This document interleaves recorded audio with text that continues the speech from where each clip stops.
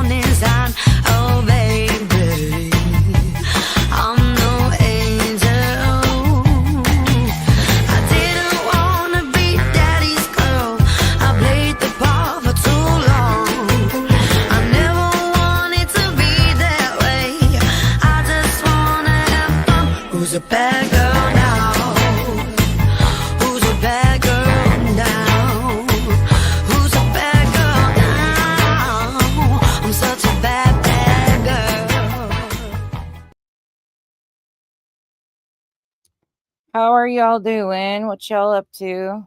Sorry, I'm opening files over here, so I'm I'm making a mess out of my computer. As you guys know, I always have a ton of tabs open anyways, and I don't need that one open. So let's look and say hello really quick. Hey, Amy. Hey, Pika. Dazed and Amazed. Music City Mom. Bluefish. Catherine. Michigan Wifey. Donna. Cat's Eye. Terry. Oh, thank you. My hair's a mess. Every time I post that picture of me with dark in my hair, though, like the one on the thumbnail, I'm tempted to put dark streaks in my hair again. Hey, Honey Badger. Hey, Inspired by Flavor. Adrian. Toots. Revival. Rondaroo. Jennifer. Steph.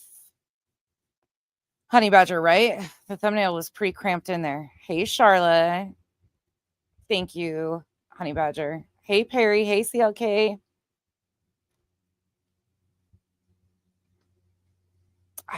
I'm tempted to put dark in it again, though. Hey, Socks Stew. I just don't like the maintenance, though. This is my natural color, and I prefer just low maintenance. Hey, Maria. Rapunzel. Coffee Addict.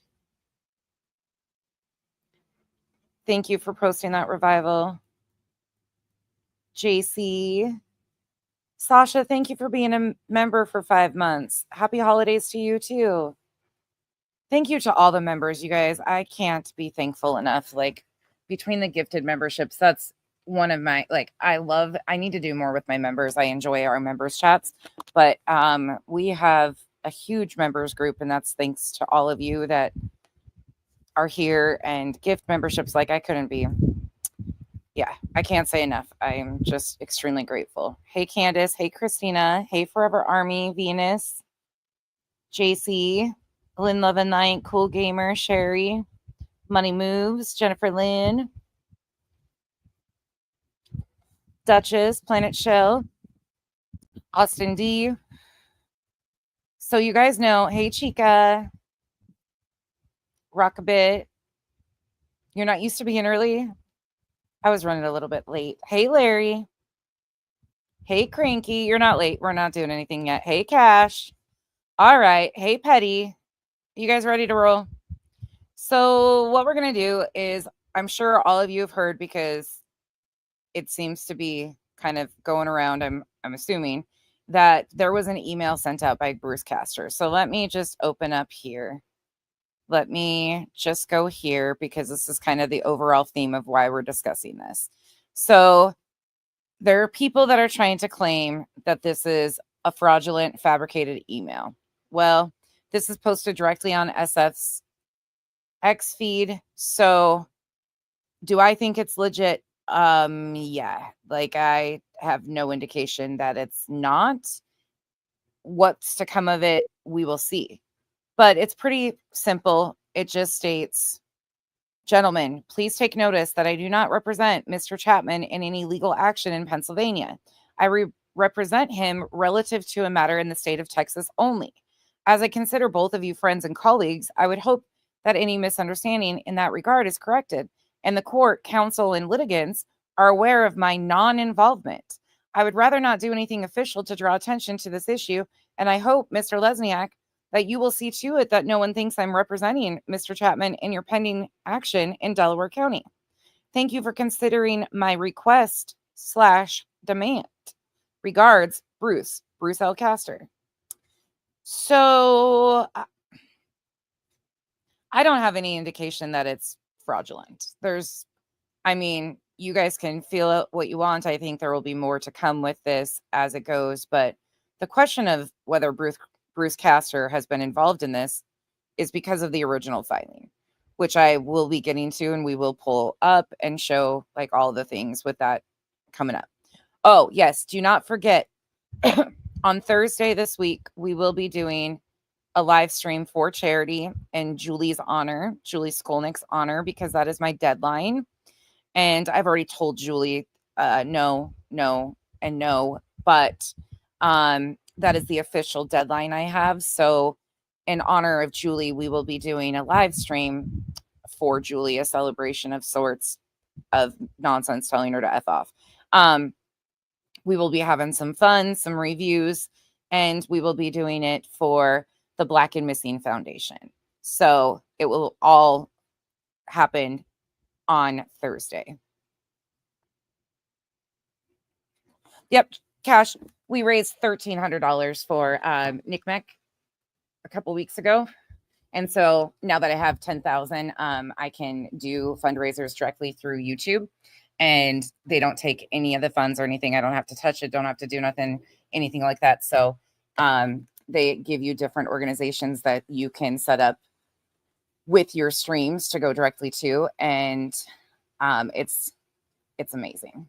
Truthfully, it's amazing because every little bit helps with this. Okay. So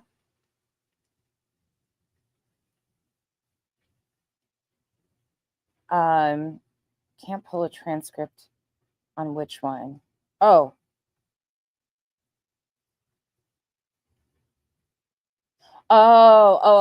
Thank you. I just read the rest of it. Okay. Duchess, I was like, what are you talking about? All right. I gotcha.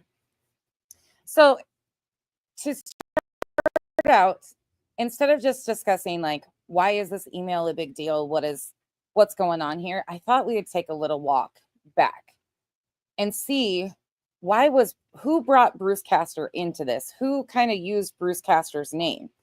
Who was the one that kind of started this all? So in true nonsense fashion, and there may be a special guest on the second too. Yes, hopefully.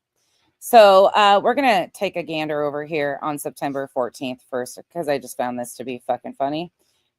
This little timestamp here. You know?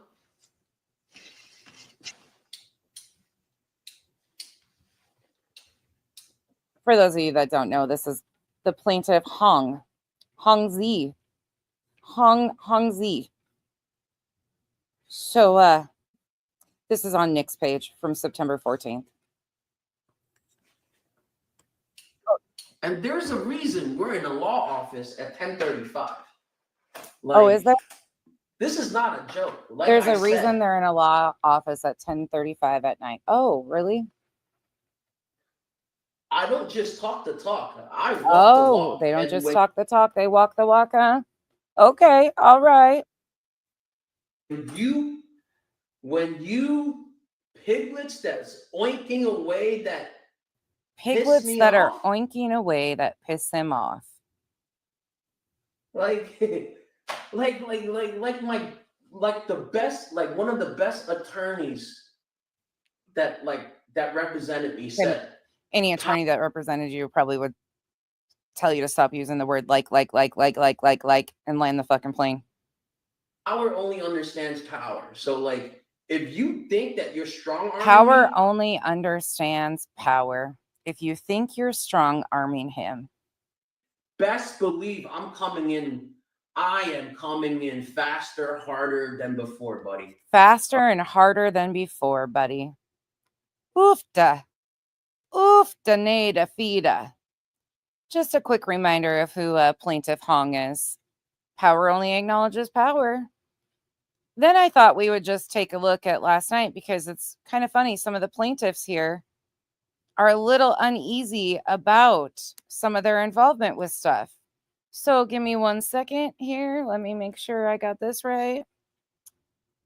Okay. Let's go here. It's too funny. Hey, Rainbow. And this is from last night from Allegedly with Brittany J. When she was getting notified that this email from Bruce Castor was going around.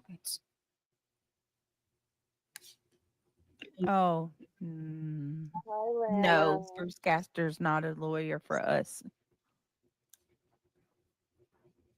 Well, she's being Wait, Bruce Castor's not a lawyer for us? Wait a second here. Hold on. Let's listen to that one more time. Oh. Thomas changed his name, Brittany. Who did? Thomas. Oh, did you? Is that which one's Thomas? Scotty the Hottie. Thomas, your name's Scotty the Hottie. Oh, he's Scotty the Hottie. That's too funny. Hey, Rainbow. Oh, no, Bruce Castor's not a lawyer for us. Well, she's being Bruce Castor is not a lawyer for us. Well,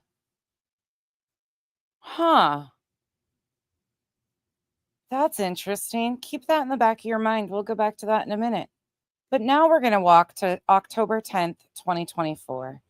The title of this live stream, this is before the filing, but the title of this live stream is Don't Fret, We Have a Plan. It is yours truly, Bullhorn Betty.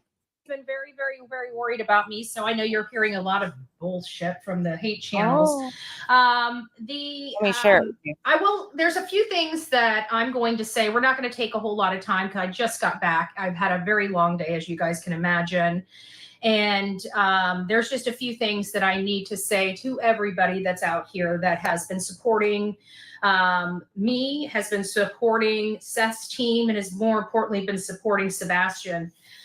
Today we took a little bit of a hit, but it's going to hopefully be short-lived. We'll see how it goes.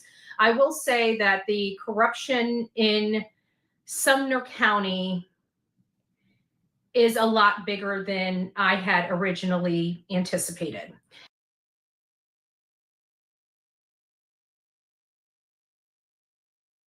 And just for those of you wondering, why are you going back to October 10th, Becky? Well, there's a whole reason for it. This is right before the filing came out. This is right before the teams on October 18th got the memo to talk about said filing. This is right before, and this plays a role into the upcoming streams that you're going to see. So again, the date of this is October 10th.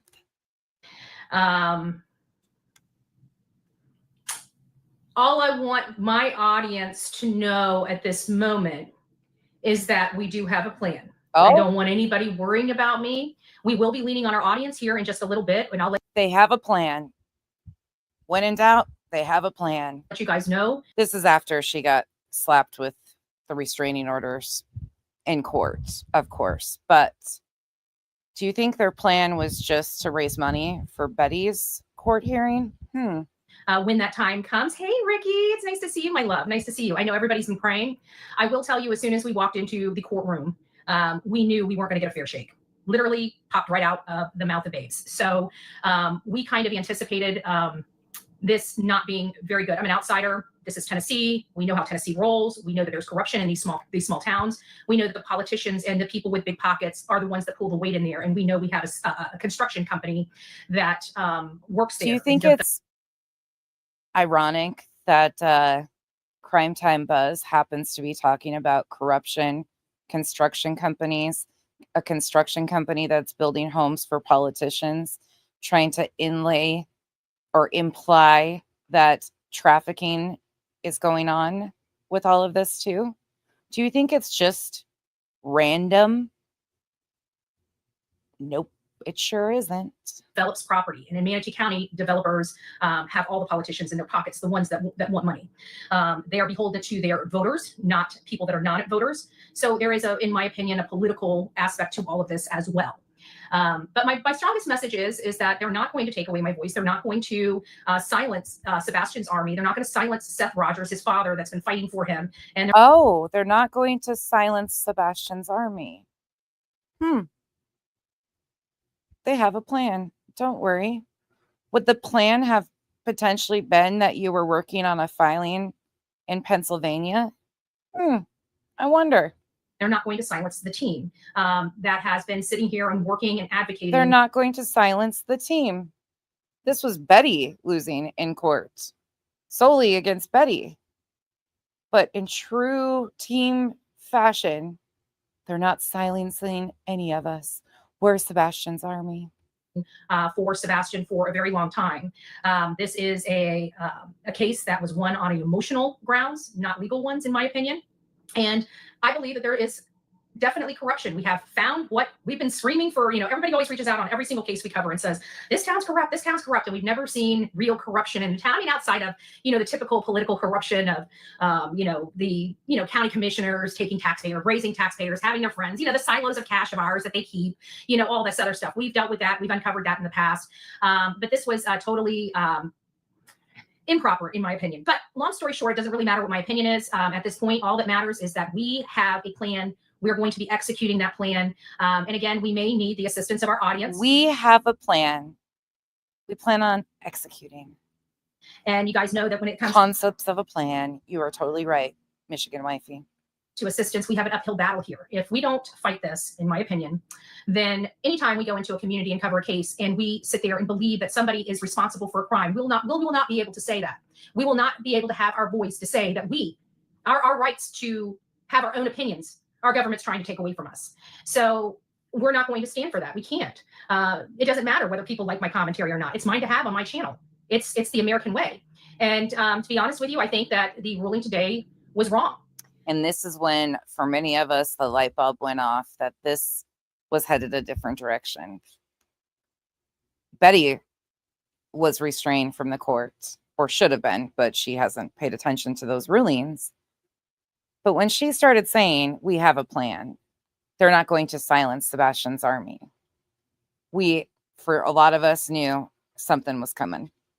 Now, what do we do from there? Again, I can't speak on the case any further than what I'm saying to you guys now, but I need you to trust and believe that there is a bigger plan out there, and we have a plan. And this is not going to... She needed you to trust and believe there was a bigger plan out there. Be gone because a judge in a county says that a condition precedent, like proper service, doesn't matter. You see what I'm saying? You can't go to B without A. Proper service is not something you play with, okay? You either have proper service or you do not. It is not one that they can say, oh, well, she knew about it and we gave her 24 hours or 48 hours to get here for it. That's proper service. No, it's not. So we're going to go ahead and work our butts off. We're going to find a way to continue to keep Sebastian's name alive, even though there is people out there that would love nothing more than this child's name never to be said, and would love nothing more than this child to be swept under a rug so they don't have to pay the consequences of their actions. And they lied under oath and utilized a court system improperly with the help of a law enforcement body and a judge. Well, the irony of all of this, isn't it? This didn't start with those people. This started with the hate channels. This was all conjured up by the hate channels. The hate channels are the ones that did this, okay? Let's make no mistake what they think they've done. It's not going to stop. As you can see, the beautiful shirt that was made for me, I was lied on, plotted against, bullied, and still standing. That is the Bullhorn Betty way. That is absolutely Please do not lose eyesight by zooming in on the exposed cooter. the Bullhorn Betty way. And we are not going to go without a fight. We'll see where this goes. If hashtags are what is needed to throw somebody in jail this day and age, every last person on this platform, the 945 people in this chat right now, are in jeopardy of going to jail. That's what that judge just said today. Okay? So you need to think long and hard, because your hashtags could have you arrested next. Your opinion about parents being responsible for the disappearance or unaliving of their child, you speaking that out of your mouth, could put you in jail here in America. Cash, abso-fucking-lutely, I'm a hate channel. Equal opportunity hater. This is a very slippery slope. And this is a very slippery slope that county conjured up. That county, that so-called conservative county conjured up. So we are going to still fight, not just for my voice, but for Sebastian's voice, for Seth's voice, for Tony's voice. Oh, the voices that were never silenced. Again, this was October 10th. They were telling us right here that they had a plan. We didn't know what their plan was, but we knew they were up to something. Distractions have been inlaid intentionally all along, in my opinion. For all the victims' voices out here that are victims of these hate channels, we will not stop. This boy deserves to be found. We have a right to believe what we believe. We have a right to speak in America about our thoughts, opinions, and criticism without obstruction from our government. Without obstruction from our government, or our government telling you what kind of shirt you're allowed to wear or what kind of words can come out of your mouth. And that's what that judge told me today. No, that he's upset about my shirt that I wore. My First Amendment. And once again, she's twisting the truth in true Betty fashion. Right to clothe myself. I want you guys to think about that. And I want you guys to think about that very long and hard, that a judge, one single judge, can judge me and tell me I shouldn't have wore a shirt. That is a violation here in America. Absolutely a violation here in America. I have a right to clothe myself. I have a right to put any damn shirt on that I choose to put on. If my audience sends me a shirt and I choose to wear it, that is my God-given right here in America. My God-given right. As you guys can see, I'm a very strong person. I will continue to be a strong person. My rights were violated. My rights were violated. And you could be next. We are going to put an end to this violation. It's a very significant violation of law, not just for me, but for other people that might be in my shadows in a year, in 2 years, in next week. Next week. We are Sebastian's army. We are Sebastian strong. We forge ahead. That's what we do. We forge ahead with concepts of a plan that involved, in my opinion, a civil Rico filing against two defendants, I can't even talk, in Pennsylvania. Support the creators that are supporting this boy and are supporting his father. No exception. No exception. People can watch me all they want and they can talk a crap about me in their own chats. They can plot against me. They can threaten my life. They can dox me. And then they can turn around and lie under oath and say I did it to them. That is a shame. Process. Service of process is not an option. Okay? Proper service is the only way to go from point A to point B. Without point A being done, you cannot go to point B. And that's what that judge did. He jumped over A to get to B. And she's attempting to appeal the judge's decision because she thinks that she has been wronged, of course. Everybody's always wrong besides Betty.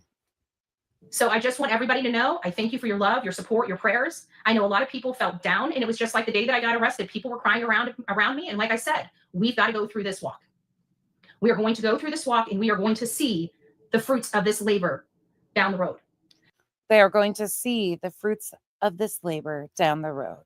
But this is a walk we as Americans must go through, because if we don't, somebody else will be next. Somebody else will be lied on and be allowed to be lied on without any due process whatsoever. Lied on. Without any due process. Oh, Betty. This is when Betty started really tanking. Clear violation of law. So again, that's just my 2 cents. That's why I feel the community in the county there is corrupt. We do have a plan, and that is my statement related to this action. They do have a plan.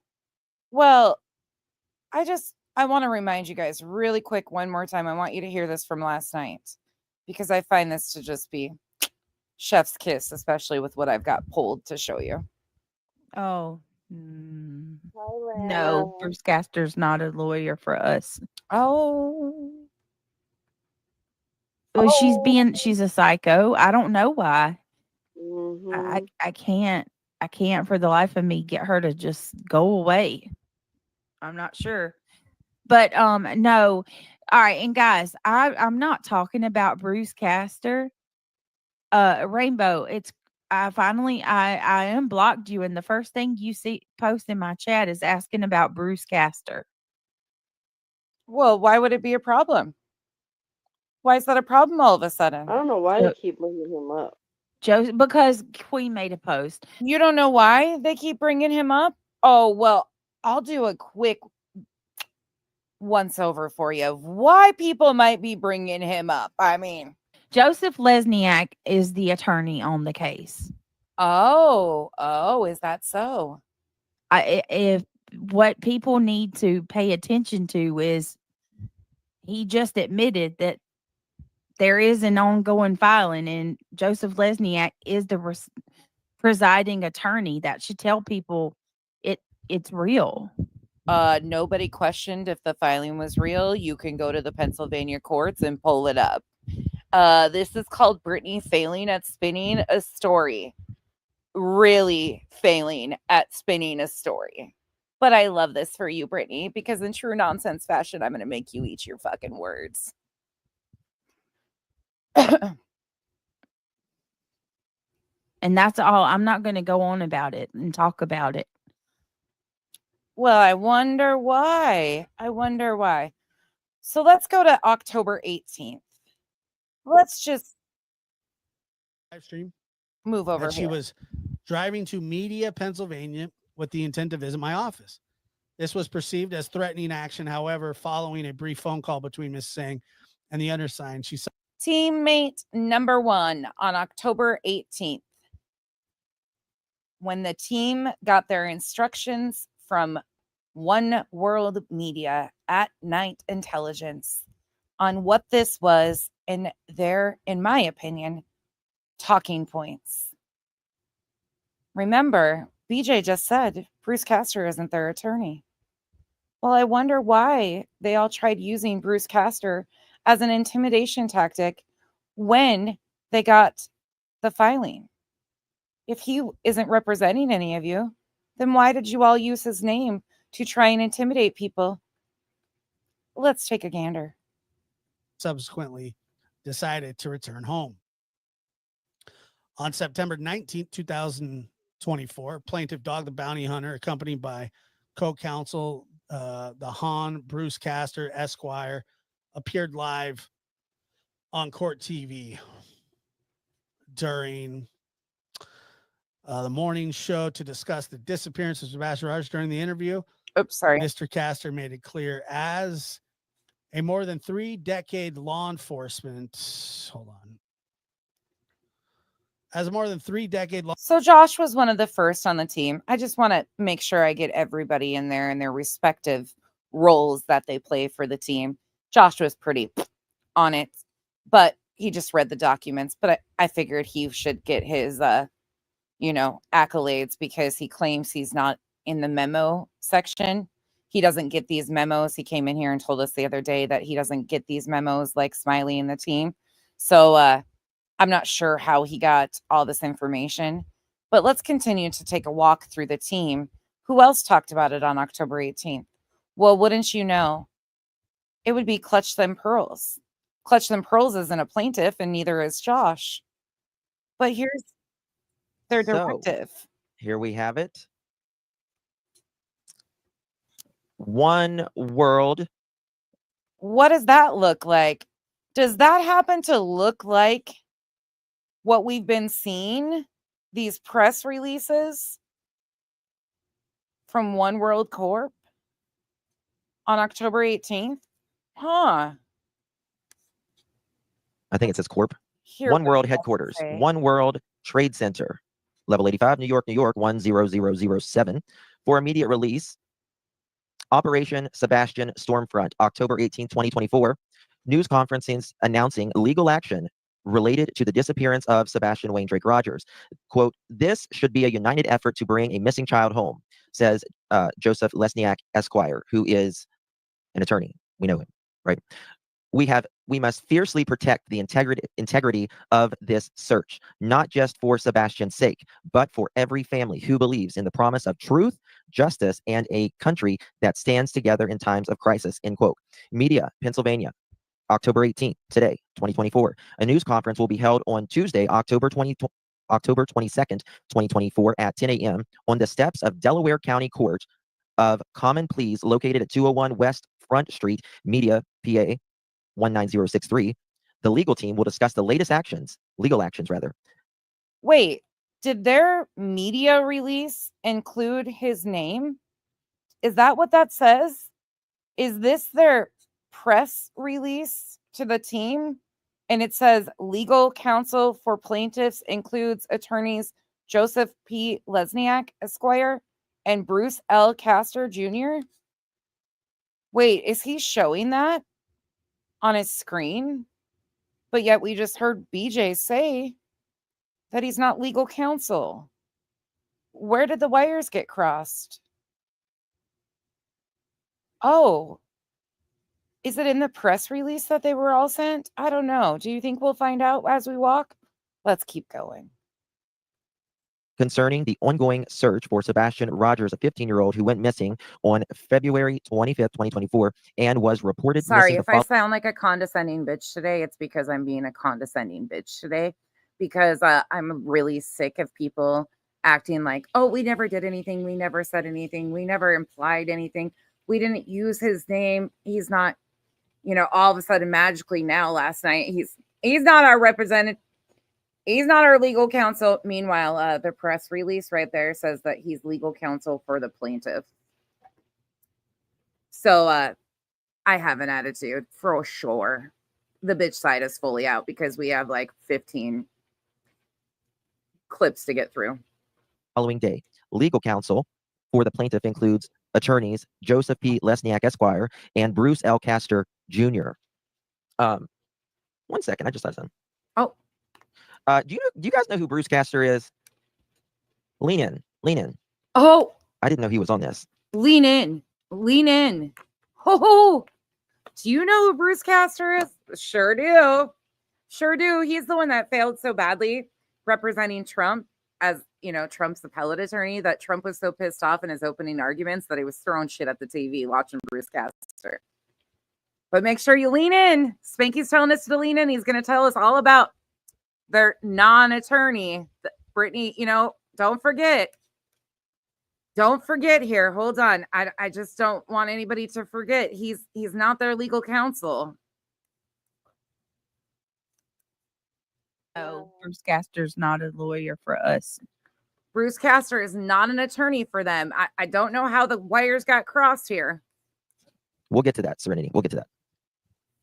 I did not know Bruce Castor was on this. Holy hell. Does anyone know who Bruce Castor is?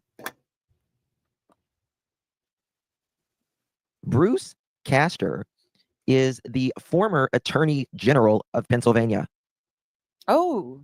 The former Attorney General. Like Dollar General, but way up. This couldn't be examples of the team using Bruce Castor's name to attempt to intimidate people, because they got a media release from At Night claiming that Bruce L. Castor Jr. was legal counsel for the plaintiffs. Could it? He don't play with little dollars.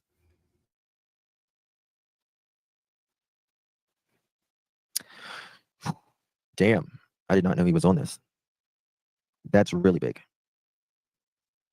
Wow, things are getting big. Yes, I think, damn. Mother chicken. Oh, damn. Hot damn. He's not legal counsel, according to Brittany. This was October 18th, and things sure changed by December 29th. I did not know. So you have the former Attorney General of Pennsylvania and Lesniak,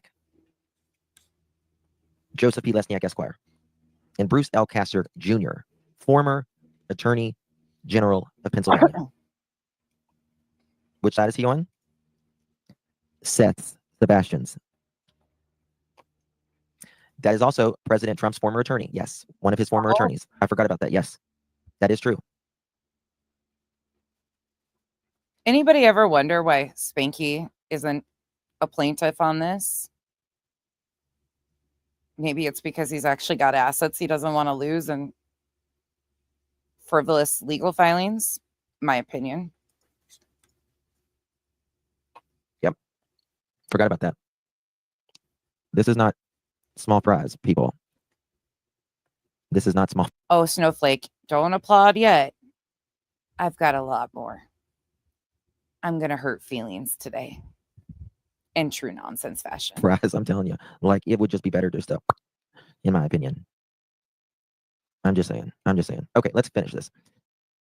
So they're doing a news conference Tuesday, October 22nd, 2024, 10 a.m. Steps at the Delaware County Court of Common, 201 West Front Street, Media, Pennsylvania, 19063. The legal action involves a Rico, an organized crime civil case filed in Delaware County aimed at addressing the harmful spread of misinformation and exploitation that obstructed the investigation. The case targets individuals and groups who have propagated false narratives undermining the search for Sebastian Rogers and delaying justice for his family. I wonder if Bruce knows that he made it to a media release for the team, the Useful Idiots. Now, we have another one. It won't let me zoom in on it. I don't know why. But here we go. There's one more. That's this one. We got one more now. Y'all ready for this?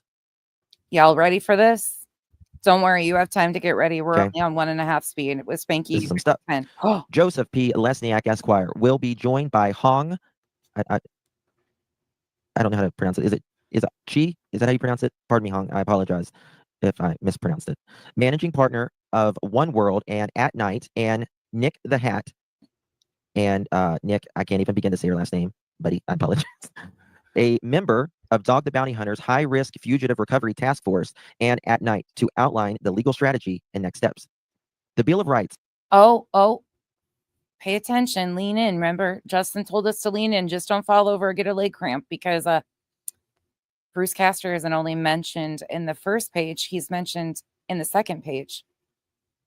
They used a quote from him in their media release, amping up the Useful Idiots to believe that somehow they had all afforded Bruce Castor's representation. I mean, it says it on the first page that he's legal counsel for the plaintiffs. And instead of doing their own due diligence, they all just signed up and said, yep, sign me up. Beam me up, Scotty. Was ratified here in Pennsylvania in 1791, just 4 years after the Constitution was adopted in 1787, said the Honorable Bruce L. Castor Jr. Pennsylvania has a long history of standing up for fundamental freedoms, and now it can help right the wrongs happening in Tennessee by addressing the cyberbullying and harassment impacting the search for Sebastian Rogers. This legal action aims to protect the civil liberties that he and those supporting him deserve. Interviews with Dog the Bounty Hunter are to be scheduled via At Night for legal purposes pending litigation. An interview request should be direct. He sure is. And I've got the exhibits too. By media At Night agencies. Interviews with Tony L. Mathis, national spokesperson for Seth Rogers, will be available starting Wednesday, October 23rd, 2024. RSVP, media representing must RSVP no later than Monday, October 21st at 4 p.m. to be. Question, do you think the national spokesperson knows that the Honorable Bruce L. Castor Jr. wasn't their legal representation? Do you think Seth Rogers and his spokesperson, Tony Mathis, knew that Bruce Castor wasn't their legal representation? Included at the attendance list RSVP should be sent to jpl@jplaw.net and jsvp@night.agencies. For further information, please contact the law office of Joseph Lesniak, LLC, 334 West Front Street, Media, Pennsylvania, 19063, phone 484-444-2348. Terms and conditions. And you notice on the bottom it says approved for release on October 18th, 2024. And this is when the team really started showing their packets that they were getting. May apply. See store for details. Okay, I made up the last little part. I was just talking really fast. So, You think Nick lied? yes. We are behind Seth. We absolutely I guess it'll be interesting to find out, won't it? are. We absolutely. Clap all around. Oh, sorry, I got the clap twice. You get it. You probably Sorry. did. That's a personal All problem. right, so we're going to get to the other stuff now. I just need to take a little sip of my Diet Pepsi. To save time today, because we've just got such a hefty lineup of things they shouldn't have done for 500 Alex, we're going to skip some timestamps here, and I'm going to maneuver us over to where he talks about Bruce Castor again, because this is pretty much dedicated to Bruce Castor not being their attorney, according to Brittany. But October 18th, they all were sure pretty positive from their media release that he was. Why? I guess people get in their feelings and they want like the self-gratification of saying it right now. But that's the dumbest thing you can do, in my opinion. Oh. Like, you could not have paid me to go up there after if I just got something like that. This is a federal injunction with the attorney of Dog the Bounty Hunter, Joseph Lesniak, and Bruce Castor, the former Attorney General of Pennsylvania. Oh. A attorney for Trump.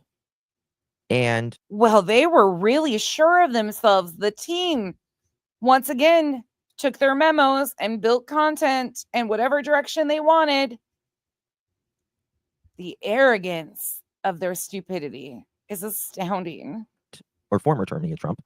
And they have an office at One World. Oh, no. Do they?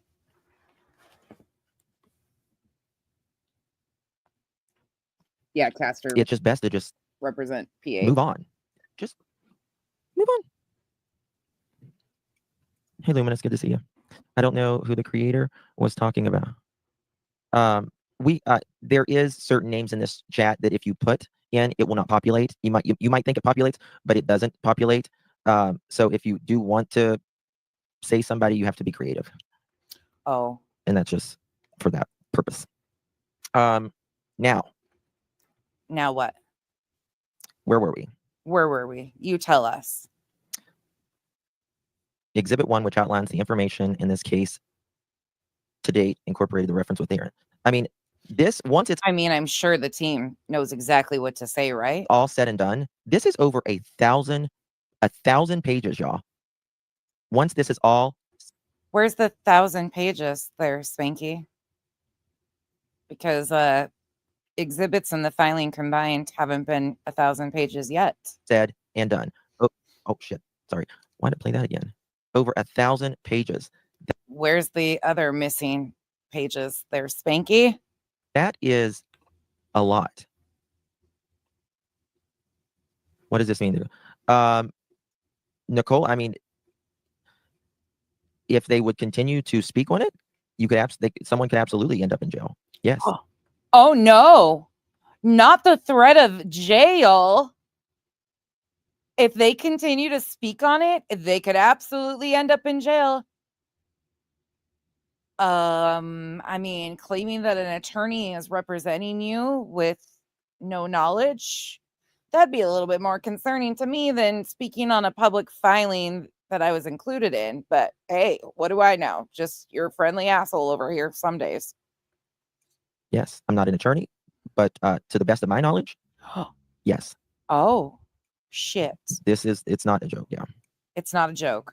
Not a joke. I mean, just the name, Joseph Lesniak and Bruce Castor. Just the names. Oofta. Oofta Nada Fita. It sure seemed that they were very confident that Bruce Castor was representing these plaintiffs. So how did we end up? How did we end up with the plaintiff saying that that's not their representation? She's a psycho. I don't know why. Well, I didn't go back far enough. I can't. Hold on. I can't for the life of me get her to just go away. I'm not sure. But no. All right, and guys, I'm not talking about Bruce Castor. Rainbow, it's I unblocked you, and the first thing you see post in my chat is asking about Bruce Castor. Oh. Why don't you want to talk about him, Brittany? Why don't you? I want to talk about him. Why don't you want to talk about him? Is it because of this? Oh, Thomas changed his name, Brittany. who did? Thomas. Oh, did you? Is that which one's Thomas? Just for you, it doesn't. Scotty the Hottie. It doesn't. Thomas, your name's Scotty the Hottie. Oh, he's Scotty the Hottie. That's too funny. Hey, Rainbow. Oh, no, Bruce Castor's not a lawyer for us. Is that why you don't want to talk about it? Because Bruce Castor isn't an attorney for you? No, that wouldn't be. I mean, no.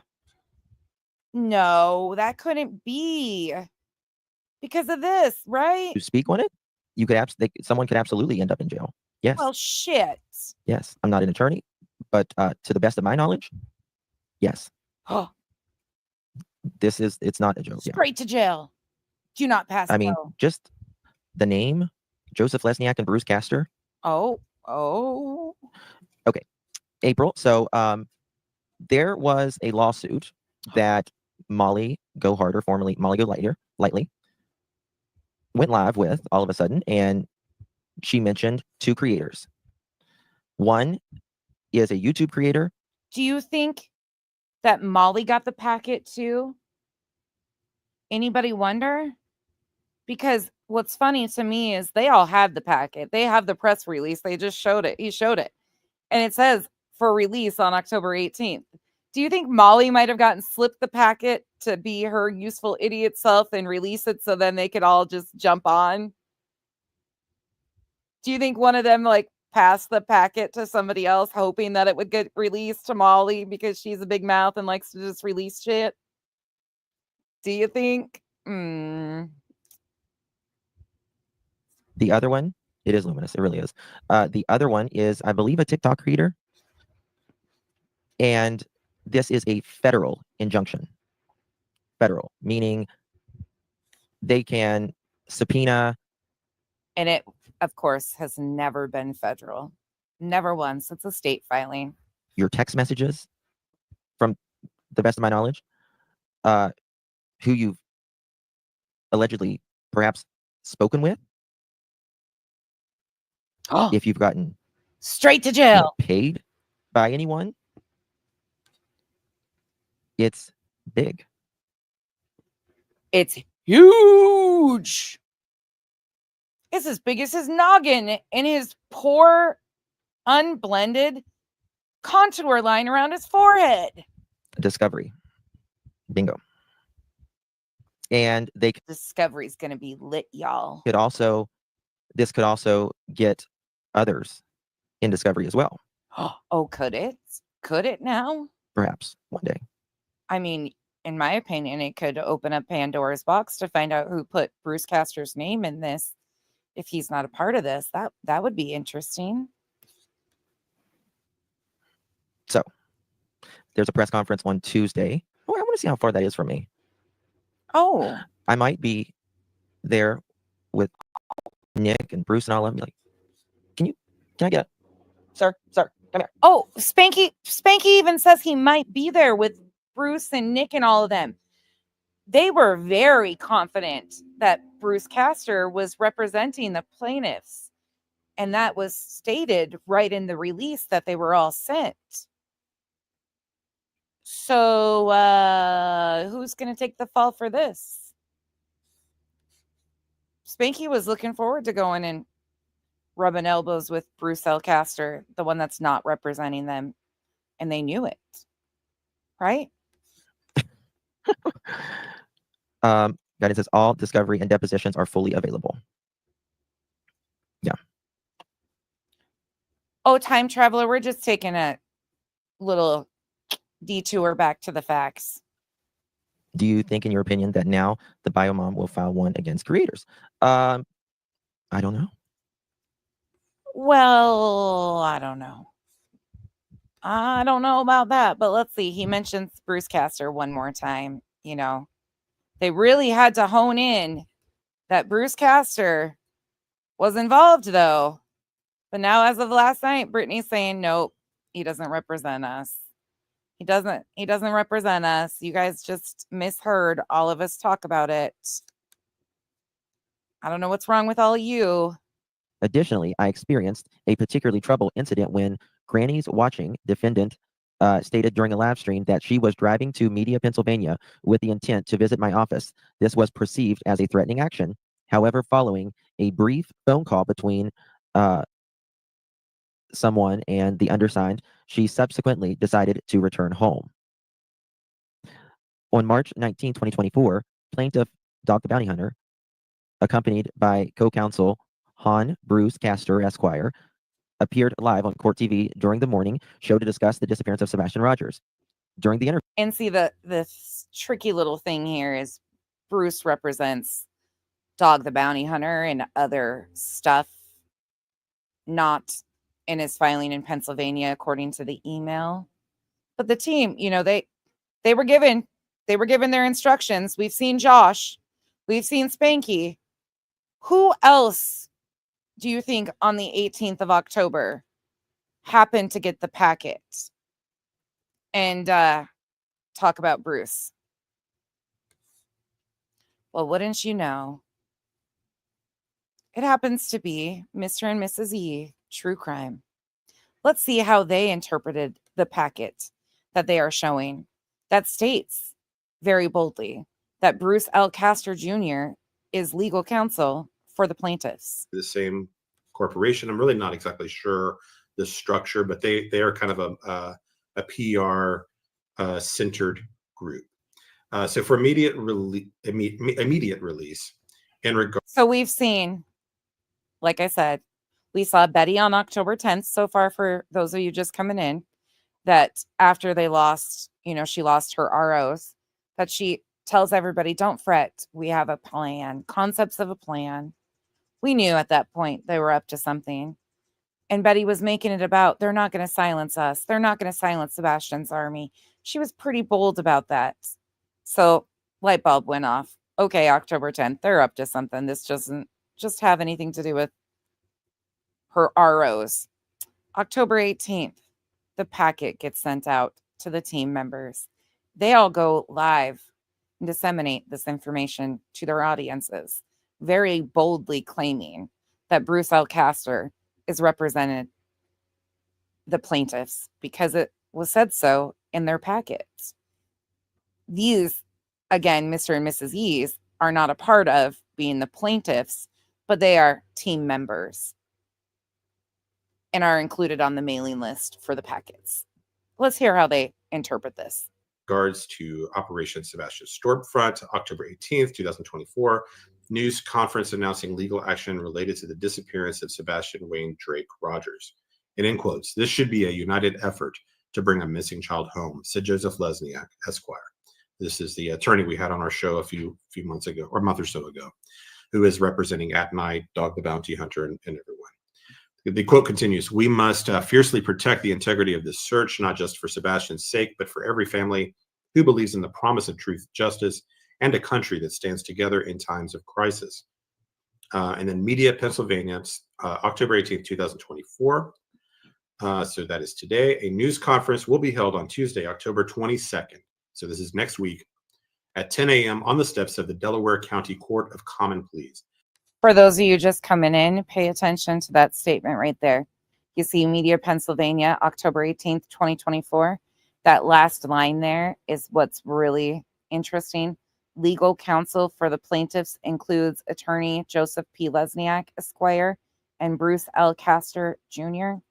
That's why we're taking a little look-see-loo at what the team all said.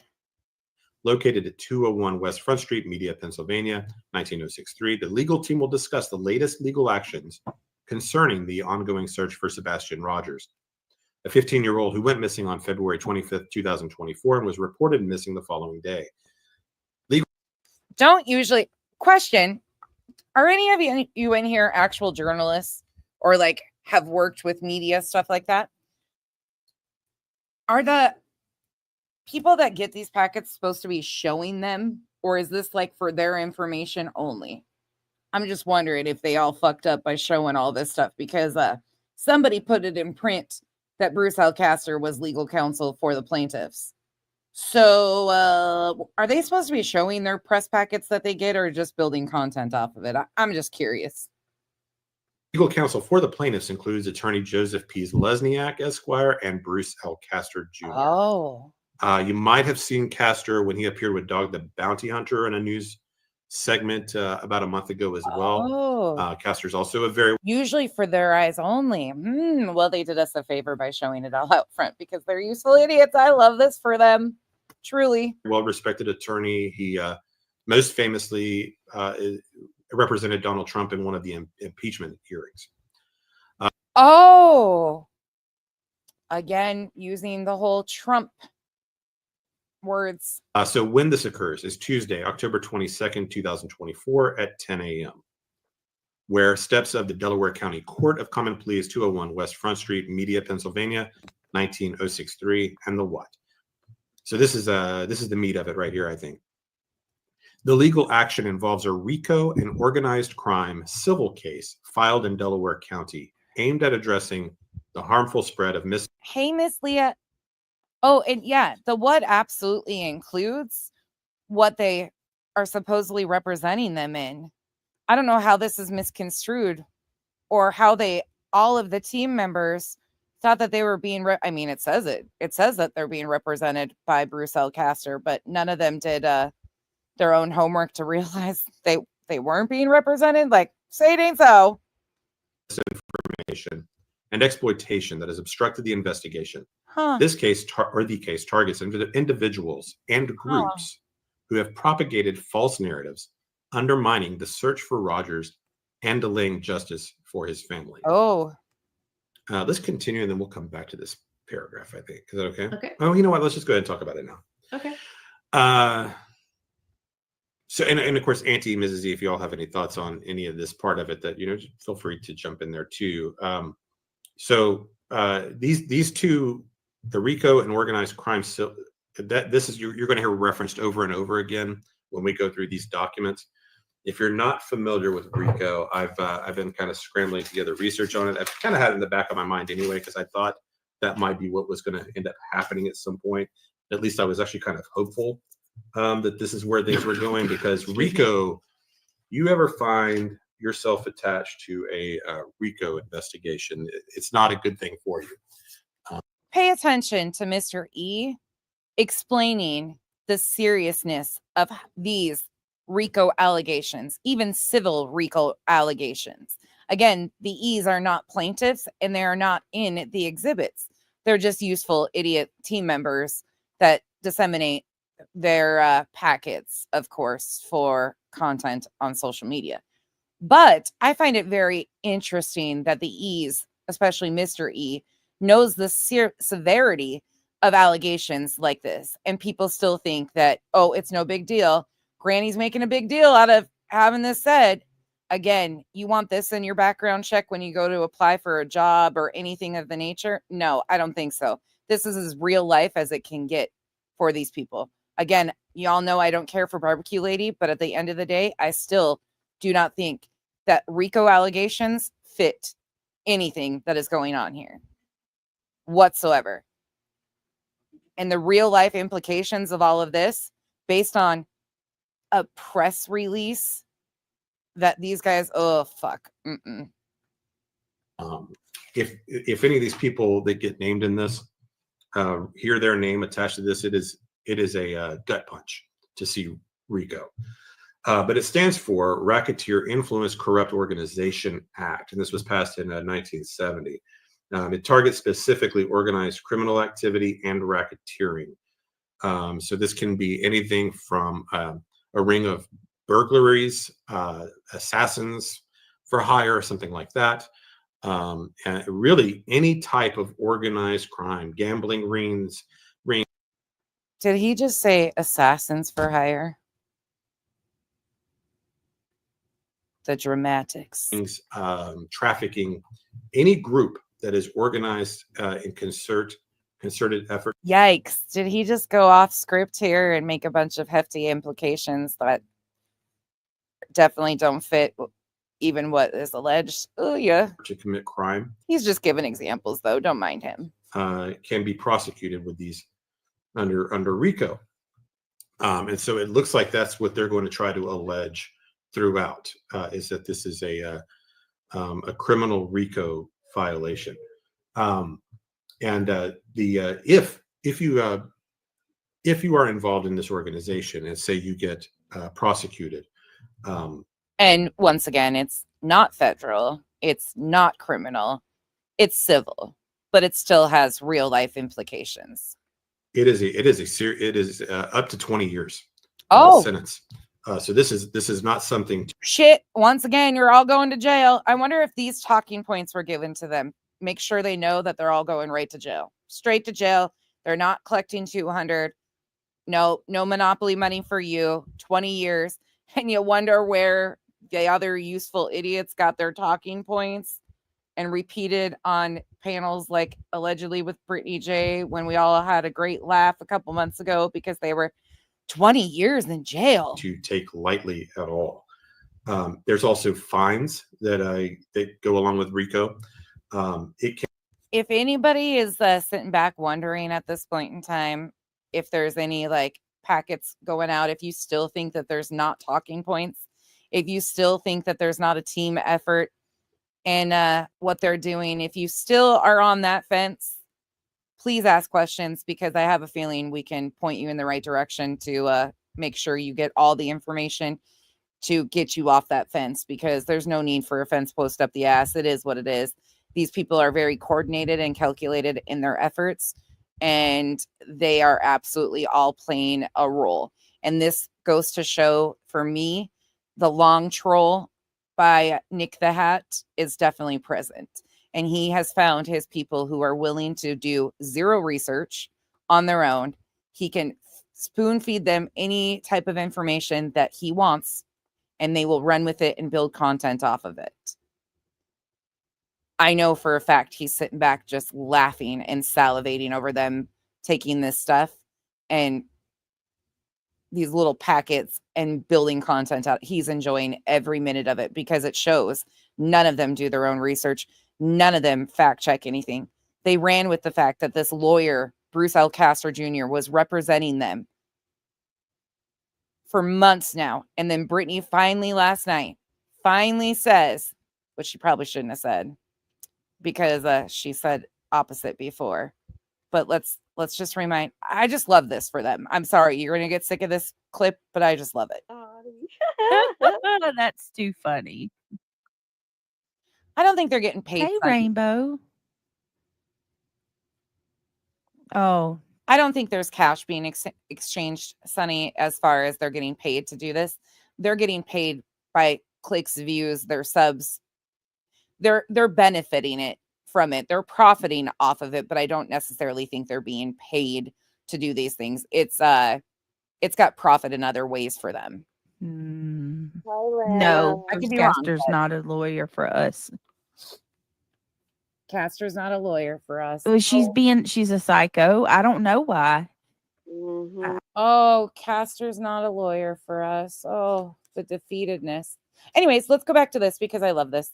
I'm enjoying this thoroughly. Can you tell? Can be double your earnings as a criminal.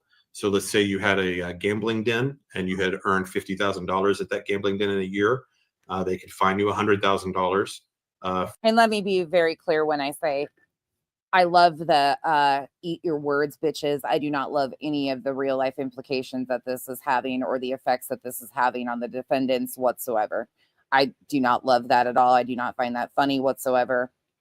None of that is entertaining to me, but I love watching them eat their own words and look like the foolish assholes they are. So let me be very clear before somebody twists my words and says, oh, she thinks this is funny, Granny. No, I do not. And Granny knows that. For whatever you took in as that organization, or they have the option to fine you $250,000 instead. That's at the discretion of the courts. you have to forfeit all proceeds that you earned as a criminal organization. And the big key to prosecuting these is that you have to establish a. Hey, Vids, thanks for stopping by. I was so lost this morning, Vids, but I was like, I'm going to stop in and say hello anyways. I don't have a clue what you guys are talking about. I hung out for a few minutes and then popped out, but thanks for the warm welcome over there today. A pattern of criminal organization, a pattern of crime within an organization. So say like 3 robberies occurred within a group with knowledge within the group to conspire, that could fit that type of definition. If you find yourself you're going to hear a lot of victims listed in this. If you find yourself to be one of the victims here, one of the things that's great about Rico, if you're the victim, is that the person that's prosecuted can't defend against you. So let's say you felt damages by this criminal organization, and they're all prosecuted, and the prosecution wins.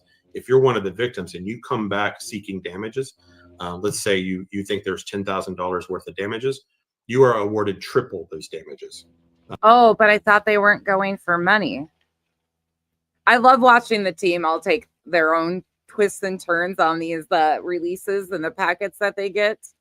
But my favorite line is right here. Legal counsel for the plaintiffs includes attorneys Joseph P. Lesniak, Esquire, and Bruce L. Castor Jr.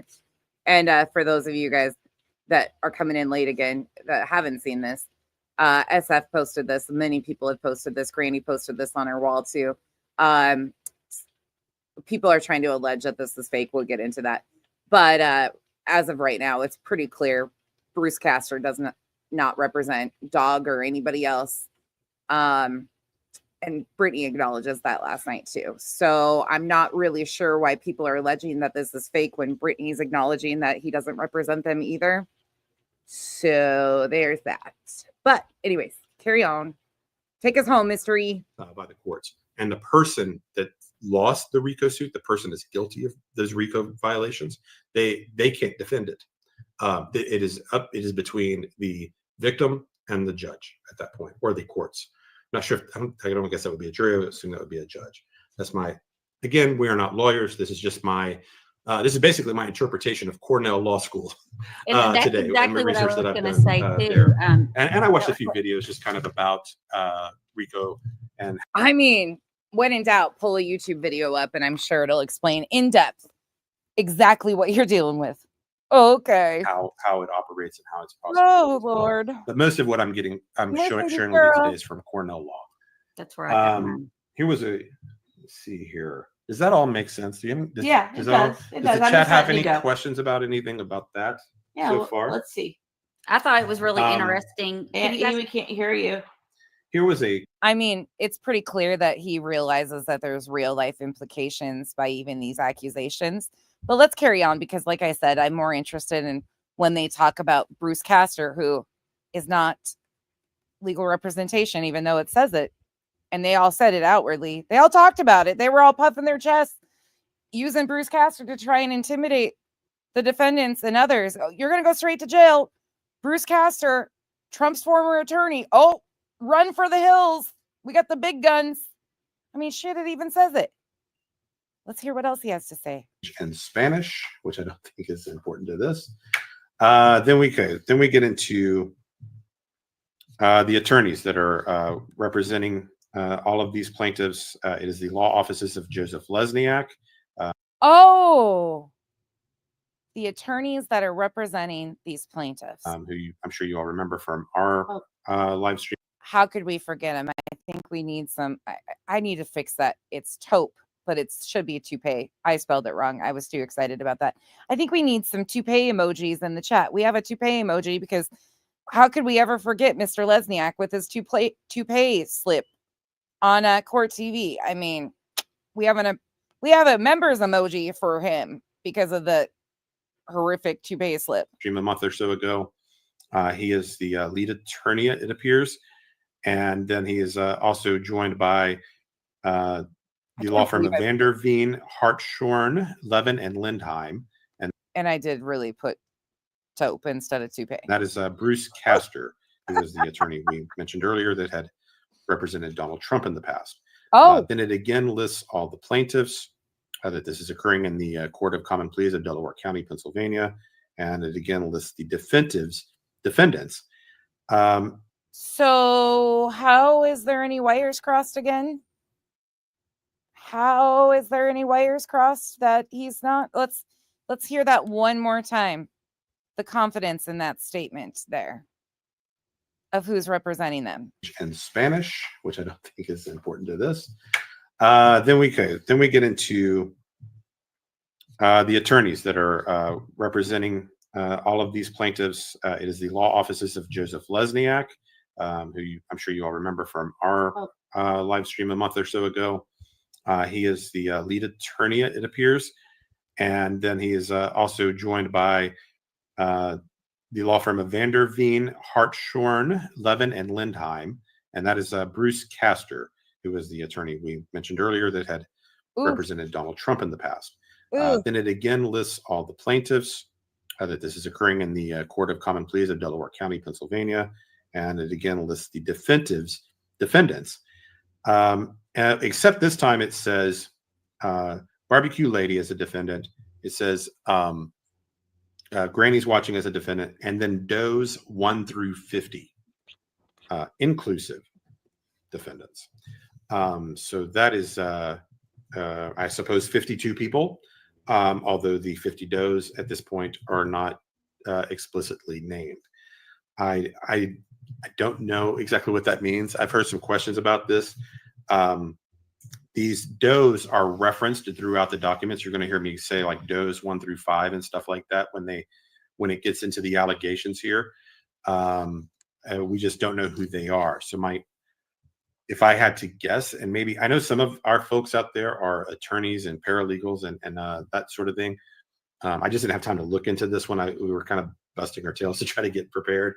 But what I'm guessing is that if there's 52 people involved, Granny's Watching and Barbecue Lady happen to live in Pennsylvania, which is where Joseph Lesniak is licensed to practice law. Maybe these other 50 people are in different states, and there's going to be other. Oh, can I give you guys some a funny really quick, just because this might be my favorite thing of Joseph Lesniak so far. Okay, this is a quick throwback to the toupee slip. For those of you that don't know what I'm talking about, here you go. And he has dedicated this is from a month ago on court. A lot of resources, including his time, and attorney Joe Lesniak, who's assisting with the legal aspects of this search. Good evening. Oh, shit. The comb overlook. Just wait, though. Just wait. Evening to both of you. Dog, let's start with see the little bump there. Ooh, and they got him on a close-up. Ooh, Lesniak. You should have spent that time suing that toupee company. I tell you, I give good advice sometimes on toupee slips. the updates. Where are we here? And if you could just Notice he will notice that the toupee has slipped, and he'll fix it on camera in a moment. It's quite great. give us a little bit of more detail on these possible leads in specifically, it sounds like the Pacific Northwest, Oregon, and then something over on the New York Canadian border. Well, first of all, Well, shit. Whoops. Whoops. Hoofda. Somebody did him dirty. It wasn't me, though. Not me. Just his toupee. Okay, let's carry on. Let's go back to this, but we're going to bump because there's just too much to get through. So let me find our next timestamp here where Bruce is mentioned. All right. About that creator. Let's see. Okay, so this is where I'm back at the. So anyway, I just don't think it says. Additionally, I experienced a particularly troubling incident when Granny's Watching stated during a live stream that she was driving to Media, Pennsylvania with the intent. And some of this is just referencing when they're trying to bolster their arguments in this filing by mentioning Bruce Castor in this because he accompanied Dog on the one interview that Dog did. But they put it through the filing to just bolster people thinking, oh, and that's done quite often. To visit my office. This was perceived as a threatening action. However, following a brief phone call between Granny's Watching and the undersigned, she subsequently decided to return home. Okay. On September 19th, plaintiff Dog the Bounty Hunter, accompanied by co-counsel the Honorable Bruce Castor, Esquire, appeared live on Court TV during the morning show to discuss the disappearance of Sebastian Rogers. During the interview, Mr. Castor made it clear, as all in quotes, as a more than 3-decade law enforcement official, myself in Pennsylvania, a former district attorney and former attorney general, I understand the frustration local authorities must be feeling. I'm behind. From my own experience, I know that sometimes you need experts like Dog the Bounty Hunter, experts who are willing to give their time and energy to assist law enforcement in doing their job.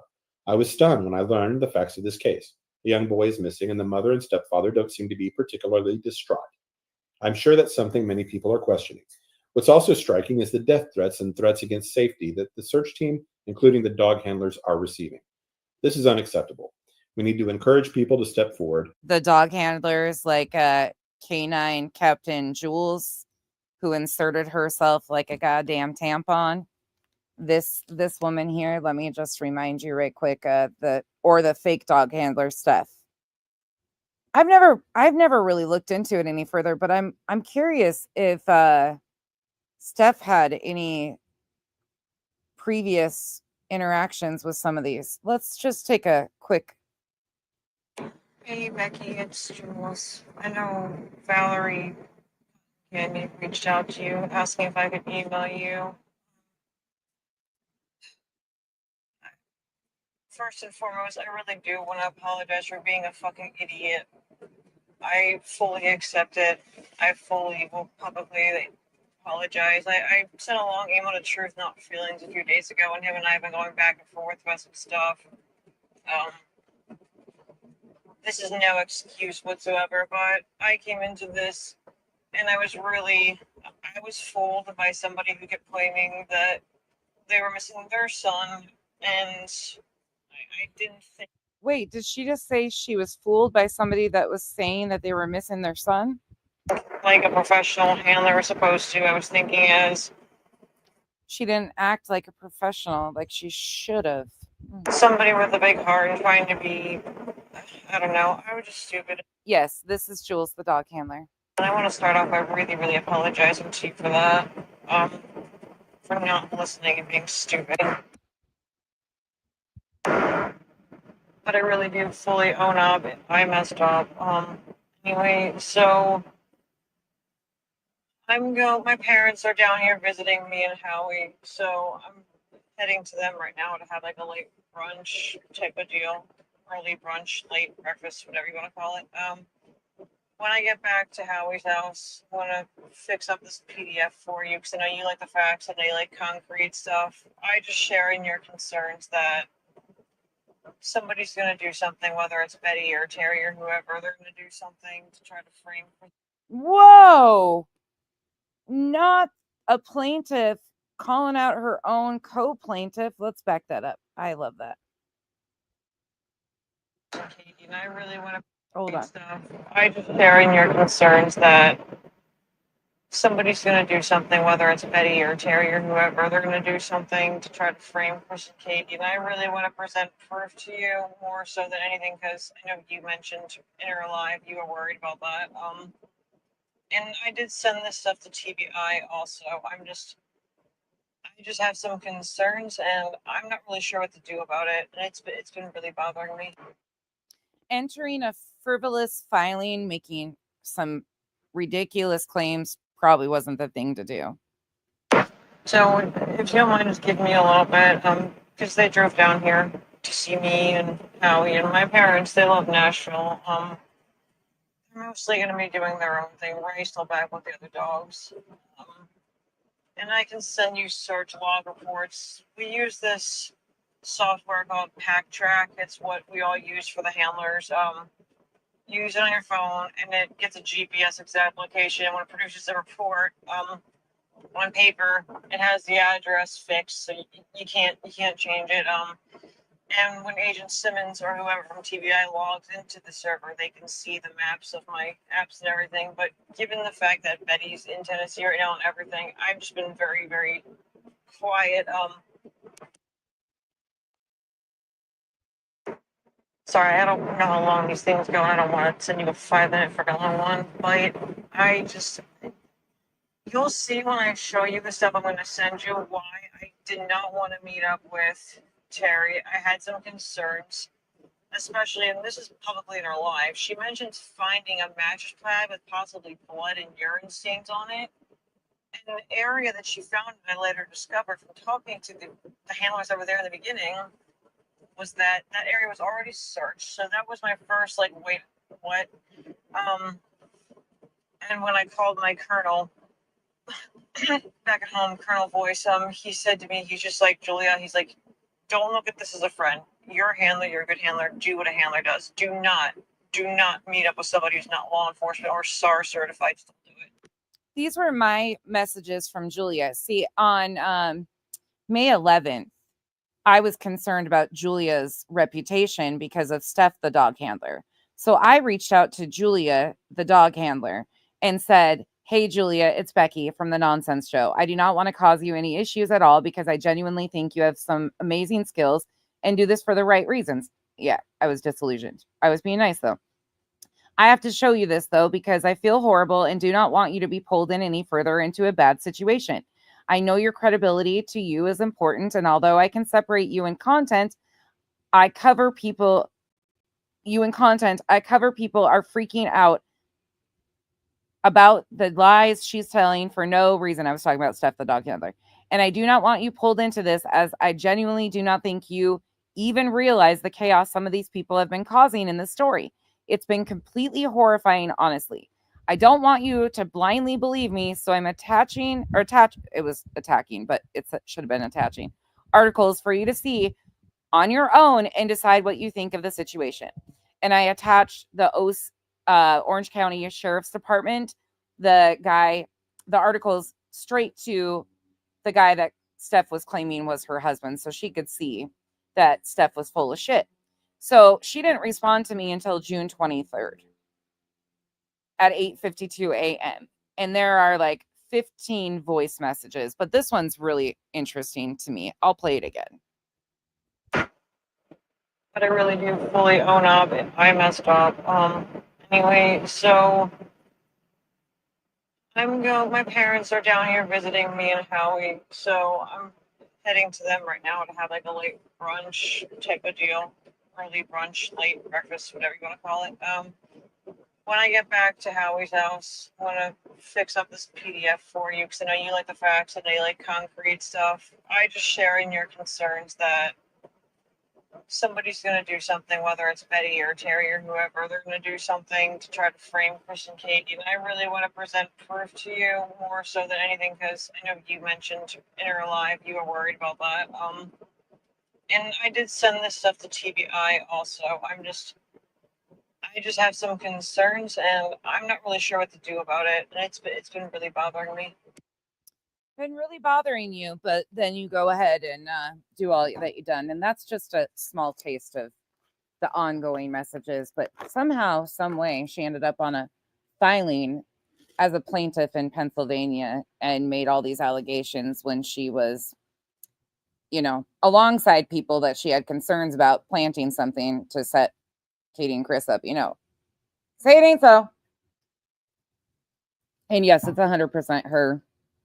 It's all linked to her Instagram, all of the things. So, but let's continue on with this walk because this is interesting. Let's make sure my next timestamp. Oh, hold on. Did I get through that one? Nope, not yet. Here we go. Whether they are donating money for a reward or volunteering their time. That's good citizenship, not something to be punished. Yet some individuals are behaving in ways that, in my opinion, are not good conduct. The people involved in this case, the dog handlers, the team, and the entire crew, are doing a tremendous job. And in bold, if things worsen, I will recommend they take legal action because this situation has become totally unreasonable. So that is his quote. And then it continues.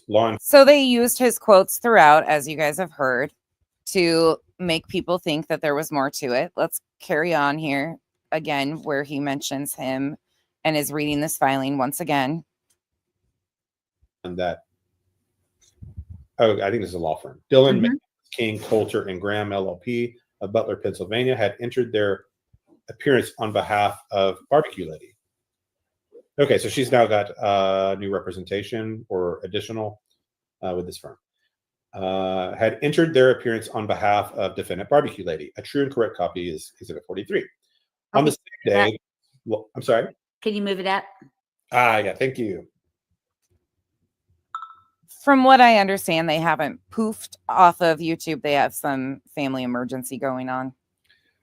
On the same day, the law firm entered their appearance for Barbecue Lady. Attorney Judy Coleman sent an email that reveals a clear attempt to suppress further discussion about her involvement. In the email, Coleman insists that plaintiffs refrain from discussing her practice, or her clients on social media, citing serious missteps, and quote, in their representations. A true and correct copy of Attorney Coleman's email is attached here as Exhibit 44. We're not going to listen to all of this. This was, let me just play this once again. They're just reading through some of this stuff, though. That's what they're doing. And his name, Castor's name, is mentioned quite often. Sebastian Rogers, and discuss their plans. And it says right here on 78, however, that afternoon, co-counsel Bruce L. Castor notified to assist in tracking down the 15-year-old with autism. A true and correct copy of this report is attached here to as Exhibit 42 and incorporated by reference herein. However, that afternoon, co-counsel Bruce Castor notified the undersigned that, I think this is a law firm, Dillon, King, Coulter, and Graham LLP of Butler, Pennsylvania, had entered their appearance on behalf of. So what I question here is this, it's not like he just all of a sudden learned that he was being used in this. I do have some questions about that. Let's move forward here to the 4-hour, because this is like a 5-hour stream. And like I said, we've got so many of them to do. Let's go to the 4-hour minute mark. And I'm just going to try and skip through, because what I find interesting is them all using Bruce Castor's name. It's used in these documents. It's used to bolster arguments, but then Brittany's admitting that he's not representing them, but they all were using his name to try and intimidate people. Pennsylvania? And it says right so in their media packet. Are they saying the defendants or the plaintiffs? Yeah, they're saying the defendant. The two defendants. Yeah. So, and that's, that's where Lesniak is licensed to practice law. So are we going to see more of these? And that, I'm not sure. I don't know what else we're going to see. I don't know how this, I actually just. Oh, yes. Chasing crime is. Right. Chasing crime is. And then, stars. And somebody said if it's a federal injunction, it doesn't matter to the state. Right now, it is not federal. That's our understanding. It's a state injunction right now, but it can apply to all the states. To all states is what our understanding is. I know that you can file RICO laws only in certain states. I know Pennsylvania is one, Florida is one. There's not a ton of them, but there's a few. Seven total have that particular law. And thanks, guys, for hanging in there with us. We appreciate you. Yeah, I know. We very much appreciate you all being here, and hope this is. They've made it. I mean, they've made themselves part of the story, right? And someone asked about Lesniak. He was not the former Trump attorney. That Bruce Castor. That was Bruce Castor. He is part of this as well. Oh, he is, huh? Correct. Yeah, he was. He's on one of the impeachment hearings. I think the second one, if I remember correctly. He's also a dog's personal counsel, like his lead counsel. And someone said RICO is a federal law. It is. Yeah, and it's not a federal case. Interesting. So again, just to remind everybody, I'll rewind back to here when they show their packet that they got with his name listed right there. So another member of the team. So far we've seen Josh, Spanky, and the E's all talk about this packet on October 18th. Who else do you think talked about it on October 18th? Well, let's go take a look. Let's see here. Let's go to this one. This is from Allegedly with Brittany J. The title of this video is dehumanized, and desensitized. My thoughts and reasons. Of this at all. They were still going to file these I don't want to say charges. What would you call it? These complaints against Granny and Barbecue. This That's injunction, this federal injunction, and this injunction is it's a federal injunction, and you've got Lesniak on there. You have attorney Bruce Castor, who is the former I can't even think right now. Secretary of State of Pennsylvania. He was also. Wait, are they claiming that he's on the filing? Let's listen to that again. Decided to go against. Even if I wasn't a part of this at all, they were still going to file these I don't want to say charges. What would you call it? These complaints against Granny and Barbecue. This injunction is federal injunction, and this injunction is it's a federal injunction, and you've got Lesniak on there. You have attorney Bruce Castor, who is the former I can't even think right now. Secretary of State of Pennsylvania. He was also a Trump. I'm looking at his Wikipedia right now. He's an American lawyer and retired Republican politician from Montgomery County, Pennsylvania. He was appointed as. Oh shit! They went and pulled his Wikipedia because he was involved. But how did we get to this? I just got a lot of questions today. I got a lot of them, and it seems like they just can't be answered. Who did? Thomas. Oh, did you? Is that which one's Thomas? Scotty the Hottie.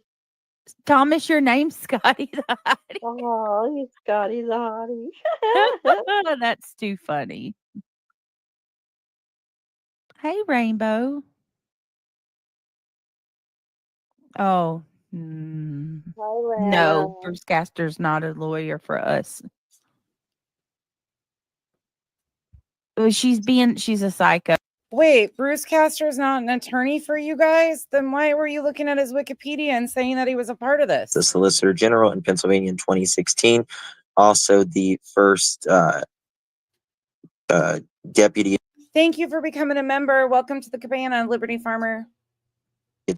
Attorney General in the following July. Castor became an acting Attorney General less than a month later. He led the defense of the second impeachment trial of Donald Trump, along with American lawyer David Strogan. I think that's how you pronounce it. I mean, they are. Love you, Missy. They are taking this case, and I think that speaks a lot in itself. Yep. That speaks a lot in itself. I mean, this is an attorney who led for Donald Trump, Presidente of the United States. Oh my. Oh no. Not them saying that Bruce Castor was taking this case. No, couldn't be. It can't be the plaintiff agreeing that Castor took this case. And then last night acknowledging that Bruce Castor doesn't represent them. No. Should we listen to that again? And BJ, go ahead and pull this. I've got it downloaded and uploaded already. Gotcha, bitch.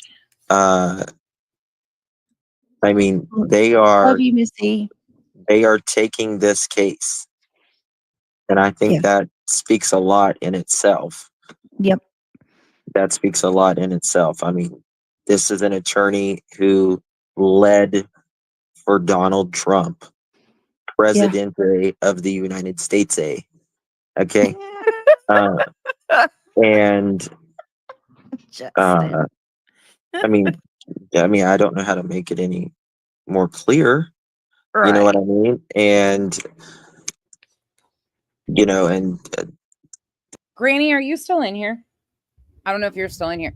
But you have a copy of the screen recordings or where they're showing that media release. You're gonna want that because it states on there that Lesniak and Castor are legal representation for the plaintiffs. You'll definitely want that. I mean, these people, it's best to just like everybody needs to chill out. That's the thing. Please. Just chill out. Everyone put your egos aside and Oh, she got so excited she even turned her camera on. Look at her Billy badass self. Oh, go Brittany. Go Brittany. It was your birthday. You thought you were intimidating somebody. You didn't. You failed. just chill out. There I go again. Sorry. I wanted, okay, Scott Bulldog Mama. You Just said, spring flip. yeah, says you had to be a part of something to be listed as a plaintiff. These are in these court proceedings.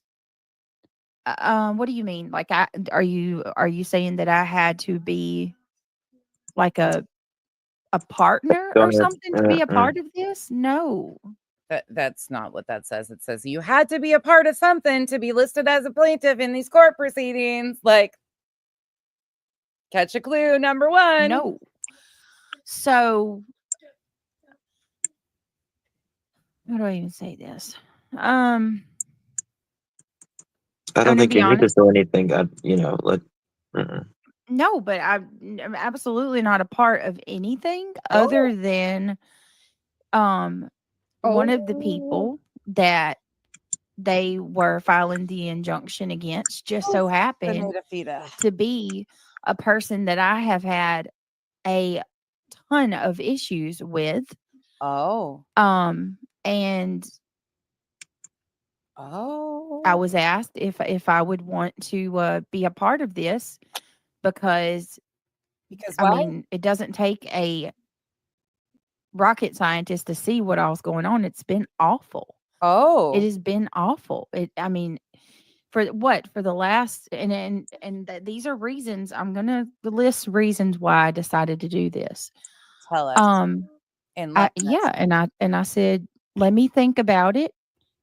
I don't know if that's something I want to do. Now I have thought and tried to look into ways to handle this on my own even prior to all of this. Okay. Yeah, I don't think you Because need it to has been defend yourself. horrible. You don't need to Yeah. defend yourself. I'm just going to say that.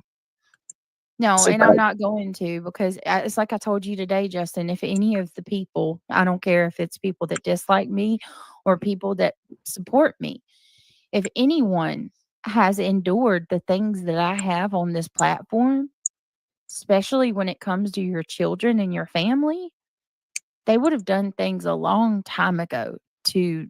And you make a lot of claims and still haven't done anything about it, but you claimed you went along with Spanky saying that Bruce Castor was representing you guys, and that's not what it is. But let's continue to watch what she says it's about, because what's funny to me, well, it's not funny again. Akira, thank you so much for the support. I'm just using their words and playing them back at them. That's all I'm doing. They put this all out here, and we're not even close to being done. Try to make it stop. Thank Years this has been going on.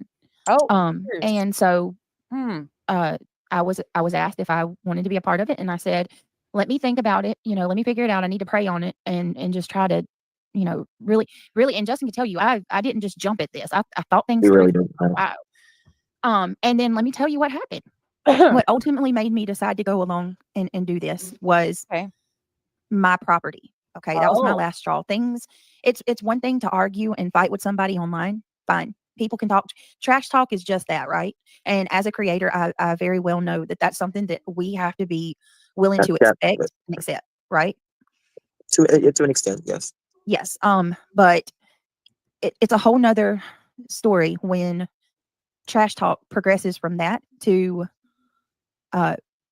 calls, whether it's dog whistles for CPS, which has happened multiple times, I have just from this person, and I have proof. I want to be clear about this. There is proof for every single thing that I state and every single thing that is stated in this filing.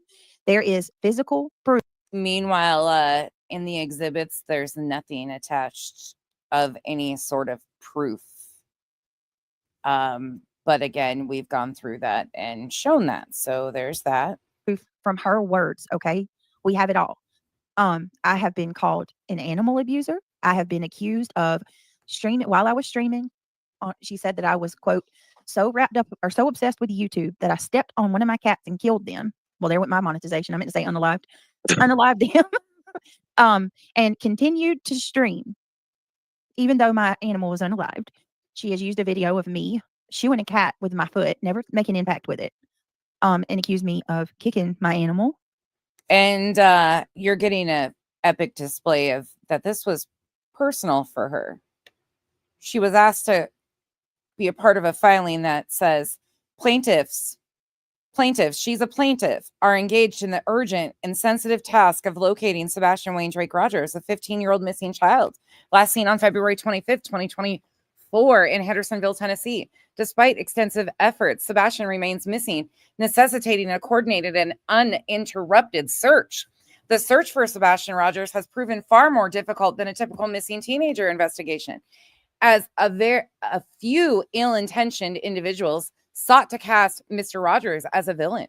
Meanwhile, others have conducted Salem witch trial-like panels aimed at intimidating potential witnesses or discouraging those who may have useful information from coming forward. Some of these individuals uncomfortably close to Mr. Rogers include his ex-wife, Katie Proudfoot, and her husband, Christopher Proudfoot. Others are so-called content creators whose sole aim seems to be inciting, instructing, and destroying the lives of anyone who dares to search for answers or help locate the missing teenager. As set forth below, defendants have engaged in reckless and unlawful actions, including the dissemination of false information, harassment, threats, and interference, which have severely disrupted the search operations. That doesn't seem to fit what Brittany's saying, why she signed up for this. Seems to be a complete contradiction. Defendants' actions have caused significant harm, diverted critical resources, and impeded plaintiffs' lawful efforts to locate Sebastian. Where is Brittany talking about that she was trying to locate Sebastian? Anybody? That's just a quick reminder of what the filing actually stated, which she is talking about what caused her to get involved, which is a personal situation with Granny's watching that she never once attempted to take care of on her own. The only time it became problematic enough is when she was offered to be a part of a filing in Pennsylvania. Interesting, isn't it? I have been called homophobic, transphobic, racist. She has. Well, ma'am, just a reminder, we played clips from your panel yesterday when you led CJ up there to display transphobia, and you thought it was quite funny. Him calling me Lady LaDude and talking about that stuff. You thought it was hysterical. So I guess if the shoe fits, wear that, bitch, huh? Spread that rumor to quite a few people that I'm racist. I have been accused of not feeding my children, locking my autistic son in a room, or I don't know if she was saying in a room or out of a room. Either way it goes, locking my child away so that I can stream. And then all of that's bad, right? But even with that, I tried to rise above. And I'm going to be honest with you, my turning point when I said things have got to stop and I have got to do something about this was the day that she went live and she showed my property on her live stream. Okay. Not only did she show my property, but she showed the street name on the Google. She used Google Earth to show my property. Can anyone tell me how that has anything to do with this filing that's using a missing child? Because the filing states that these people interfered with the investigation and search for a missing child. So how does her showing your property and that being your ultimate deciding factor coincide together? Anyone? And then she shared a obituary of a young man who passed away on my property, which anybody who would want to find my house at that point, she basically laid it out for you. And that was I said, you know what? This is Well, only going to get worse. and what I thought was interesting is, you say it's that, but then, you're working your butt off the last couple weeks, and then you're tired, right? You're Yep. tired. And then all of that happened, and it's just like, wow. Yeah. And then you get blamed for something, whether falling asleep or something like that, saying you were on something. But yeah. Well, for Yeah. anybody that's telling me not to speak, I've already gotten permission to say all of this, you guys. I'm not. Oh, she already checked with her legal representation. She already got permission to speak. Oof, I Danita. wouldn't just come talk about all this if I didn't Ugh. have. I know, but I would, permission. I would still, Yeah. And I mean, there's not really even a whole lot to say about it other than, what I'm saying now. I just want to tell you guys, hey, these are, and there's way more than this. This is just the basic, this is just a little bit that I can share with you guys. There's more. There's things that I completely forgot. And so my whole point is, I asked her to take it down, and she didn't. She refused. And then, like Justin just said, the very real allegations that I am on some type of substance, which this right here, me doing this filing and stuff is going to prove that was defamation as well. And it's not fair to put that on my head. So, I mean, that's pretty much it. And like I said, I stand. The irony of all of this. This was October 18th, and how many times has she fallen asleep and her own panel has woken her up? BJ, wake up. How many times has her own chat told her to wake up? And on it, I do not. There's nothing in me that I'm not doing this from a callous point. I'm not enjoying this. I'm not over here celebrating. It is not within me to want to bring pain or heartache to another person. I don't want to do that. I don't want any money. I don't want anything. I simply just want to be free to stream on my channel and not have to worry about, what someone's going to do tomorrow. That's all. I don't think that's a lot to ask. I don't think it's a lot to ask for just people to like. Yes, Cassie. There's so many stories out there that need to be told. I don't understand why everyone like kind of gets obsessed with, you or Eddie or whoever. And I can't really, again, understand her reasoning and how it fits what was actually filed. It doesn't seem to even correlate. just doesn't stop. Yep.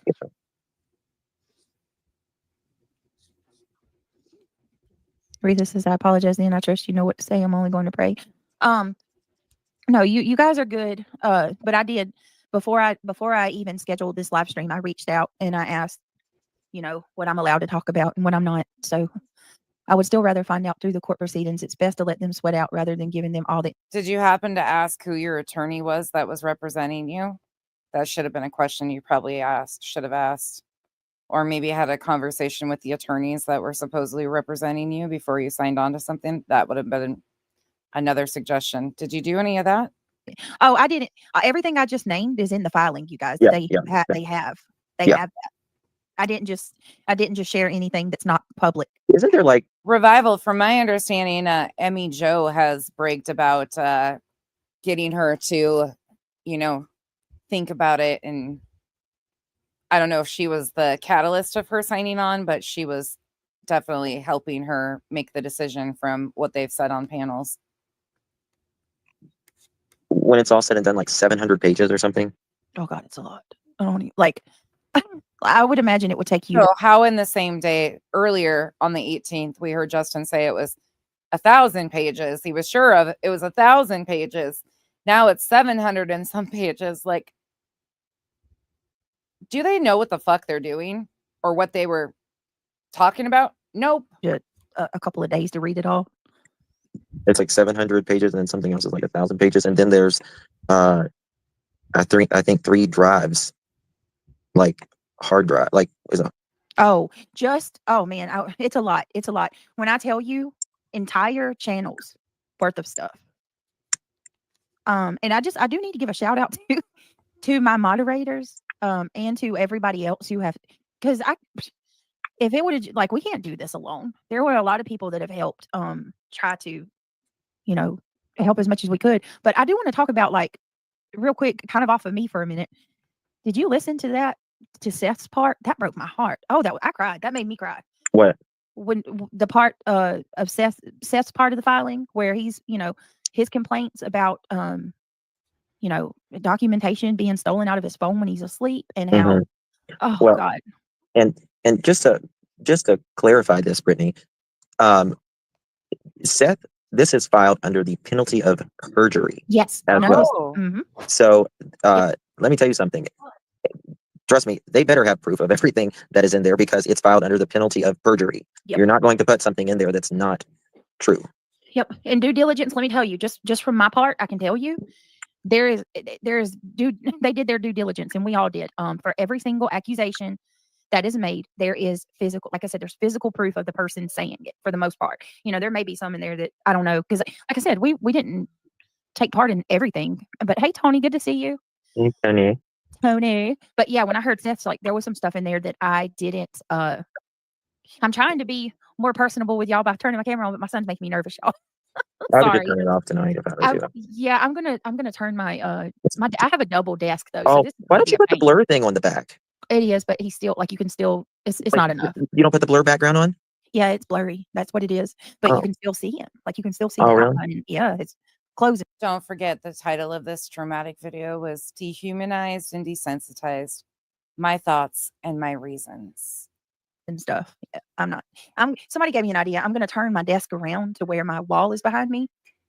But I have a double desk, like a his and her desk. So this thing is going to be a witch to turn around. Oh. Mm-hmm. I just need to get that little desk I have and go in my closet. turn my closet into a little streaming room. Okay. But yeah, there was something that was said. I'm trying to remember because I wanted to talk to you guys about it. I was shocked by it. Oh, that I told you this on the phone. See, in Seth's filing, it said that CP told him that they needed to get their story straight. I was shocked by that. He was telling me about that. I was like, what? Right. That's filed again under the penalty of perjury. So I assure you that. This is the notice to defensive one. It's against, the defendants and versus the plaintiffs versus defendants. It says you have been sued in court if you would. Don't worry, I'm not going to make you guys suffer a whole lot, but there's some interesting parts coming up, and then we'll switch to the next one. To defend against the claims set forth in the following pages, you must take action within 20 days after this complaint and notice are served by entering a written appearance personally or by attorney and filing in writing with the court your defenses or objections to the claims set forth against you. You are warned that if you fail to do so, the case may proceed without you and a judgment may be entered against you by the court without further notice. For any money claimed in the complaint or for any other complaint or relief requested by the plaintiff, you may lose money or property or other rights important to you. Oh, wow. And they have it in Spanish too. Damn. Yep. Mm-hmm. But I'm telling you, like I said, I'm pretty sure that they did the same thing with Seth and Tony and anybody else who has one. For every allegation made, there's proof of it. We just took everything that I mean, people, And we saw the exhibits that were laughable, in my opinion. like comes to Tony, even like when I was, a little bit sidetracking Tony, I still would not say that was his, what, on a camera. That's just ridiculousness. That I know it was horrible. This people saying that, just, and I'm just like, Unhoused, you're honestly spot on. I could have taken this so many different directions, but what I decided to do, you guys are seeing what I decided to do. I decided to go back and show again.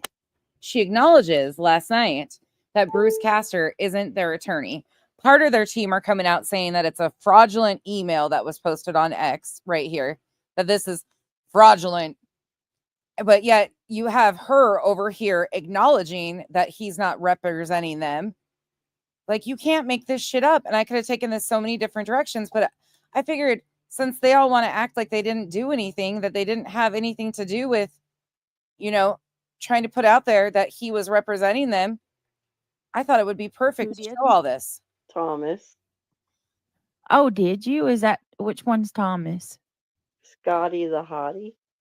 Thomas, your name's Scotty the Hottie. Oh, he's Scotty the hottie. That's too funny. Hey, Rainbow. Oh, Hi, no, Lana. Bruce Castor's not a lawyer for us. Oh, She's a psycho. I don't know why.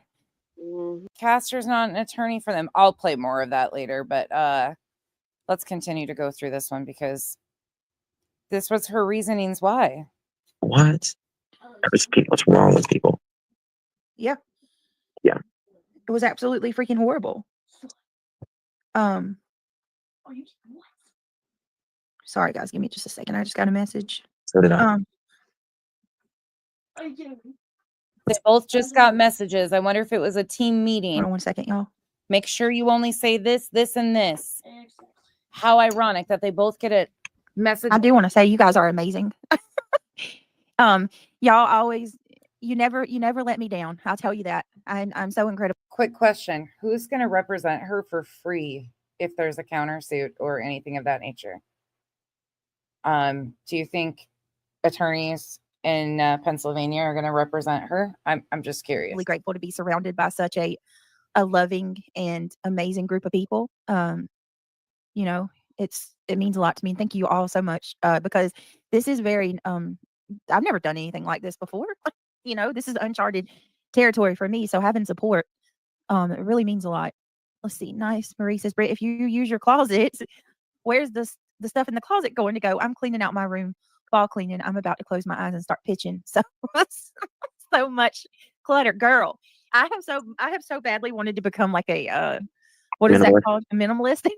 But I can't. I buy too much stuff. Like I'll go to the store and just like it never dawns on me. Okay, you're gonna have to have a place for this.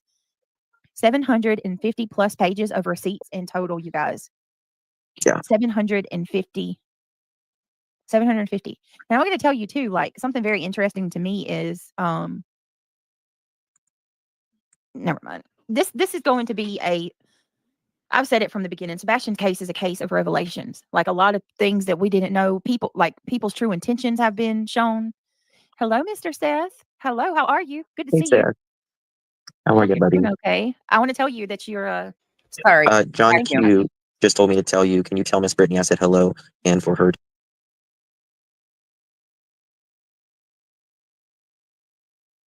Sorry, I walked in the house and the vacuum is running. Let's listen to that one once again because the irony of that right there.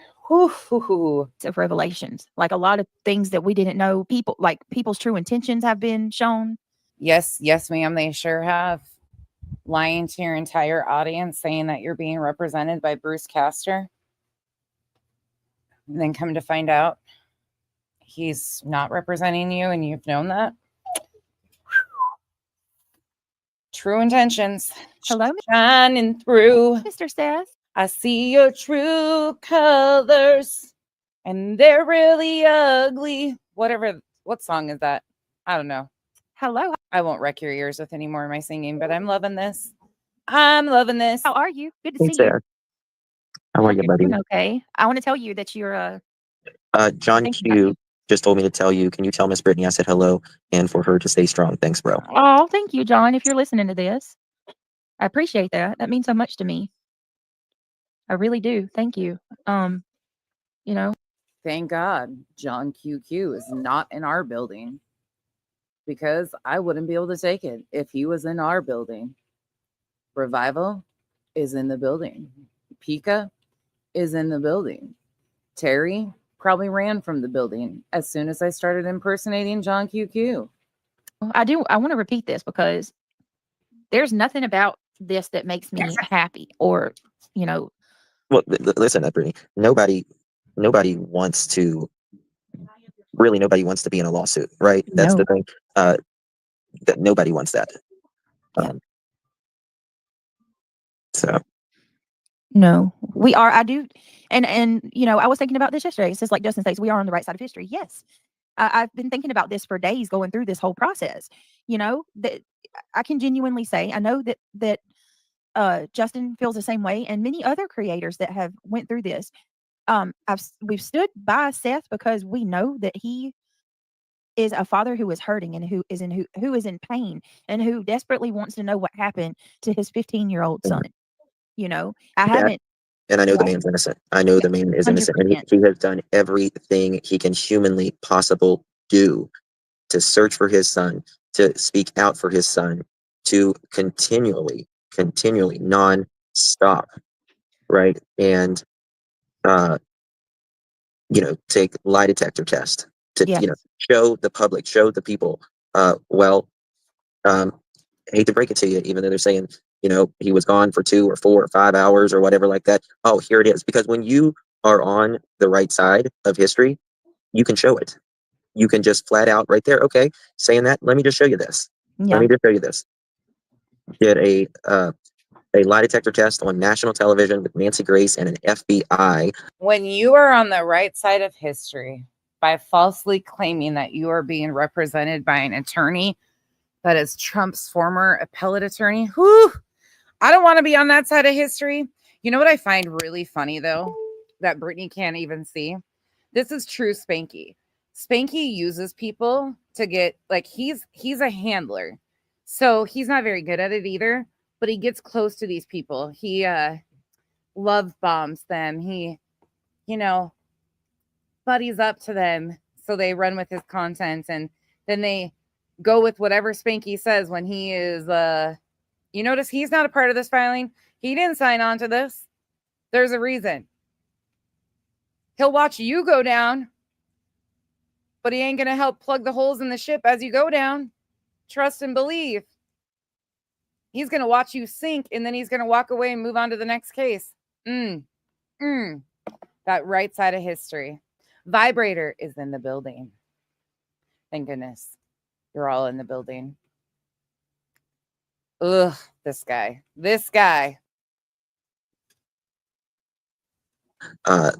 Polygrapher. Yep. The best of the best.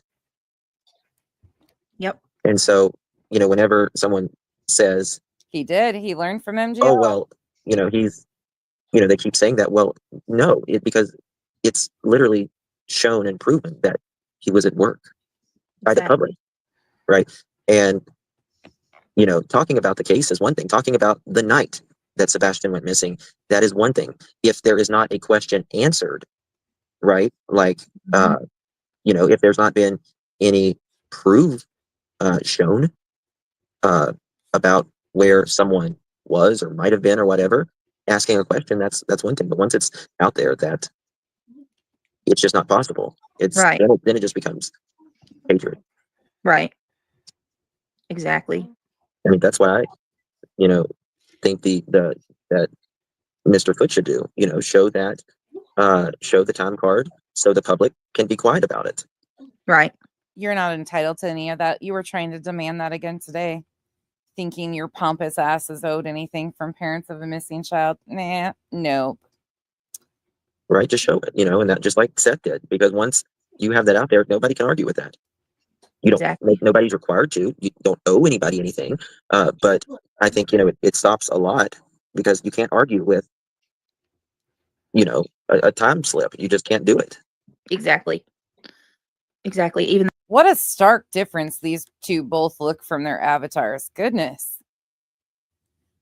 What a very false advertising.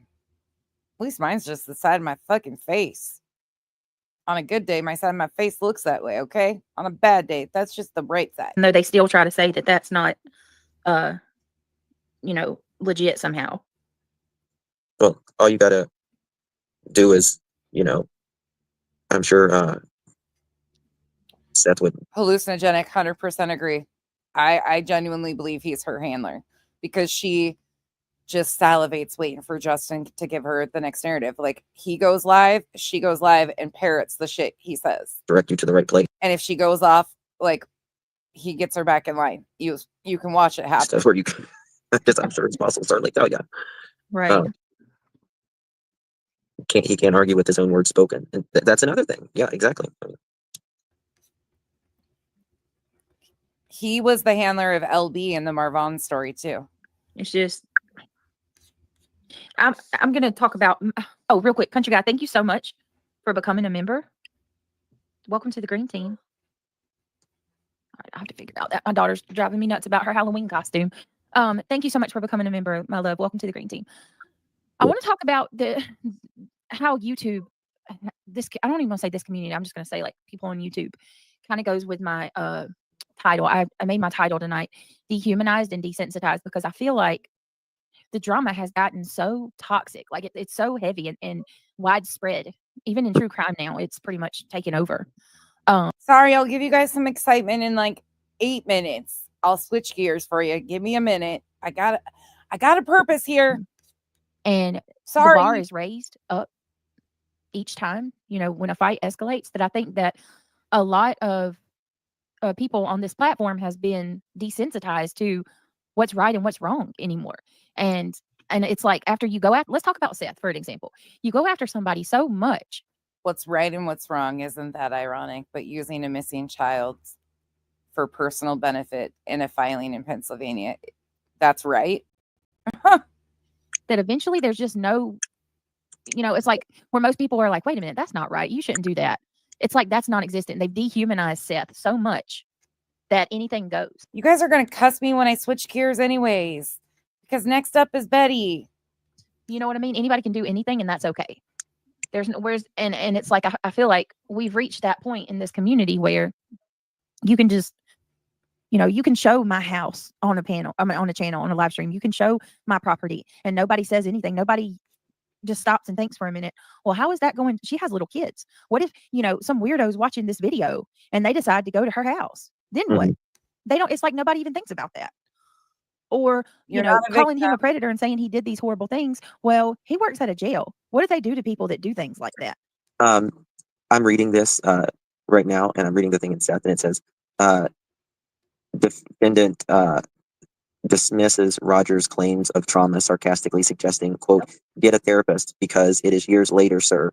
You're still not healed, end quote. Talking, and this is, people make it to where it's like, that's not illegal. They make it sound like Seth isn't over a relationship. Yep. He just wants to speak to the mother of his missing child. Is that too much to ask? Yeah, but they got to turn that into and peace and love. to talk about nothing more than their missing child. Yep. Nothing more. That's it. Make it make sense. Make it make sense. Make it make sense why it has to be something like that. Stephanie, thank you so much for becoming a member, sweetheart. Welcome to the green team. Turtle Talk, thank you, my love, for joining the green team. Welcome. Thank you so much, everybody. Yeah, hold on. I'm going to pull that up because there's another thing in there I want to read on Seth's part. Because, I mean, that if there's anything to show proof of what I was just talking about in regards to being dehumanized and desensitized, it's Seth's, his entire part of the filing today. Well, I feel like they attack Seth because there is nothing to speak about him on the night Sebastian went missing. You know what I mean? There's nothing. Like there's nothing. He was at work. And yep. Because, you may not like someone. It's like they've got I don't understand it, but it's just and that's why I say it's no longer even about Sebastian. It's about just hate. I'm so cold. Yep. Bob, it's not like it. And whenever you I don't know. Yeah, I need a charger. Where's my charger? These are the lamest excuses I've ever heard for this fucking filing. Hold on 1 second. I'm gonna pull the filing up real quick. And let me read this. Let's see. Yeah. A news conference will take place on Tuesday, October the 22nd, 2024 at 10 o'clock a.m. on the steps of the Delaware County Court of Common Pleas, located at 201 West Front Street, Media. Common Pleas, not commonplace. Pennsylvania. Attorney Joseph Lesniak, Esquire, will discuss the latest legal actions concerning the ongoing search for Sebastian Rogers, a 15-year-old boy who went missing on February the 25th, 2024, and was reported missing the following day. So they are going to be doing a presser on the steps of the Delaware County Courthouse. This is huge, y'all. That's big. If this is huge, y'all. This is huge, y'all. Just wait till what's coming up. If they're doing a presser on it, I'm just saying that's Yeah. that's pretty big. Oh. It's freaking what I didn't even realize how big this was, y'all. I'm just gonna be honest with you. Like, it didn't even dawn on me that one of the attorneys that joined the team is actually, what was he, the former attorney general? The former attorney general. He was lead in President Trump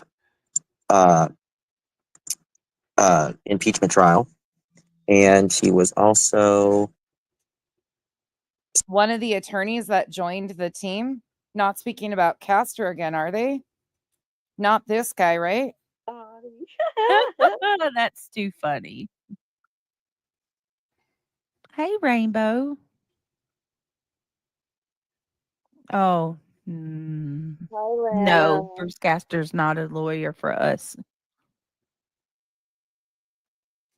Well, she's a side. Oh, shit. How did you get so I'm confused. How did you get confused? I got confused too. Let's back this up. Hold on. What did you just say here? Let's see. Joined the team is actually, what was he, the former attorney general? Oh, wait. Got to go back a little bit further. What? I didn't even realize how big this was, y'all. I'm just going to be honest with you. Like, it didn't even dawn on me that one of the attorneys that joined the team is actually, what was he, the former attorney general? the former attorney general. He was This isn't you falsely representing that Castor was a part of the team and representing you, is it? It couldn't be. That can't be what's going on here. lead in President Trump impeachment trial, and he was also special deputy attorney general, special assistant district attorney, twice elected district attorney of Montgomery County from 2000 to 2008. Mr. Castor was later the special prosecutor. He was commissioner on January 7, 2008, concentrating on the public safety aspects of government buildings in his career in law enforcement.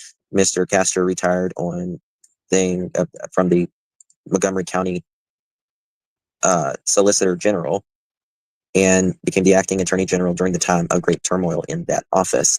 The general focuses his practice on general civil litigation, especially for victims of crime, the rare criminal case, grand jury, trial strategy, tactics, and conducting discrete internal investigation for corporate clients. General Castor is... They're not leading their audience to believe that Castor is representing them in this. Are they? Oh, fucking weird.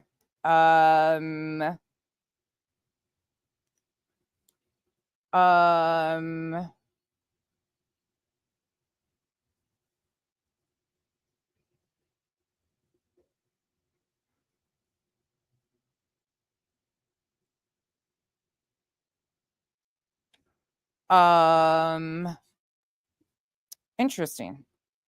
A trial lawyer with special experience being part of government agencies. For example, Castor acted as solicitor of the I don't know how you pronounce that. How you pronounce it? Something Valley District Court from 2015 to 2018. The Coiman Valley District, 2018. Numerous legal groups, publications frequently. Thor, why would they? They wouldn't do that. routinely list Mr. Castor among America's top lawyers. Well, hot damn. Say it ain't so. They're trying to mislead their audiences to believe that Castor is a part of this. Oh, shit. America's top lawyer. Yeah, numerous legal groups and publications frequently and routinely list Mr. Castor among... Not BJ saying America's top lawyer. Oh, no. America's top lawyers. Wow. He has a career in law enforcement. He was especially noted for investigating either in the field or by way of grand jury and prosecuting homo cases.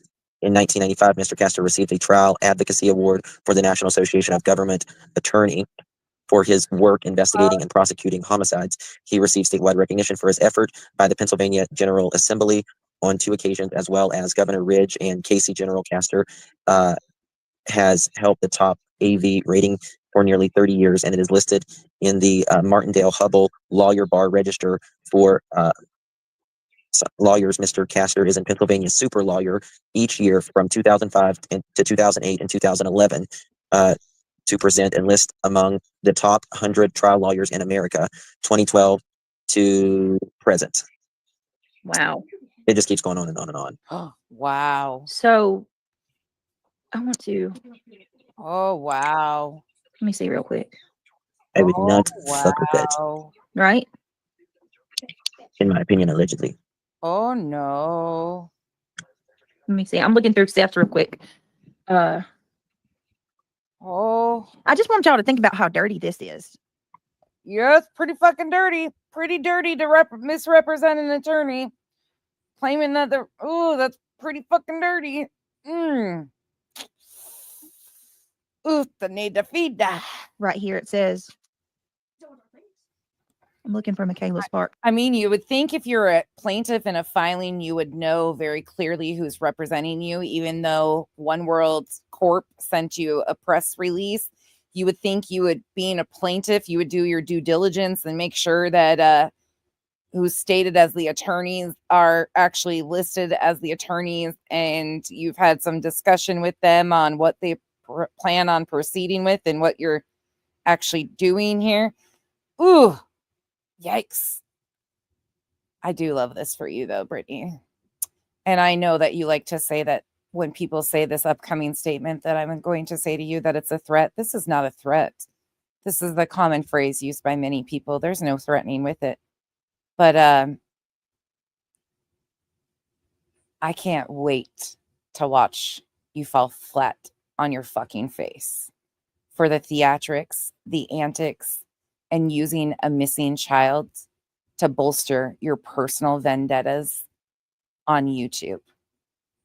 I hope that you sit in the pile of shit that I'm sure you created in your pants after learning that he's not representing you. And you've been used as a useful idiot you are and allowed yourself to be. No getting out of it now. Because this really pisses me off. Okay, right here. It says, around that time, Mr. Rogers began a relationship. Revival. Thank you for the gifted memberships. Y'all, welcome to the cabana. From the bottom of my black-hearted soul, Revival. I love you a long time. I had to. With Michaela, who, based on information and belief, was sent to Mr. Roger with the ulterior motive of using SEX as a manipulation tool, similar to tactics employed by intelligence. Well, Remy, the team did. The team does. That's what I'm doing here is I'm showing how the team used his name, but they were sent a packet, a press release from One World Corp. Let me show this really quick. That actually states right here.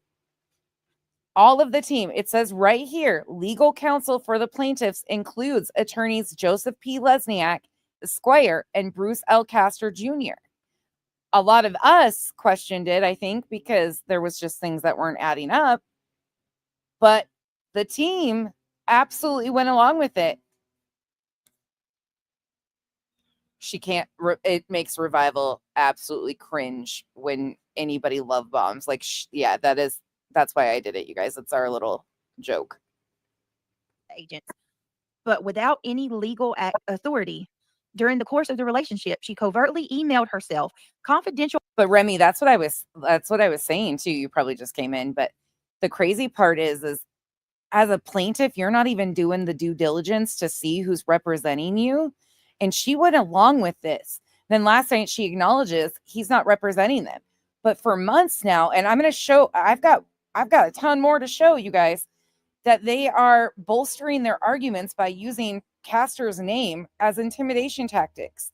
And we've also heard them say that if they, the defendants continue to talk about this, they could go to jail. No, you're fine. Remy, you're totally fine. You haven't missed anything. We're just doing a walkthrough because just to recap for anybody that's just coming in really quickly. We started with Betty on October 10th saying that they had a plan, concepts of a plan. That they, that's when she got the RO slapped on her, but she was very clear that they were up to something else. They weren't going to silence Sebastian's army. And then on October 18th, they all get the packet, starting with Josh at the lab. Josh sticks to like reading the filing. That's, but he's part of the team. Then it goes to Spanky. He really starts to bolster up Castor's name and talk about him. Then the E's. Once again, they bolster Castor's name and his history and what he brings to the table by reading these and putting them on the screen. Then we went to BJ. And this is where we're at right now. But I've got more to show too. We're almost done with this one, and then I'm going to move on. But the team really attempted to use Castor's name this entire time to intimidate others, in my opinion, to make them believe that they were going to be out-lawyered because here's Trump's former attorney. Files related to Sebastian Rogers. A true and correct copy of the sworn declaration of Seth Rogers, father of Sebastian Wayne Drake Rogers, is attached here to Exhibit 10.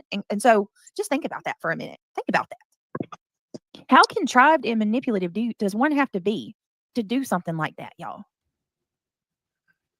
Seriously. Contrived and manipulative. I think it's pretty obvious that the contrived and manipulation was definitely you. So let's go to October 19th. So we've done a little bit of a, what? Someone's flying with a sign. What? Stand up. You can't see it. Hold on, you guys. The sky is falling. Kenzie found a banner being flown behind a plane, and she thinks the whole sky. No, I can't see it. I'm too short. Where? Look right here. Stand right here where I'm looking. I can't see shit, man. I am blind. Bruh, you are the blindest person I've ever met in my life. I just feel like I can't see it. I can't. She's like trying to point me in the direction of this. She's trying to point me in the direction of this plane flying above, and I'm like, where's the sky falling? I don't know. Okay. So breaking news from Kenzie. She's all, you're dumb. I can't see it. She's like walking around. She did, Remy. She does all the time. Bruh, you're dumb. Oh, right? Generally, right? Great focus. Thank you for becoming a member. Welcome to the cabana. Somebody else. Kels, thank you for being a member for a month. Appreciate you guys. Revival, the Deflectionist. It's crazy, the Deflectionist, but this is how they got it to sell. Right here. Now, Betty doesn't mention Castor's name. She's a little sly on the uptake here, but you'll notice what she does. So this is her, the 19th. This is her Rico action discussion. We're going to take a quick look at this because, again, it all plays into what they were doing. This was being concocted, and in my opinion, we know Betty didn't like BJ. BJ was calling Betty an opportunist. Betty don't like BJ, but she was a useful idiot for them to use to bolster these arguments, to pull Granny in because she was needed for the Pennsylvania stuff. So let's take a look at this one. Again, October 19th. This is a significant situation. And not only that, but this case emboldened this network of people that were working together to. Actually, let me back it up even further because she says more. We can lower her volume, or we can actually give her full volume. Okay, we're going to take a look at a few of these, and then we're moving on from this because we still got more. And fair job on explaining some things in that. I saw Nick was in there last night as well, which it's good to hear from Nick. And to know that, once again, the information that was said about him being incarcerated was once again wrong, as we find out everything is always. Who started the Nick was incarcerated? BJ. BJ started the whole Nick was incarcerated rumor. That was BJ. You think that's not intentional? I wonder who fed her that. Is wrong when somebody else is providing the information and they have ulterior motives. It's nice to see you. It's me, Jem, Crime Story. I said Jem. Jen. Hey, my love. The Crime Story's obsessed. It's nice to see you. Breezy, Peggy, Amanda, Cindy, MJ, Stacy, Carter. It's nice to see you. Dawn, the Hen House DNA. It's nice to see you, my love. Melanie, Janet, Auntie E. It's nice to see you. Yeah, I ended up because I was on the thing with it's I was about to say it's me, Jen, the real me too. Sorry, I haven't had coffee in like days. Okay, I tried to make that powdered coffee. Ugh, I talked to my neighbor. He said that he was able to get a half gallon from the window. Do you guys, okay, most of you remember how this went. Is this helpful to look at it like this? You guys tell me. Am I wasting my time, or is it helpful to remind people? Do you guys think it's helpful to remind people of how they used Castor's name so all of them can't squirm out of it saying that we've known all along, or we've never said he was? Or is this helpful what we're doing? Let me know, because I can fast track it and get to the end if I need to too. You tell me. Continue on or fast track? Dixie. So I'm going to try to get up to Winn-Dixie sometime today to get me some Seek and milk. I'm dying over here. And every place from Walmart to every place, I can't seem to get any milk delivered. And I usually don't go to the grocery store. So, but it's me, Jen, is... All right. Thank you guys. As long as you guys find this helpful, we'll continue to do it. It's me, Jen. There we go. Thank you guys for hanging out with me. You guys know how obsessive I get about these timelines of things, and I just can't let shit go. So I appreciate you guys letting me be ridiculous. So again, the real me too. I ended up doing an interview with her last night, and I decided not to do my actual hair, so I just blew it out, and then I ended up putting it up in a bun during the line. Come on, you know how to get up. Okay, sorry, come on. And there you go. You want to say hi to everybody? No? Say hi. No, just want to lay on mommy. Okay, you lay down. There we go. And honestly, I hope you guys realize, like, a lot of this, like, and by the way, for anybody wondering, I reached out to Granny before I even did this, because this is Granny's real life. These filings are Granny's real life. And anytime we push back, a lot of times more stress comes her way. And that is something I don't want to cause for anybody. Well, the plaintiffs I could care less about, because they put themselves in this. But I do care, because I do see her, you know, she's gone through the holidays. This is their real lives that they can't shut off. And I do feel bad, because she was drug into this for a personal vendetta, and they found the useful idiot to do that. And it does bother me. So I never want to cause undue harm, but I think it's really important for people to see the fact that this was so personally directed. If she had claims, she should have taken them to her local court and done something there. She never has done that. She used a missing child to do that, BJ. But the rest of the team is playing their roles too. Just like how they're trying to discredit Michelle After Dark by completely fabricating lies. They can't attack them, you know, the debunking. So they attack and try to smear the person. It's gross. It's absolutely gross. Oh, Ari, thank you so much. You guys put up with me a lot. I really appreciate you guys. I genuinely, 2024 has, I've been really lucky to have such a great group of subs. The Islanders, I'm genuinely thankful that you guys put up with my insanity. So it's nice to see you. You guys did a great job. Long. Oh, you guys were up late. I couldn't hang. I couldn't hang. And yeah. Hello, True Crime with Sweet Melissa. Roxy, it's nice to see you. Melanie, Jessica, Michelle. Remy, I've said the exact same thing. If claims were brought solely by Seth, I think Seth is being used and exploited too, allowing himself to be that person. But I think both things are true. I think he is also being bamboozled in a way, but I think he's intentionally allowing it too, because it causes a great distraction. I said this exact same thing. Like, if Seth brought claims like the Proudfoots did against Betty and could prove those things, it would be totally different. But this whole umbrella bullshit that they're trying to lump everybody together. And the other thing is Granny hasn't said much different than a lot of people. In the selective nature of using Granny just because she's in Pennsylvania, when there's creators on here that caused a lot of shit, provable a lot of shit, and have said a lot worse, and they've been avoided with all of this, is very obvious. And one has been making sure she's on a lot of panels recently, controlling a lot of narratives. It's kind of ironic. Michelle, it's nice to see you. SRK, the real me too. She's able to be with us. She's been in court all week. Diana, it's nice to see you. Misty Moon, Bren, good morning. Good morning, Debbie. Stephanie Kelly, the OG, it's nice to see you, my love. Phil, Mally Cat, it's nice to see you. Victoria, as always, nice to see you. Melissa, Graham, Susan, it's, oh, Chaos is up in the house. Good morning, my love. I hope you're doing well. Jenna, Deanna, Icy Bama, it's nice to see you.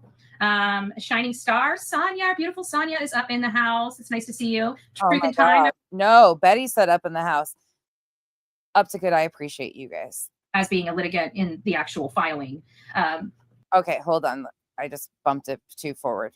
Too forward, too fast. Just bring my thoughts to the platform a little bit. There's only so much that I am going to discuss as being a litigant in the actual filing.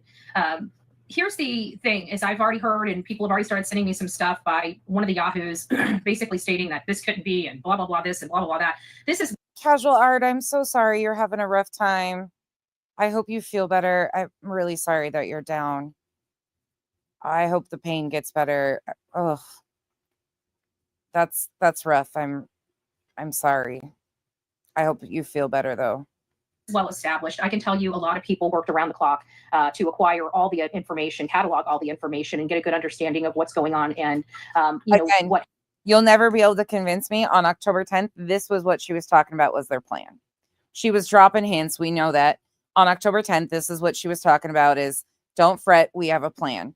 This right here, people had been working around the clock because they had been conspiring to do this filing in Pennsylvania and maneuvering pieces to get this filing going. I think they were intentionally baiting people for reactions to try and bolster their claims too. I genuinely do. Because I remember Nick going into Granny's and like pushing buttons, trying to get her to react. And I really think that was baiting. He came in here and tried the same thing and we laughed at him and told him skunks' lives matter. And why does he have an obsession with punching skunks in the booty hole? happened in this situation. Now, we all have watched the true crime community go from a good place to a very rotten place to be at times, especially when it comes to avocation. These people have not done this just to Bullhorn Betty, but have done this to multiple creators and multiple people that are non-creators or people that support creators and things of that nature. And every single one of these dumbasses is saying out publicly. Again, I go back to the filing. The filing states that the plaintiffs are engaged. Betty is a plaintiff. BJ is a plaintiff. Hong is a plaintiff. Nick is a plaintiff. Tony is a plaintiff. Chasing Crime is a plaintiff. That the plaintiffs are claiming, Julia, the canine handler, are claiming that the defendants interfered with the search for a missing child. But every one of the plaintiffs is telling you, no, it's personal for them. It's personal for them. Fucking wild to me. About a year or so ago, I tried to get some of this to stop with a lawsuit that you guys all know about. And that has been fought and, we'll see what the judge has to say about a couple of upcoming hearings or upcoming situations. But then it progressed into the Sebastian Rogers case with the utmost intensity of damaging anybody and everybody looking for this child, but looking for this child that could see or had a differing opinion of them, so much so that they lied under oath and had me thrown in jail. These are things that we all witnessed. This is something that's pretty significant. You threw somebody in jail that committed no crimes over lies, over brigading a law enforcement. And I'm one of many stories. Okay. I'm just one person that underwent this. There are many people that have also been, maybe not to the extent, but let's take Nick the Hat, for example. They took my freedom away from me for 19 hours when I committed no crimes, and they were trying to go after Nick the Hat and have him go back and serve the rest of his sentence and have him violated for parole, literally taking years away from him when he's committed no crimes. This is not YouTube BS. Although I do not agree with anybody calling Nick's parole officer, people have that right. I don't do it, but people have that right. People who are genuinely concerned about the behaviors, things like that are involved in this, family member, they have every right to do that. He is on federal parole for a reason. And the guy is absolutely playing games that could impact somebody's real life. It is up to the parole office if he is violated. They have to make those decisions. Betty and her, they're trying to get him to serve out the rest. No. Consequences of your own actions. Okay, this is not just the BS that happens on YouTube. This is real life with real life consequences and talking about taking people's freedoms away because you don't like their commentary. This is a significant situation. And not only that, but this case emboldened this network of people that were working together to accomplish these things and hinder an investigation. There is right there. It emboldened this network of people. A network of people Like, we've watched the team disseminate all of these media releases and flat out fucking claim that they were represented by Castor. Right there. I wonder who wrote this. I wonder if Nick's going to claim he didn't write this. That says legal counsel for the plaintiffs includes attorneys Joseph P. Lesniak, Esquire, and Bruce L. Castor Jr. Huh. Overwhelming amount of evidence related to this case that's properly cataloged. I can tell you that. It sounds like the attorneys are ready and willing to go to trial. It sounds like this stuff needs to come to an end. And it sounds like there's a lot of people other than me that are sick and tired of this nonsense. These are criminal acts. We've been talking about them for years.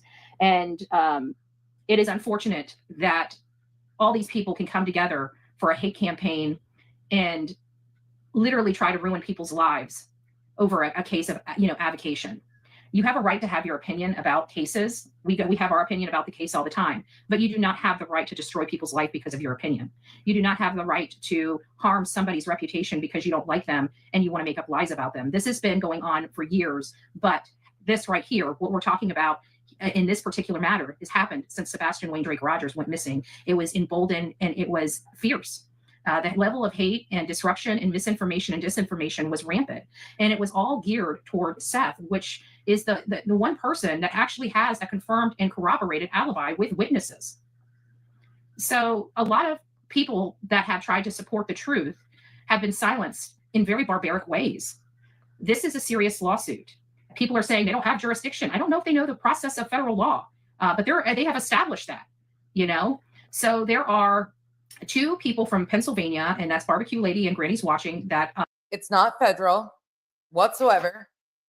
One bit, but here she goes. Are the lawsuit, geared the lawsuit toward, including 50 does. There were some of those does revealed in the complaint. There were a lot of does that will be revealed over time. Clearly, the objective here is to get the criminal enterprise to stop being a criminal enterprise. What they are doing is wrong. They've known for a very long time what they're doing is criminal. And if you say, no, they don't, well, I can tell you that for quite some time, we've discussed it on this channel, how it is criminal. We've discussed this on this channel about how a lot of the stuff I do in person, because by doing it over the internet, it is a crime. Good morning, Seth. Good morning. As a matter of fact, that's a great segue. The stuff that Seth has had to endure is nothing that any parent should have to endure. He's already missing a child. He walked out of work and his whole entire world was flipped upside down. It took a lot of work to get to this point, to get to this filing.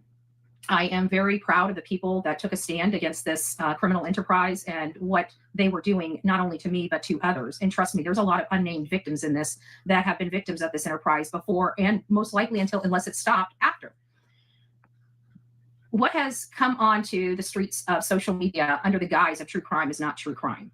There are true crime channels out there. There are people that want the truth and want the things they're not being told by mainstream media. And I think that I, as well as a few other content creators, provide that. We provide boots on the ground, a front row view of what's really going on, and a continued front row view of what's going on, not mainstream media's version where they do a 5 or 15-minute news clip. People want to know what's going on. When they're invested in a case, they want to know every aspect of that case that they can. I think everybody's fairly reasonable that we all understand we can't know everything about everything all the time, right? So yes, Shiloh, we worked very hard for Quentin Simon, and we got that right. And I'm glad that people can see the work that we did in the right side of things that we were on, because we took a major blow over that case, and they tried to use that case as a way to discredit me. And as a matter of fact, the silver lining of it is that case actually gave this channel even more credibility. So watching this in reverse just makes me fucking cringe, going back and watching how they were all so arrogant about this filing, the federal filing, and misrepresenting everything about it. All of the plaintiffs were misrepresenting the entire team. We're just like, I feel we're on the right track with our findings, our earlier findings in the case of Sebastian Wayne Drake Rogers. This has been very difficult, and I feel like I made a lot of great friends working on this with them, because this was a lot of hard work and a lot of hands involved. We had 75 plus people helping collect evidence and get that evidence cataloged in an effort to get this filed. I know people are downplaying this filing, saying, oh, it's poorly written and this, that, and the other. It established a lot, and it established a very coordinated effort from these channels to discredit and destroy the lives of anybody that wanted to speak about this case. So much so, like we watch Mr. and Mrs. E, some of the sweetest people. I told you guys, when you meet people, I'm sorry, you just know. And I got to personally meet Mr. and Mrs. E. We sat down for a cup of coffee, and my first opinion of them is they were just dolls. They were some of the sweetest people I've ever met in person. The personality that you guys see on the screen is the personality that I met. These are normal people. You know, a lot of people say that my commentary is overboard or whatever. Well, I've had to live through a lot on these streets for the last 4 years. You kind of learn to get, don't mess with me attitude, so to speak, with dealing with it. They're so new. They are still able to keep that sweet persona about them, their real life, them being able to be on screen. When I came onto YouTube, I was a very, I was very ignorant to this life. I could tell you that. It was, Ma'am, nothing's changed. You're still ignorant as fuck. it was rough, but I was also a very sweet person. I was just, trying to advocate for a child. And it was the Summer Wells case. I mean, we did Gabby Petito, but I really wasn't on social media during Gabby Petito. I didn't really get on social media until the Summer Wells case. And when I got on the Summer Wells case, it was like vultures attacking. And I remember so many times just, crying and being upset about everything. And it was Ma'am, do you forget that TikTok is social media and you use TikTok for the Gabby Petito case majorly? Out there screaming and hollering. It's amazing how people forget things that they did. Okay, carry on. just one of those, after so long, you just had to get to a point where it's either, you do what you're passionate about and fight back, or, well, there for 2 years, we didn't do anything. We just kept moving forward. We didn't argue with anybody. We didn't address any of the hate. I told people not to send it to me, and we just kind of did our own thing in our own little box and just tried our best as much as we could to ignore the hate. And when that didn't work, they started coming over to the channel and disrupting the channel and striking the channel and doing everything they could to manipulate the algorithms and try to apply as much pressure as possible to my family as well as to me online and offline. And until that wasn't working, they were trying to force me off the platform. That wasn't working. Again, this is only one of many stories because there are multiple people that have similar stories like me from these same outfits. It was just a lot. And the more we ignored, the more disruptive they became. And it was causing some issues, my team had to endure. I mean, Sonia and the Real Me Too have been attacked behind the scenes, as well as all of their personal information docs. Sonia, people were attacking her business. They were trying to shut her business down that her husband helped her build because he wasn't doing well. And he wanted to make sure that she could survive, It doesn't matter, but the bottom line is this is a very emotional business for her because it's her attachment to her husband. And these people were trying to destroy it. And it's just like, that is their motivation. If they don't like you, they seek and destroy. And if they can't seek and destroy you, they seek. So none of them have been completely transparent on that, just me, Sunshine, but they were all approached for sure. Like, they have all talked about being approached. Brittany J specifically has talked about being approached. I don't know if that was by Nick or by a middleman. I'm not really sure. You can destroy the people around you. That has just now snowballed into this huge, huge organization that sets their eyes on a target and attacks anybody and everybody that associates with it. And I think that the pattern is really what the pattern that was established in this filing is going to be hard to overcome, in my opinion. This is not a laughing matter. This is not a joke. And I am absolutely confident that all the pieces of the puzzle are put together before this filing ever made its way to that court. And I can guarantee that is the evidence that they were able to collect without discovery. And it's terabytes and terabytes of information that had to be cataloged. One of the downloads was 9 terabytes of information. That was just one download from the information that was collected. Hey, big boy, I haven't seen you in a while. Big hug and kiss to you. I hope you're doing well. So go back and see what she says about Julio Random. I don't know who you're talking about. I guess I walked into a conversation. Sorry about that. The only street credit they get is for being trash, ignorant as hell, to say the least. Yeah, but these things that they're trash, but they really cause disruption. I mean, people reach out to my family. People mail stuff to my family. Recently, have called my sister's job. Recently, have drove by my house for somebody else. These are real life things that we do not do. We cover public interest cases. We don't cover content creators. We don't go to their house. We don't disrupt their lives. We don't try to take their channels down. We don't reach out to their family. We don't intimidate people. We cover a story. Occasionally, we've had 3 protests that we've done in our life, but everybody acts like because we've done those 3 protests, we do protests. We've covered over 40 cases, and only 3 cases have risen to the level of a protest. And those protests were nonviolent, and they were all above board. So they're trying to use that as a catalyst for causing all of this destruction. And it's wrong. You can't use that, at least for me. Again, there are more stories than just mine, as you could see. There's Seth's story, there's Tony's story, there's Brittany J's story, there's Chase and Crime stories, there's Nick the Hat stories, there's Ham's stories, and there's Dog the Bounty Hunter stories that all resemble the same. Sorry, I wanted to pause it a minute ago, but my hands were gross because I'm feeding dogs. Bullshit. So they go to people's houses because they're going through their worst time, like having a missing child. They keep people like that. So they're not attacking content creators. Bullshit. That's bullshit. But instead of that, she is better because she attacks victims. Okay, Betty. Okay. Pattern of behavior. And that pattern of behavior, I think, is going to is their downfall, in my opinion. But that's just my opinion. I don't, I haven't talked to the attorneys too much about their opinions. They just collect the information and they do their attorney work. I can tell you, I think the downfall of this enterprise was going after Nick the Hat and trying to take his freedom away. Mr. Petito was threatened too. Yes, Lady for Justice. And he came out. Everybody called us a liar. Have you noticed the theme here? That every time we tell the truth, they scream louder and louder and put together this huge wave of people to discredit the true information. And then after they do that, like, because Mr. Petito didn't come right out and say he was threatened. I think it was me that broke that information because I was really upset about that he wouldn't come. She's completely lying. She's not only attacked victims and their families, but she's gone after people such as a lady at Ashley Furniture because Molly's furniture wasn't delivered when Molly wanted it, and they went in there acting like they're typical Karen asses. They've had Don Wells fired from jobs. There's just so much that they have done or she's been a part of. Because she's so full of shit. And talk about a pattern of behavior. Her pattern of stalking and harassing victims and their families is consistent. He had been threatened. And I'm just thinking all the work he's done with his organization. And we were going to be Seth was going to be promoting his organization. And they destroyed that. They destroyed Gabby's name as well as Sebastian Rogers' name in that attack. And, Mr. Petito didn't come directly out right then and there on that day and say that he was threatened. So they ended up, dogging everybody that said it and trying to trash their names. And then lo and behold, I think it was like a month, maybe a month and a half after the event happened. And he did tell his story about how he got threatened himself. And that's when you realize they once again lied and they tried to discredit people that were telling the truth. And that seems to be just for you. Thank you for that reminder. Crude AF too. She went after. Yeah, she's just lying out of her fucking ass per usual. Per typical Betty. Common theme with them. The people that are trying to seek the truth and tell the truth are the ones that are most attacked on this platform.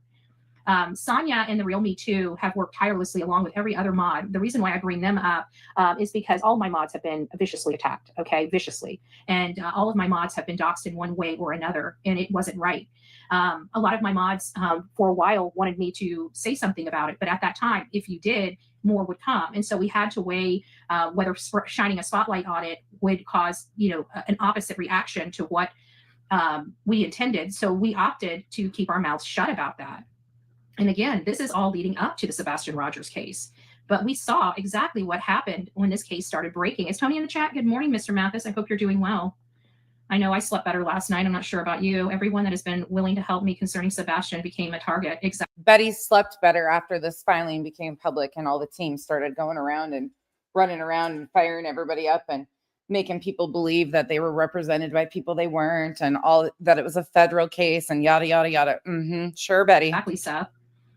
And so I just really think that the people that are listed in this should take it seriously and not dismiss it, because I can tell you this was a huge undertaking, and I'm confident that it is saturated in proper case law and proper statute. And if you read that and you know that what you read is the truth and not made up, which I can guarantee every bit of that is the truth, then they have a problem, because nothing in that complaint was every bit of that's the truth. Really? So Bruce Castor's the claims that he's representing you guys is the truth? It's a lie, right? His signature page is the truth, huh? It's saturated with case law. Tell me that Betty didn't have a lot to do with this in the foundation of this. I wonder how closely her and Nick worked together to compile this. When we saw the affidavits for these bogus protective orders, we knew immediately they were lies. If you read that complaint and nothing is a lie, and you witnessed those actions being taken and those things being true, then I would say that there's a big problem, because clearly we had no problem telling the truth in the complaint. And if that's the truth and you've witnessed it, then I'd have to say truth, then they have a problem because nothing in that complaint was a lie, right? When we saw the affidavits for these bogus protective orders, we knew immediately they were lies. If you read that complaint and nothing is a lie and you witnessed those actions being taken and those things being true, then I would say that there's a big problem, because clearly we had no problem telling the truth in the complaint. And if that's the truth and you've witnessed it, then I'd have to say that the statutes that accompany those statements are probably accurate and should be taken seriously. Just my opinion, but I'm not legal counsel, and each of those 52 defendants probably ought to seek legal counsel before they get themselves in any more trouble. And that's just my opinion. You guys have watched them do what they've done to me. You've watched what they've done to Seth and Tony. You watched what they did to Nick the Hat. I know that what happened to Hong was kept from the public. I think that was smart. But yes, there was somebody at his home peeking through his windows, and I had an opportunity to preview that video because I wanted to see if I knew the person.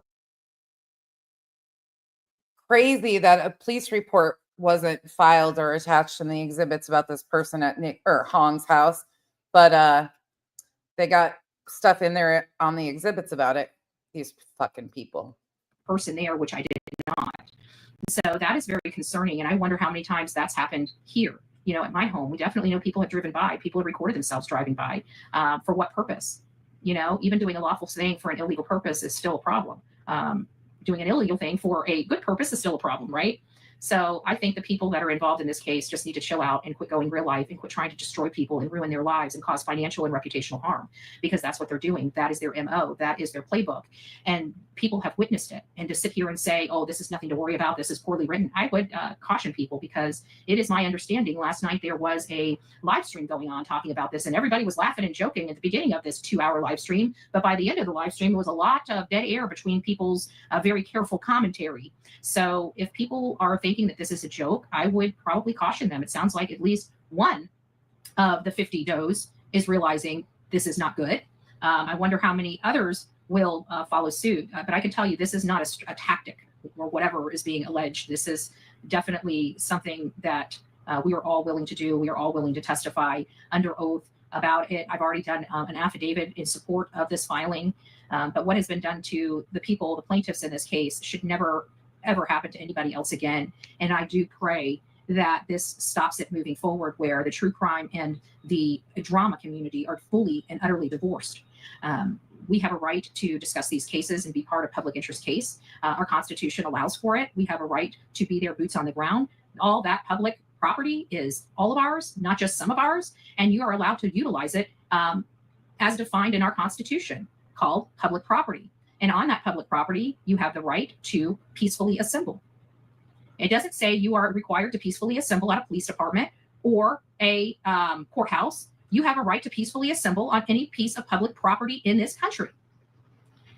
Hindering the First Amendment and then trying to stand behind it is appalling. Because in other words, what you're telling us is that a marching band would have had complete legal rights to be out there marching because they have the right to peacefully assemble. Well, shit. Arrested for my commentary. I wasn't arrested for threatening people, because I've never threatened anybody. I wasn't arrested because I was going to harm somebody, or somebody was in fear of me harming them. Listening to Betty spew all this shit again after finding out that we saw how many lies they've told, but quite ironic. With physical harm up to death. We know that because you guys watch me on a daily basis. But yet I was thrown in jail because of my commentary, because I was in a community for 3 days videotaping and posting flyers. That was some type of such a criminal act where I didn't even exit my car, but to... Ma'am, you exited your car jumping out in the middle of traffic going after Terry Bowersox. I mean, that's just one example of many things that you did that you're lying about. Those flyers, and somehow me not talking to anybody constituted stalking. We know that those were lies, and I was arrested for that. That's damage you cannot undo. And that was all part of this overt criminal enterprise's work. So you guys have witnessed it. There's no ifs, ands, or buts that it happened. It did happen. These things did happen. Those statements from all of the plaintiffs are true and can be fact-checked. This is a serious, serious situation. But the time has come because people are sick and tired of being in fear for their safety. Them doxing locations, there's no purpose of what they did other than to intimidate and put somebody in fear in hopes that somebody would do something to their property or to them. There's no other reason to do that. Oh, say it ain't so. Betty, you hoe, you called me and tried to intimidate me by attempting to dox my old address, you fucking twit. These people wanted physical harm to come to me. They had me physically arrested for no reason. They wanted physical harm. Is there any other way to arrest somebody other than physically? Can't you only arrest somebody? Can you mentally arrest somebody? Fucking idiot. To come to Seth. They wanted physical harm to come to Tony. They wanted physical harm, including taking away the freedom of Nick the Hat. Does this sound like normal, run-of-the-mill bantering back and forth between channels? It does not. It does not. But again, bitch, the actual claim is that the plaintiffs are engaged in the urgent and sensitive task of locating Sebastian.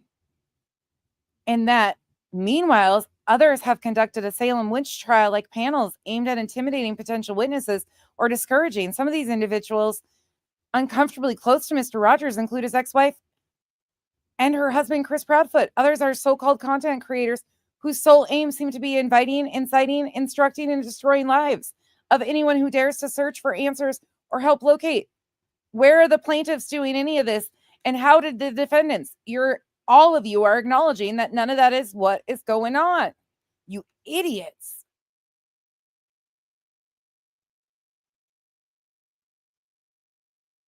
Hold on. Do I still have audio?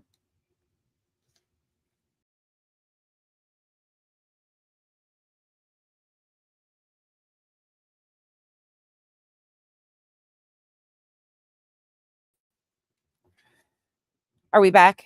Sorry, I lost audio. Sorry. Hold on. Okay, we're good. Thank you. To each and every one of you about what was going on. I know you guys are wondering, is this just a tactic or strategy? I can assure you it's not. And the people that have been here, you guys know I don't mislead. It's probably because I got like 50 tabs open again. My audience. I might go silent and I might tell you I'm going to be home when I'm in Tennessee just to shake some of these some of this enterprise, this criminal enterprise. But that's to the extent. Everything I do on here and I say to you, I'm saying from a pure heart. A pure heart. A shriveled up heart. This is the Betty I would like to be. This is the Betty that I have not been able to be because of all the hate and all constantly having. This is the Betty she'd like to be, blatantly lying to her audience, blatantly fabricating information. This is the Betty she strives to be. Ooh, yikes, Betty. To fight and scrap just to get a news story out. It should not be like that. If people don't want to watch your show, don't watch. But to think that you have a right to cancel a show because you don't like the commentary, that's just not American. And while I realize that there are some people that aren't from America here, we all have a common goal of bringing the truth and light to these cases. We wouldn't work so hard. We wouldn't spend the thousands of dollars we spend every single year to go out to these cases and cover them if we didn't have a passion for it. Because I can tell you, I ain't making $1 million here, folks. Every penny that I make, literally from the beginning of the year to the end of the year, I'm lucky not to be in the red.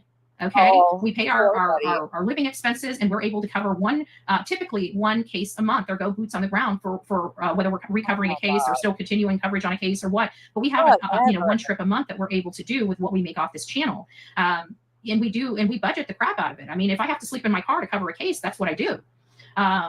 These cases matter to me. These cases, they for example, let me just give you an example. There's a case that I'm looking into. It's a very interesting case. I don't want to say too much about it. But Ashley Banfield didn't want to really cover the case because of the person. The person was, for a better lack of terms, technically a fugitive. But there's other things that need to be said about that, because I don't really think that statement is fair or true when you look at the case as a whole. So we look at cases that sometimes mainstream media won't even give attention to, and we give it as much of a platform as mainstream media can provide it. And those are important to these families. It is important to these families like Seth and Jen. When mainstream media won't cover it, they or we can give it millions of views and reinvigorate the case again for them. Yeah, you can throw shit in there and fill in gaps that shouldn't be filled in on TikTok or YouTube or other social media platforms, and still keep their child's name out there and alive when nobody else will. We care about these cases. We've helped parents. We've seen their pain. We've tried to encourage them. We've, and sometimes we provide things that they don't want. Revival, I don't recall her covering a case like that, truthfully, but I sporadically watch her. I don't watch her close enough to know if she did cover a case like that. Here, in a lot of cases. But at the end of the day, we care. We care, and we care about finding answers and providing those answers to the. She must be talking about her and her earrings. Me and my hoops. People that can help. So it's been a long time coming, but I really do, and really thankful for the attorneys that took this case seriously, saw an injustice, and were willing to help, resolve that injustice. The attorneys that took this case seriously, not implying one attorney, implying multiple attorneys. The attorneys that took this seriously. Now, everything that's contained in those that filing to me is true, accurate, and correct because we've all witnessed it. But the allegations against the parties are still alleged. There hasn't been a hearing yet. There hasn't been a temporary injunction filed yet. I don't know about the service of process. I don't know if I will. I think the attorneys will have that information. I'm not sure if they'll let us know or not. But I just hope this criminal enterprise stops being a criminal enterprise. And if they're really, once again, saying attorneys instead of attorney, again, misrepresenting and misleading that there's multiple attorneys. Wanting to focus on true crime instead of drama, then get focused on true crime instead of drama. Otherwise, pack your bags and go back to the freaking drama community and stay out of these cases. Stay out of these cases. Everybody's entitled to cover the cases that they want to cover. Everybody's entitled to their opinion and commentary and criticism of these cases. What they're not entitled to do is destroy lives because of it. Take away people's freedoms because of it. That's what they're not allowed to do. And we all have watched them little by slow attack people in real life. Little by slow. Meanwhile, you guys are doing all the things to try to silence people and intimidate people, such as using attorneys when supposedly you only have one. Where's this team of attorneys that you guys have talked about? In real time and profit off of it. And then cry victim when they have to handle and deal with their own shenanigans being turned into litigation. They've all had an opportunity just to stop. They've all had opportunities to review the law that was put in those cease and desist letters. They had a right to do that, but they continued on. And some of these people didn't even get cease and desist. And some of the people that did get cease and desist are now useful idiots on the team again, such as CJ. Say it ain't so. Let's bump her up a little bit. I just want to get to one more part where she talks about another part of the attorneys, but I just thought this was a good reminder because this goes in the timeline. She doesn't say Castor's name outwardly, but she talks about attorneys, plural, numerous times in this. And I think it's because Betty knew that they didn't have his representation. I want you to see a distinct difference here. She's not using one. I think it just shows that she had way more involvement in what was going on with this filing. And I have a feeling she knew Castor wasn't representing them. And that's why she doesn't say the name. She claims attorneys, teams of attorneys, but she doesn't say names. The rest of them, though, they all got the pamphlet that says that he was representing them. Just a quick flashback over here, just so people remember. Where did I go? Right here. This was sent out by One World, and it says, legal counsel for the plaintiffs include attorneys Joseph P. Lesniak, Esquire, and Bruce L. Castor Jr. And all this other, there's this, that, a criminal organization is a criminal organization. It doesn't matter if it's a bakery selling donuts, okay? It is my opinion that Betty helped draw this filing up, that she had way more to do with it, and she was probably knowledgeable that Castor was not representing them. That is my opinion. And until we see otherwise, that's where I'm going to stand. If they're trying to stop other donut makers making donuts and create a criminal enterprise over donuts, guess what? Donuts are going to be the basis of the complaint for Rico, right? It doesn't matter what the product is that they've organized. It only matters that they've organized to do these tortious things. And that's what the problem is. They're looking at it like, oh, well, it's just that they need to read that complaint very thoroughly because it outlines exactly the laws that they've broke. And we know that they have been a criminal enterprise. the laws that they broke. It's not criminal. Again, it's civil. It's a civil filing, not federal filing. For a long time. And we know that this has finally bursted so big that it's hard for it not to be noticeable. She can't even look at the camera throughout this whole entire thing because she knows she's straight up lying. I pray to God that all of them just switch. I mean, look at her. Do their quit the criminal enterprise, but do their channels more lawfully, legally, and ethically. And we'll see if that does happen. Hopefully these idiots just stop. But they won't. And that's the problem. Even after. Do you think somebody would be considered an idiot if they claim that Castor was representing them in this filing? Do you think that would classify somebody as an idiot? After this, they think it's a joke and they all go on their channels and talk about this. I don't know what they think how a federal judge is going to feel about that. But that's, again, it's not federal. Rocking a boat. Good luck with that. Because to me, it doesn't sound like these attorneys, nor these attorneys, again, plural, the plaintiffs, including me, aren't going to fight that. That is a problem for them. I would just chill, talk about the case. Nobody's preventing them from talking about the case, right? Nothing in that complaint says they cannot talk about Sebastian Wayne Drake Rogers, and they can't advocate for Sebastian Wayne Drake Rogers. Not one thing. Huh. Let's go to one more spot. Let's see here, because we got a few more to get through. Let's go to right here. See what she has to say.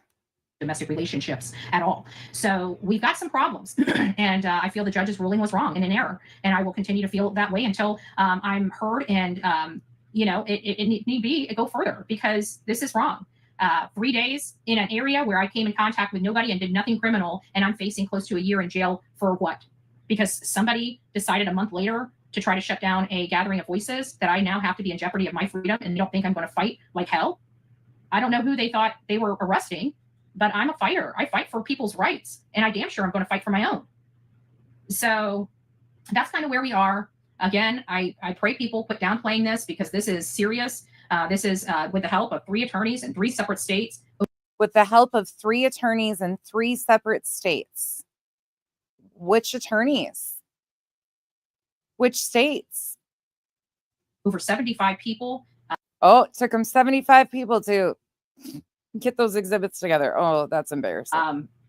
This is not a joke. I can guarantee 100% this is not a joke. But you know what? It only benefits me if they think it is. So I'm perfectly fine. But I just want everybody to know that this needs to stop. It needs to stop. And we have a right to talk about Sebastian and advocate for him as we see fit, including posting flyers for the young man. I'm very saddened by the state of affairs that we have found ourselves in. And I pray that people do better, that humanity as a whole does better. And I want to I think humanity as a whole, meaning you, should do better. I just thought it was quite ironic that Betty pretty much makes it known that she knew what was going on. She was a huge foundational piece of the misinformation that was being spewed. And I would love to see who talked who into things, who wrote this filing. I would really like to see that. So that was the 19th, or that is the 19th. Hold on. Let's see here. I got another one. This is the 19th too. I wonder what we're going to find in here. Hold on. Just 1 second, please. Oh, shit. It's back to allegedly with BJ and the panel of misfits. Let's see what we have. Shall we? Thought I'd click on it. Look at all the favorites on the panel. I mean, I don't know whose favorites. Definitely not mine, but there's somebody's. Somebody likes this group. Let's hear what's said here. But none of it, I've read through it, and this won't hold in court what he's done. They're Right. going to laugh at him. They're going to laugh at him and say, well, you're actually Somebody mentioned in said- doing stuff. Somebody said read Crabtree's. Did Crabtree write one too? Oh my gosh. Really? This is crazy. Well, they have like 20 days to respond. And they're going to file to have it dismissed. It ain't going to work. Oh, They should take those 20 days. Yeah. to Consult with a lawyer, a real one. consult with a lawyer, a real one. The irony of all of this. There is 2 plaintiffs on this panel, chasing crime and allegedly with BJ. It's unbelievable to me that this and all it is with this man is he wants to have his name attached to something so bad, so bad. Yeah. And he Well- sees all of these attorneys like, I mean, for God, Trump's He's old threatening him attorney. every day to sue him to come Yeah, after I mean- every day on X. It's always, I want them to target me. I want them to come after me. Yes. But then on the other flip, on the other side, he keeps saying focus on Sebastian only. Yeah, right. For it's all about his image. He's That's- trying. See, Yeah. if he can get these attorneys to go after him, no bad publicity is still publicity. And I think Right. that, you know what I mean? He's wanting to get his name out in the headlines as a private investigator. So He's people- fixing to get his name in headlights. Hang on. He actually states it in here. Hang on. He actually states it on the bottom of this. Moreover, this meritless legal finding appears to be nothing more than a publicity stunt orchestrated by a parolee. Nick. Hey, An Brittany. unemployed reality TV figure, Dog, whose career has long since faded. This is his conclusion on why it should be. They are now resorting with the help of publicity-seeking lawyers to gain the public's attention at the expense of a missing boy. Such conduct. I love that they find this so funny. Oh, sorry, the volume's turned down. Here you go. Pay attention to what's upcoming. Is not only improper, but an abuse of the legal system. It must not be allowed to proceed under the guise of legitimate legal action. For these reasons, the motion for injunction relief should be denied in its entirety. Does Well, this he just man doxed himself? He just doxed himself on here. Does this man not realize that these attorneys are not going to take on this case if they didn't have Right? like They're come trying to on. put out that like this is not a joke. It absolutely No. is not a joke. It's not a joke, huh? It's not a joke, huh? It's 1000% serious, and these attorneys are legit. It's yes, Bruce Castor. Google him. Look him up first. Not another plaintiff on BJ's panel saying to look Bruce Castor up like he represents them or something. Not another plaintiff of the name of Chasing Crime telling people to look up Bruce Castor like they represent them. That couldn't be the case, could it? Not the same Bruce Castor that last night BJ had to admit that doesn't represent them. No way. Couldn't be. Thomas. Oh, did you? Is that which one's Thomas? Scotty the hottie. Thomas, your name's Scotty the Hottie. Oh, he's Scotty the hottie. That's too funny. You know what's funny is playing this over and over again. I love this for you. Hey, Rainbow. Oh, no, Bruce Castor's not a lawyer for us. Bruce Castor is not a lawyer for you. Why didn't you correct Chasing Crime when she said that? Why didn't you correct her when she said that? Look him up. Going to take on this case if they didn't have Right? like They're come trying to on. put out that like this is not a joke. It absolutely is not a joke. It's 1000% serious, and these attorneys are legit. It's yes, Bruce Castor. Google him. Look him up first. Yes, exactly. Keep poking that bear. Keep poking it. Right? See what's going to happen. What? Yeah. What bear reality? What fucking bear reality? That's going to be fun. I Nope. say just leave them be. Let them hang themselves. Yeah. They Yep. will. Yep. Because Yeah, that's I what's mean- going to happen. Yep. Hey, Brittany, not- Nana said that she dropped by accident. She needs the link. All right, there you go. Go Yeah, put I- it I've got to on. drop actually because I got to make sure my kids are in bed because we got to get Okay, up well, early. thank you for But I thought coming I'd up, get on Red. here. I think I got that. You're welcome. Yeah, I didn't know if you were going to see my message, and I was like, man, I got to tell y'all about this now. Yeah, he's been going crazy all day, man. He can't. I know. And he's giving these people like you ought to be ashamed of yourself, telling these people not to take this shit serious. Like, Yeah, excuse my that's French, not. but You ought to be ashamed of yourself for misrepresenting and misleading your audience to believe that Bruce Castor was representing you guys as an attorney. You ought to be ashamed of yourself, truthfully. But we're not done yet. We're not done. Let her speak while I pull the next one. Good. you should know. You know what I mean? Anybody telling anybody not to take something like that serious, shame on you, for real. Shame on you. Shame on all of y'all, because that ain't right. That ain't right at all, regardless of who it is.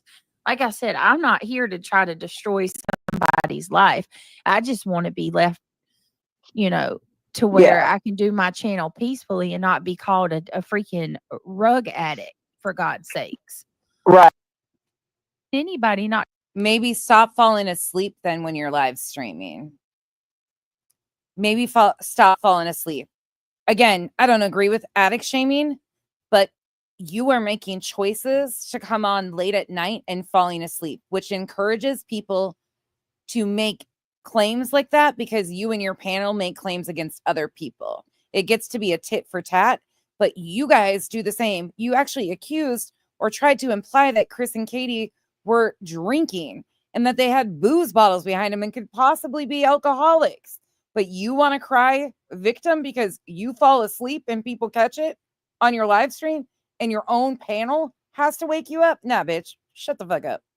Shut the fuck up. Not to take something like that serious. Shame on you, for real. Shame on you. Like, shame on all of y'all, because shame that on ain't you. right. That ain't right at all, regardless of who it is. Shame like I on said, you. I'm not here to try to destroy somebody's life.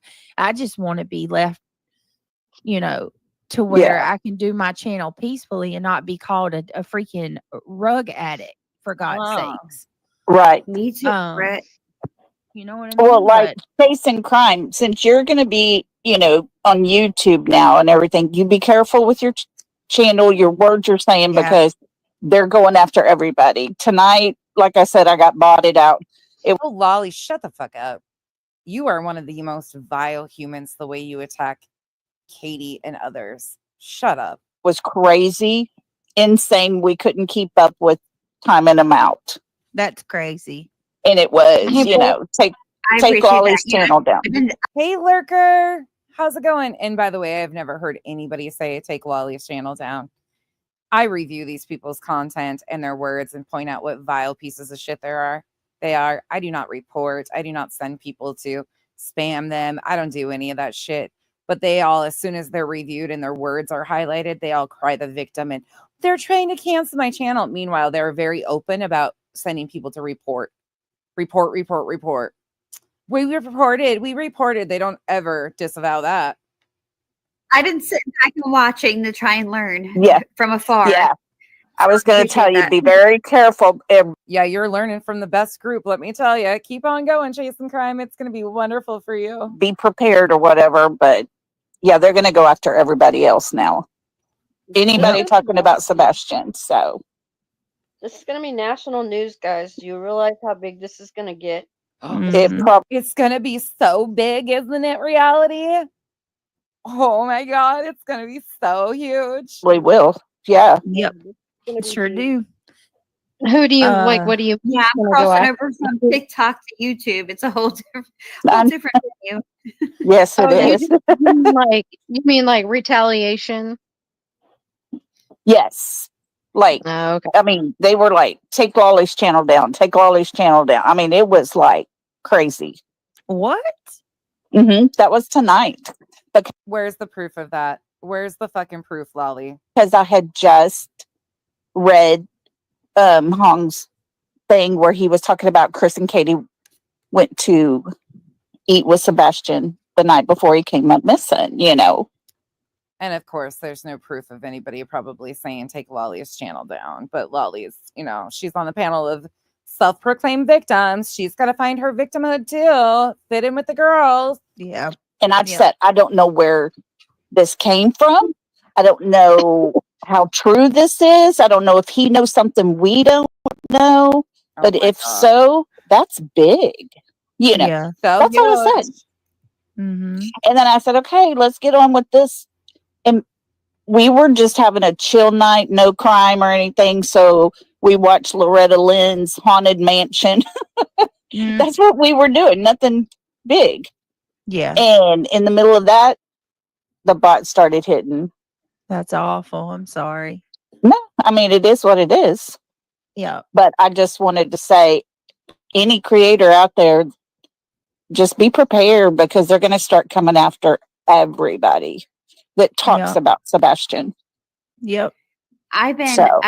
covering I've been on TikTok since, well, for a long time, but I covered Sebastian since day one, and my platform has been attacked, literally like, ripped to shreds since I started covering it because I was calling out misinformation, and that's exactly what started it. And it then went from there to all these other lies and defamation and harassment and bullying. And once again, she's telling everybody that it has nothing to do with Sebastian or Sebastian being missing or her searching for Sebastian, but a personal issue between her and another creator. And that's how she became a plaintiff also. It's just not okay. Like, people should be able to cover cases without being attacked. I just don't understand what anybody could gain from doing that, except for maybe put out the facts. And it's not an attack. Correcting you guys is not an attack. Let's continue to go. Let's go to October 20th, 2024. But I thought that was funny to hear another plaintiff try to encourage people to believe it's just not possible that Castor was their attorney once again. They really, surely were comfortable in that. Let's see what we got here from Spanky. Because October 20th, we're just going in timeline. The first person who started any sort of suit was the feet, the socks. Well, you know, you've got Dog the Bounty Hunter, you've got Bruce Castor Jr., and you've got what's the the third attorney. I can't think of his name right now. I apologize, y'all. Anyway. Not Spanky once again saying that Bruce Castor is representing the plaintiffs. Oh, shit. Let me find his name. I forgot. They went on for days thinking that they were puffing their chests all over the place. Huh. The Bill of Rights was ratified in Pennsylvania in 1791, just 4 years after the Constitution was adopted in 1787, said the Honorable Bruce L. Castor Jr. Pennsylvania has a long history for standing up for fundamental freedoms, and now it can help right the wrongs happening in Tennessee. By addressing the cyberbullying and harassment impacting the search for Sebastian Rogers, the legal actions aim to protect the civil liberties that he and those support him deserve. That is a quote. That's a quote from him. A quote? That's a quote from him. Oh my God. He's going to be speaking outside about it. No. Right? Not and so outside. I don't understand how people. How dare he go outside? How dare he? He can't speak inside. He has to go outside. The dramatics of Spanky. Thinks this is a joke. Like, you don't have to agree with it. A lot of people don't. And that's, there's two sides to every story. But I assure you, there's no way in hell that I would call Bruce Castor a joke. Oh. Because I don't think he's a joke. That's for damn sure. I don't think he's a joke. I don't think. Do you think it's a joke that he's not an attorney for any of the plaintiffs? And he has been claimed to be an attorney for the plaintiffs? Do you think that's a joke? Let's see here. Lesniak, Joseph Lesniak. I don't think he's a joke. So, I mean, I think that they know what they're doing. Oh. Will they get everything they want? Probably not. I don't think anyone ever really gets hardly anything they want in court, because that's why it's a train track, right? Oh my gosh, Holly, thank you so much, my dear. This is really sticking to my on the legal paper. Near the beginning, it states he disappeared on the 25th and reported missing on the 26th. How did they know he disappeared on the 25th? What is the What is this old brain missing? Love you. The only thing that I know, Holly, about this is, thank you for that. It's very generous of you. I appreciate you, sweet Holly. They are doing their own investigation. You know, they've been doing it. And personally, I personally believe, just personally, believe that something happened to him on the 25th. I don't believe he walked out the door after midnight. My personal belief. Just me and me alone. So I think that is the last proof of life on that day. Exactly, Cheryl. That is the last proof of life on cognizance. Thank you so much, my dear. Bruce Castor was my hometown DA in Montgomery County in Pennsylvania. I can assure you, here is far from a joke, not someone you want to fool around, find out with. That's what I'm saying. That's what I'm saying. Thank you for that. Coming from a local, I appreciate that, cognizance. Once again, trying to mislead their audiences that Bruce Castor is representing the plaintiffs. You know, I mean, I just think it's stupid, to be honest with you. And, you know, I've said this. I find it stupid that none of you ask questions or verification of these attorney agreements. Even, you know, and you guys know that I said. Or that the plaintiffs, the clients of these attorneys, never signed agreements to even know who was actually representing them. This, you know, even when Betty was speaking, I'd like, don't speak. But yet people are still speaking. It blows my mind.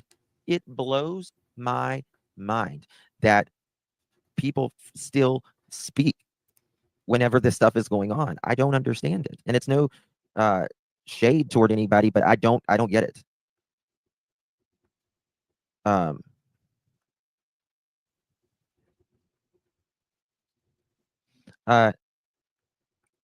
Niece, maybe I apologize. Maybe you misheard me. I don't think he walked out that door.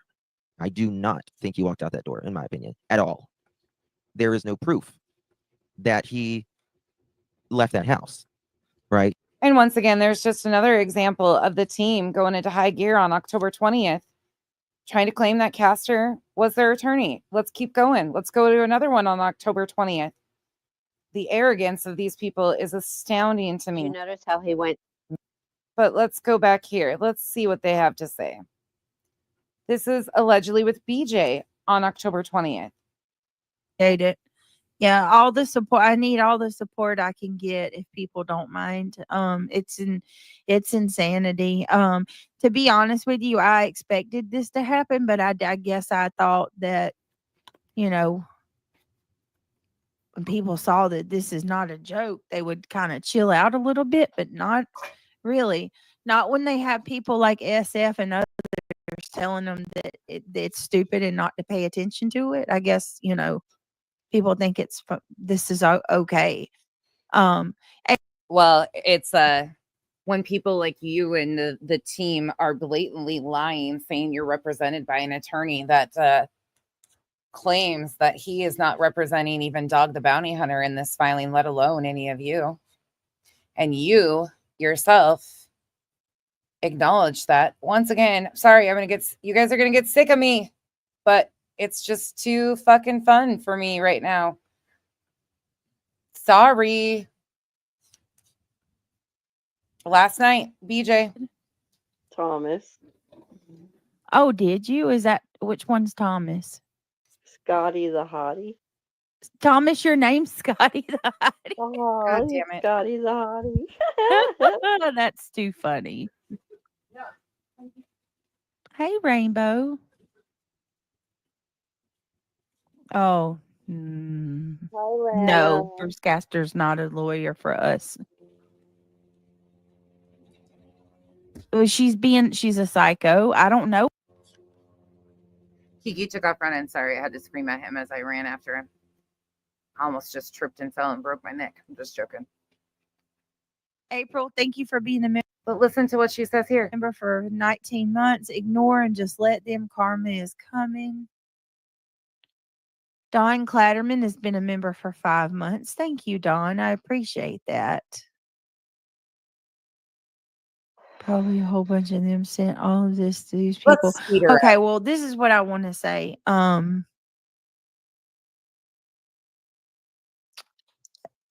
Okay, first of all, attorneys, especially someone like Bruce Castor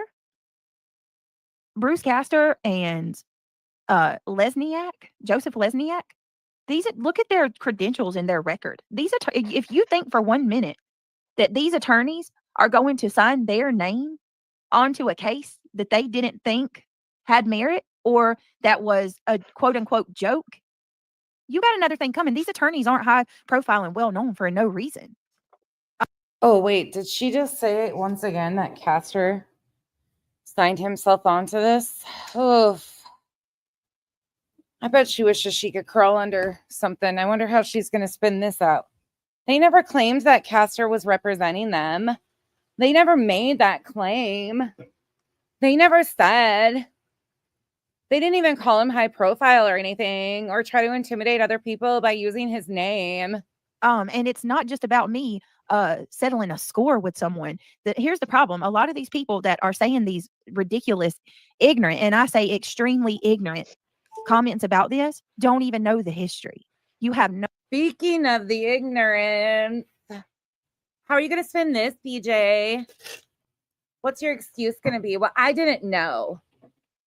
I said he was representing us, but then I had to acknowledge that he's not representing us. Like, I don't even know what the fuck I signed on to, okay?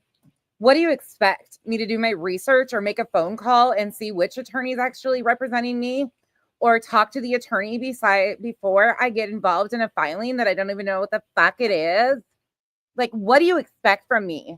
You're all ignorant to think that I would waste my precious time when I could be on the internet saying that I'm being stalked and harassed by random people and making myself a victim because it's what pays my bills. How fucking dare you ignorant people expect more out of me? Like, I don't do this. I just get told what to say and when to say it. And I just go along with it, okay? Because I'm a part of the team. Toot, toot. No clue what you're talking about. You're not on the inside to see the inner workings of anything. I'm not going to sit here. I refuse, and I will not justify myself to anybody. Bitch, what's funny is you ain't on the inner circle to see what's going on in the inside either. Besides, you got played a fucking fool. Again, I'm not going to plead my case with you. I'm doing what I'm doing for a reason, and it's a very good reason. And I have already had, even besides this right here, I have had an attorney look this case over and tell me that I have more than enough merit for what I'm doing. If you want to threaten me with counter suing, you want to threaten me, these people coming in saying that, I made a mistake. I opened Pandora's box was another thing, you guys. I opened Pandora's box, and I'm going to wish that I could shut it. These statements are all documented, and you claimed that you were being represented by an attorney that you were acknowledging that isn't representing you. So kind of Pandora's box. You're not going to intimidate me. You're not. Period. And like I said, even if I did drop out, that is correct. That's correct. Yes, that attorney did say he's not representing any of them, including Dog the Bounty Hunter, in any filing in Pennsylvania. And Betty's claiming that it's a fabricated email, and Brittany's acknowledging that Castor doesn't represent any of them. The irony of the team not being able to get their shit together once again is hysterical to me. Even if for some reason you were able to make me say, okay, fine, I'm done. Litigation is still going forward with or without me. It was going to prior to the papers being filed. I don't have any influence over what Nick, Dog, Tony, Seth, Lesniak, Bruce Castor. I don't have to even think that I have that type of power or leverage to ask them to go after another person is laughable. If you think that, you are way off. But then what really gets me is now they're trying. Tell us what gets you. Tell us what gets you. Trying to say that the Proudfoot should sue me. Sue me for what? Oh, okay. I have never accused the Proudfoots of doing anything. The only thing that I have ever said was I have voiced my disdain for Christopher Proudfoot for the things that he has said out of his own mouth. His own mouth. I haven't fabricated anything against these people. I haven't slandered or defamed these people in any way, shape, or form. Yikes. Things that are not going to age well for Brittany. I haven't went personal on these people. What? I made fun of Katie's fake accent? Okay. I haven't said that they did anything to Sebastian. I've asked questions. Why they acted like this or why she forgot that. Not only have you hosted a panel that's made those claims, you've also made implications and you've also gone on other panels and said such things. Yeah. And I've already shown that. Carry on. But we have a right to do that. That's our opinion. So then tonight, Diane, thank you for being a member for 2 months. Glad to be a member. You're the best. Thank you, Diane. Thank you for your support. So then tonight, Tony, Justin was live. Tony was. Isn't this fucking fun though to watch them? I mean, who is dumb enough to claim that you have an attorney representing you and then last night turn around and acknowledge, well, no, he's not. But I've said that in numerous live streams. But that's too funny. You know what's too funny is this clip. I will never get old. Right hey, here. Rainbow. Oh, no, Bruce Castor's not a lawyer for us. No. She's a psycho. I don't know why. Bruce Castor is not a lawyer for us. But just back here on October, what is it? What did I say the date was? October 20th? You're trying to tell your chat that Castor is an attorney for you. Oh, no. No. Not BJ, not BJ. She would never do a thing. Let's bump it up again. Let's go to another fun part. Actually, let's listen to this part for a second and then we'll bump it up. In Justin's chat, and Tony posted a very disturbing comment. Oh, most of you saw it. If you didn't, I will whatever happened to this? I wonder. Where this rumor never got much traction. So Tony posted a comment. I'll offer a trigger warning, okay, because it is a little disturbing. Tony said that according to one of the Proudfoot's neighbors, Christopher Proudfoot told Sebastian that he wished he was dead and that he hated him. And once again, more rumors with no proof behind them. They tried to get that to go, but it didn't really hold water. By the way, somebody asked me to clarify something about Brittany, the neighbor. Because in our timeline that we've been doing, which we've got to get back to March 8th, Brittany, the neighbor, was around in the very beginning. Like as soon as Smiley started covering it, she was in Smiley's chat as of like March 1st, talking in the comments. And we pointed that out and we actually watched her comments. And her and Bobby seem to be very different individuals. I think there's some people saying that they're probably one and the same. They're, according to what Brittany claims, she had just had a child recently. This is all public comments that she made. So just so everybody knows. But if you go back to my timeline of the optics of the case, it should be in part 2 or 3 where she's in Smiley's chat. And you can go in and see all of that they are definitely 2 different people. But Bobby was a part of that Facebook group that was created on the 27th. And then Brittany was in chats like as of the 1st. So unfortunately, I think that they just have 2 really nosy neighbors that have made a lot of claims that don't hold water. So, oh, Autumn, I would definitely, I'll go see if I can find it. Well, I want to say it's the ones with, might be part 2. I think it's part 2 where she's in the comment section of Smiley's. She was all over the place. So I made a community post about it, okay, with Tony's comment. I posted it and I said, because I literally was pulled over. I was at Highway 55. That's a restaurant here. And I was picking up dinner. And I literally pulled over and made that community post. Okay. So I didn't have time to do anything else. But I made the post and I said, Tony said that, what I just said. And then I said, we are going to be live in a bit to talk about this.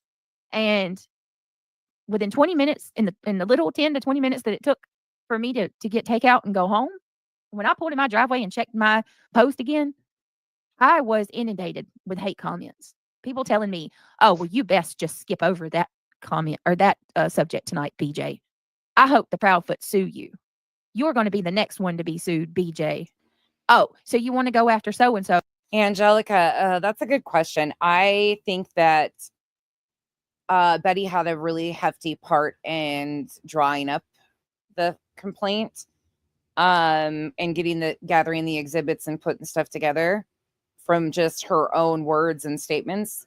I don't know if Lesniak signed it without I don't know. He's a little interesting to me as is. I would think an attorney would always read through stuff or have their staff. I don't know. I don't know the relationship. It's a weird relationship with him and Nick. I don't really understand it, and I don't know. But that's a good question. I'm not really sure. Oh, but you're going to say this. I hope they sue you. You better stop talking about that, BJ. Well, here's what I have to say to all of you. Tell us. What are they going to sue me for? True. Sharing a post that Tony written in Justin's chat? I mean, there's probably a lot of things, but I mean, we could just go on and on with all the things that potentially could be sued for. For the love of God. Same thing like you're suing, jumping on an injunction for. Let's go here where she talks about Castor again, because those are my favorite parts. No, and I've been asking him what law degree he has. His filing isn't even going to be accepted or go through whatsoever. This man wants We're talking about SF's filing isn't going to go through or be accepted. nothing more than to get publicity, even if it's bad, it's still publicity to him. And he would love nothing more than Lesniak and God, what's the other attorney's name? I don't forgot it. Damn it, Bruce. Castor. Yeah, Bruce Castor. He would love nothing. I mean, come on, he would love nothing more than for Lesniak and Castor to come after him. It gets his name out there. This is a big deal, and he knows that. Once again, trying to state that Castor is representing them in a part of this filing. And what he's wanting to do, but what he's going to end up doing is getting himself in some deep, you know what? And what, just like Miss E real quick says, how did he file something on the weekend? Number one. Right. Two, where is the case number? And number three, where would one file such an objection? Exactly. Right. I don't think he really did file it, but he made it look almost exactly the same format as the federal injunction. Oh my Lord. The bolded everything. But I'm going to read this part right here because this really, I kind of cracked up on this. Moreover, this meritless law. I just think it's so funny to hear them all claim that he's their attorney. Okay, let's move on one more time. We've got another one. These few days here, though, they were really puffing their chests about their attorneys and, all the things. They were really sure of themselves. They were thinking, oh, we're untouchable. Nobody can get us now. Oof, da fida. Sorry, I can't stop saying that because this just gives me the ick. This gives me the ick. We are going to Betty from October 21st. We've made it through the 20th. We've made it through the 18th, 19th, and 20th with most of the team members. Just for a little bit, just to give me some reprieve to handle the house and to make up for the lost time of being down power, down internet still intermittent here at my house. There will just be a moment when it just goes out. Betty. It takes a little while to get back up. Sometimes goes down for 5 minutes. Sometimes it goes down for a couple hours. So hey guys, it's nice to see you. Samantha, Pale, Cindy, good morning, Mr. and Mrs. Car Guy. Big hugs and loves to you guys. Rhonda, it's nice to see you. Amanda, Shaggy, I try to be, but sometimes I get a little confused with my own because I just have too many open at the same time. But I try to be a little bit organized, but I think everybody's getting the gist. Like, they have absolutely tried to claim numerous times that these attorneys represented them, and they were really excited trying to intimidate people with it. Courts, Crime Couch, love it. Football Mom, good morning. Miss Lee, Mom, quiet on this one. Jason Crimes, good morning, beautiful. It's nice to see you. Clarissa, good morning. Good morning. Once we get on this, I'll have to drop some of y'all's links and stuff like that on here. If you guys don't know, Clarissa sells shirts, and I love the Haktua. Thank you for the support. Did I say your name right? Haktua. What is it? True crime and coffee, fueled on true crime and coffee or something. I gotta go get it. I gotta go get the shirt. I can't remember what it says, but I love that shirt. I do love that shirt. I love the MAGA Bullhorn Betty shirt too. Betty for 2024. I can't lie. I do love these. It's nice to see you, sweet Jenna. Sam, I am. It's nice to see you. Jojo, Gigi for life. It's nice to see you as well. DNA, Bobby. I know everybody loves her fake love bombing everybody. Ooh, look at that pause. Betty. Definitely use the filters. Definitely. Even though you look like a lizard person, definitely use the filters. Never mind. I'm not going to knock you for filter usage ever again. It's nice to see you all. Good morning. Good morning. As many of you guys know, people have, and it really upsets me because I wish people would get up to, if you're going to talk about something, at least do your due diligence and your fact finding. Colin did not do that. I think that's what his name is. Did not do that. And I find it, a little problematic when you're on here talking about something that you literally have invested zero time in to find out the true facts of the case. This is not a situation of people talking about a case. We all know that. People that aren't delusional know that. These people. Hey, Bob. Good to see you. Hope your holidays were good. Literally didn't like what was going on. Didn't like us being involved and tried to get us fired from jobs, have us locked up, thrown in jail, brigading local law enforcement to the point that they're calling my attorney, begging my attorney to literally just stop because they won't. Ma'am, you have to have a job in order to get fired from it. You don't have a job to get fired from. People won't stop calling their office, and there's tiny little town can't handle all of the calls that they're getting from these hate channels. We've got all of this stuff cataloged and logged. This is not something where people are just talking smack on YouTube. We all know that. Okay, this is going not only real life, but orchestrating a complete campaign to take people out and ruin their lives. That's what this is about. Oh, so let's stop all the I'm a victim BS. Okay, they know what they did. They know that they're in hot water. We've got a lot of evidence against them. There's going to be a lot more coming out. And I just want you guys to hear what Nick has to say, because I want people to understand the severity of this. And people can say, no big deal. They don't have standing. I can promise you that I don't see these types of attorneys getting involved in this case if they didn't think that they had a good case. Just saying. These types of attorneys, once again, plural attorneys. We've got literally 3 attorneys from New York. What is it? States? New York, Pennsylvania, and Florida. Okay. It's my understanding there's another attorney in another state that's already coming aboard. They're hitting in all these states. Not Betty trying to imply that Castor. I want to let you know that this is, they can sit there and talk. I'm not going to warn people because they need to make their own bed. And it's only going to benefit me. So I'm staying out of it. I'm not addressing any of it other than this. I'm going to let Nick the Hat address this stuff moving forward. He's been updating the guy that they said was in jail, right? These people don't get anything right. When are you guys going to wake up from the delusion and understand these people have lied to you for years? Okay? Predominantly about me. But now they're taking what they did to me and start utilizing it on other people. And these people have a lot more horsepower than Bullhorn Betty. And Bullhorn Betty is absolutely happy to work with these people to get this stuff done. There is a syndicate on this platform that gets paid to bully people. That is a follow the money. That's all I'm going to say. Where's the money? Follow the money. Where's the money? Can you prove that? Okay, follow the money. All right, so here's Nick the Hat. Let's listen to what he has to say. Yeah, let's listen to Nick. Oops, turn this just ever so slightly. There we go. There he is. Whoa, Nick the Hat. Whoa. Right, okay. All right, I'm going to stop. Okay, guys, we are on day 238 of the disappearance for Sebastian Rogers. Sebastian vanished on February 25th into the 26th in Sumner County, Tennessee, and he became a ghost in the machine ever since. You guys saw the news that we have initiated litigation. What you guys saw is just Pennsylvania. There are multiple states where we are initiating this litigation: New York, Florida, Pennsylvania, Tennessee, Michigan, Virginia. There's a few more states along that, California. But we are initiating approximately 10 different lawsuits across 10 different states with the intent of combining them into a federal injunction and a federal lawsuit. So yeah, right now you guys are seeing the first round of litigation that just went out. I guess that's our first shot to fire. It's the first of many. Again, we are filing 10 lawsuits in 10 different states with the intent to combine. Does this sound like it's a joke? Do you guys understand how much money it costs to do all this? I mean, I'm just taking a moment for people to put into their brains how much this is actually costing our end of this, and predominantly at night.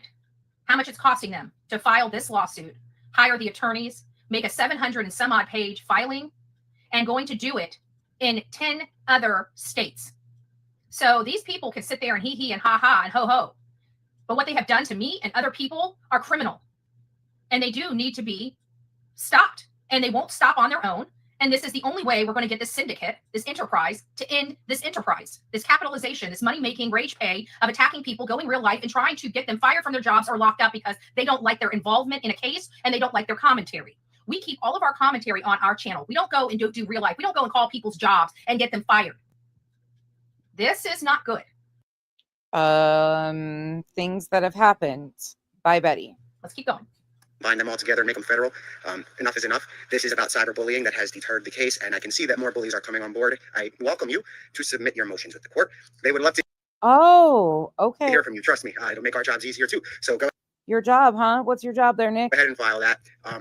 Be sure to follow the procedure. And I think that is related a specific direction to SF, because let's face it, he has not been very good. We've watched him turn on multiple parents in multiple cases. You got Kylie Rodney's father and grandfather. You got Dylan Round's mother that he chose to attack. You got Jennifer Santinello that he chose to attack. And now you've got Seth Rogers that he chose to attack. You see a pattern of behavior with that man, and all of that will be fleshed out in this proceeding. So he's only making the job easier to show what he's willing to do. And so I wish him the best, but thank you. I don't know what else to say. Yeah, I think he's making the lawyer's jobs a little easier, because he's already submitting to, in my opinion, that was an answer, and he's already submitting to the jurisdiction of the federal proceedings in Pennsylvania. But that's for the attorneys to decide whether they feel the same way or not. I would take it as that, and I would argue that he's already submitted to the courts in Pennsylvania, and he's well versed and knowledgeable on the facts of the case. And by him filing his answer is what I would couch it as opposed to a non-party whatever. Because let's face it, he's all over these documents. So, but I don't know. I don't. Yeah, that's who she's talking about, is us. I want to get into legal theories and stuff like that, because that's just my own personal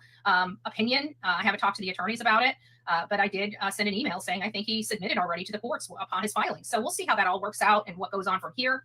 But I think he's making the job a lot easier, not harder, quite frankly. Procedures and whatnot, I would consult an attorney in Pennsylvania if you're going to file a motion in Pennsylvania, because it's much different. But nevertheless, guys, we are going to 10 states with this. Pennsylvania is the first for obvious reasons. Like Mr. Castor said, the Declaration of Independence was signed 13 miles away from the courthouse where we intend to bring these people. And there's a lot of them. It's not. Is that Nick using Bruce Castor's name, trying to quote him on something he said unrelated to what they're talking about, but gives all these people, oh yeah. Not just Barbecue Lady, it's not just Granny is watching. Those are 2 lead defendants, and you'll see more coming. Lots more. There are 50 people we intend to bring in, and we intend to litigate to the end. For those that think there's discovery and stuff like this, you guys are funny. This is not a discovery type of case. We're not asking for money. This is an injunction, and if you know what an injunction is, great. If you don't, great. It's not something to play games with. At the end of the day, we are not going to stop until Sebastian is found. The bullies are really working overtime to stop that, and it doesn't work, right? You guys can't really stop it. All the troll accounts. So we sent out subpoenas to X. We sent out subpoenas to YouTube, Google, Alphabet Inc. And we also heard, if you sent out subpoenas to all these people, then why are you offering rewards for information? If you sent out subpoenas to get all this information, why are you currently at Night Media offering rewards for information on supposed people on Reddit? You sent out all these subpoenas, right? He debunks himself all the time. heard from another person that's not well versed in the law. And if you don't know what I'm talking about, let's go over here really quick. Let me show you. Once again, Nick's been up to his antics. He talks about how identified 3 primary individuals behind the campaign. Those individuals span 3 separate regions in Florida, with actor 1 operating independently and actors 2 and 3 collaborating while maintaining separate properties. Linked operations in multiple states. Utilized advanced intelligence resources. Well, why would you need to do any of this? Why would you have need to do any of that? Because you claimed that you subpoenaed all these sites. Oh.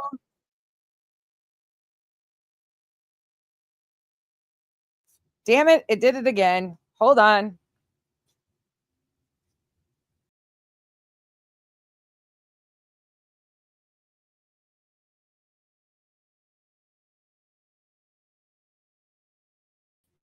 Whoops. It did it again. It booted my ass right over out of here.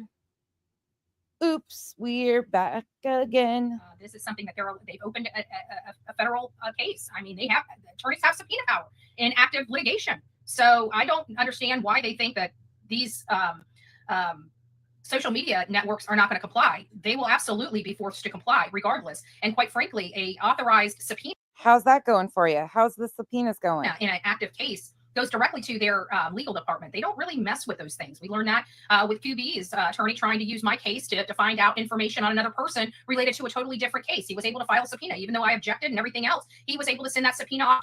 Teresa, I'm not sure if he's working or not. Somebody came in my comments the other day and was like, just so you know, Seth is back to work. And I was like, I genuinely don't care.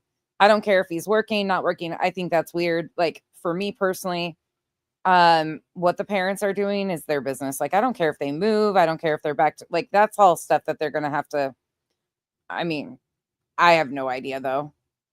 That's stuff I don't pay attention to really. That's where I try not to get caught up in the weeds, is that stuff, because I don't think it's fair to keep any of them under, but I know the rumors go around. I just couldn't tell you for sure. To Google, and there was nothing we could do about it. And he got his information in the timeliness that he needed his information. So there is, even QB knows very good and well that these statements about social media fighting is a flat out lie, because her own attorney did the same thing. Meta, all of the troll accounts were getting their IP addresses. We're going to match them back to those that own the troll accounts. From there, those individuals will be dragged through and brought into Pennsylvania or California or Tennessee. What happened to that? What happened to this? Where's those subpoenas? Why are you offering money? Did you get money in your stocking? Did your mommy get you a gift card, Nick? Did you get a gift card with some money? So you thought, oh, I'm going to offer a reward. Or are the rewards in Monopoly money? Just asking for me and my friends, because you said you subpoenaed all these accounts. So why would you have to offer money for this information?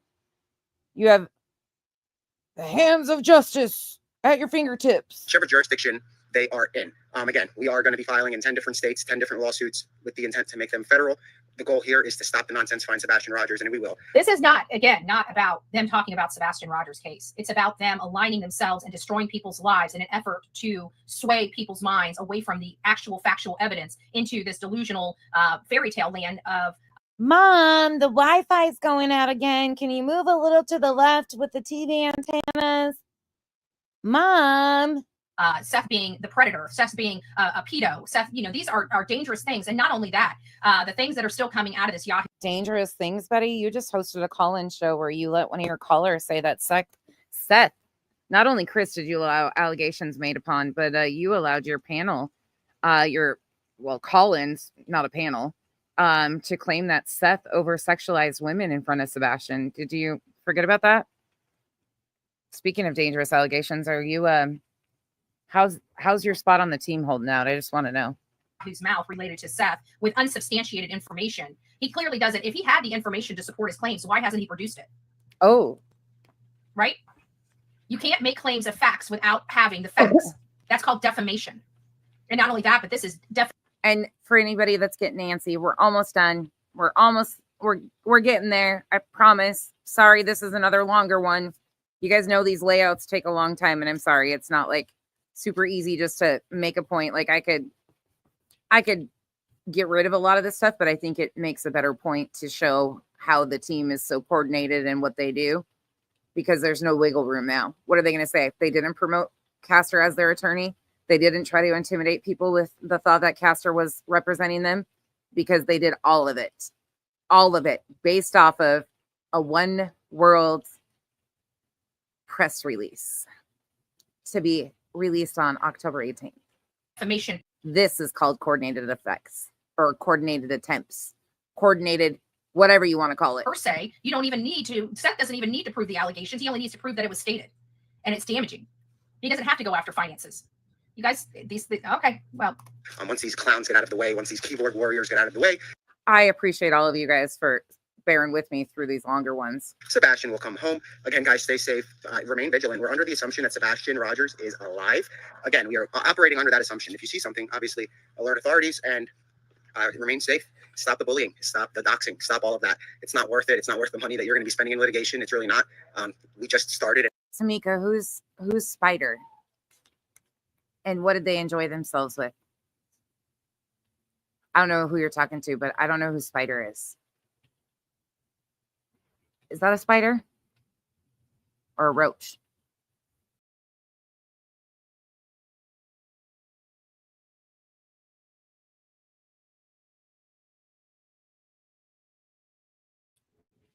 Damn it. This fucking thing. It says, I've heard enough of Betty for the day. Bitch, you're done. You're done. You're done. I was going to ask Bob what kind of popcorn he got. Don't worry, I'm back. Oops, I did it again. Now that song's going to be stuck in my fucking head all day. and it's a rather all night. big deal on our end. So I can't imagine the other end. So guys, again, all we're asking for is for some civility here. We're not asking for money. If these individuals were to agree tomorrow to the terms, which include to stop bullying. Okay, so they're having a way out. All they have to do is agree to quit bullying people, quit going real life, quit trying to destroy people and people's reputations. And let me guess, they would rather fight this in a court of law, saying they have a right to destroy people's lives and reputations. And they really think that's going to be an argument a judge is going to, side with. When they see what these people have done and what they've done behind the scenes and what they've done in front of the scenes, I really don't think they're going to be very proud of themselves of what's going to be going on. But that's just my opinion. Tuesday, we would have the agreement, and then Wednesday, the judge will review the agreement and decide whether or not she or he wants to accept it. The judge may very well say, no, I'm not accepting this. I want those women to appear before me so I can see what's going on. I would like, Vicky, you to tell. Isn't this crazy to listen to how arrogant they were? Listen to that once again, what he claims here. He is stating dates. Like this was back on October 21st. Fight this in a court of law, saying they have a right to destroy people's lives and reputations. And they really think that's going to be an argument a judge is going to, side with. When they see what these people have done and what they've done behind. Tamika, you're good. I just didn't know who the spider was. I wanted to be in on the joke because I was like, which one's the spider? I've heard him called a lot of things. I just didn't know if the spider was in particular. And I was like, what are we enjoying? You're fine. The scenes and what they've done in front of the scenes, I really don't think they're going to be very proud of themselves of what's going to be going on. But that's just my opinion. Tuesday, we would have the agreement, and then Wednesday, the judge will review the agreement and decide whether or not she or he wants to accept it. The judge may very well say, no, I'm not accepting this. I want those women to appear before me so I can see what's going on. I would like, Vicky, you to tell me who I just come out, I just targeted. I say, I don't like them, and I just bully them and make videos about them nonstop. I talk about public interest cases. There's the difference. I talk about cases that are already at high profile in the light and some that I make high profile myself. Like the Jennifer Santinello and Layla Santinello situation, right? Me and Olivia, nobody would touch that case until Olivia and I got involved. And then what happened? All the bullies in the woodworks came out and started bullying this mother to end her relationship with me, bullying her, and basically told her if she didn't, they were going to ruin her. Oh, but that's okay, right? That's okay to do to a family that's dealing with a missing child. The anguish that you put on a parent because of your hate and vitriol for a creator that's doing nothing wrong just because you don't like them. But that's okay. I'm glad to see where your heart is. What Tuesday and Wednesday was he talking about? 2030? I think you need God. A little Jesus does a lot for a lot of people. Faith manipulation 101 by the Betster. What people are confused about is their narrative is that they're just talking smack. Okay? That's what the problem is in this case. But that's not it. If they were just talking smack on their own channel, nobody would have a problem with it. It's not that. It's them reaching out to say Tony's job to try to get him fired. It's reaching out to in bulk, multiple people, hundreds of people. Why are they making such a big okay? Just recently, they've started making a big deal out of this whole reaching out to Tony's job again. Again, this is in October. Everything they regurgitate. Again, Tony has gone after, and again, I don't agree with going real life on anybody, but Tony has gone real life on other people. That's where the TikTok issues with him came from. And if he didn't do it, he encouraged his team to do it. So that, unfortunately, when you start doing stuff like that and threatening people like that, that happens. But again, where was this done by Granny?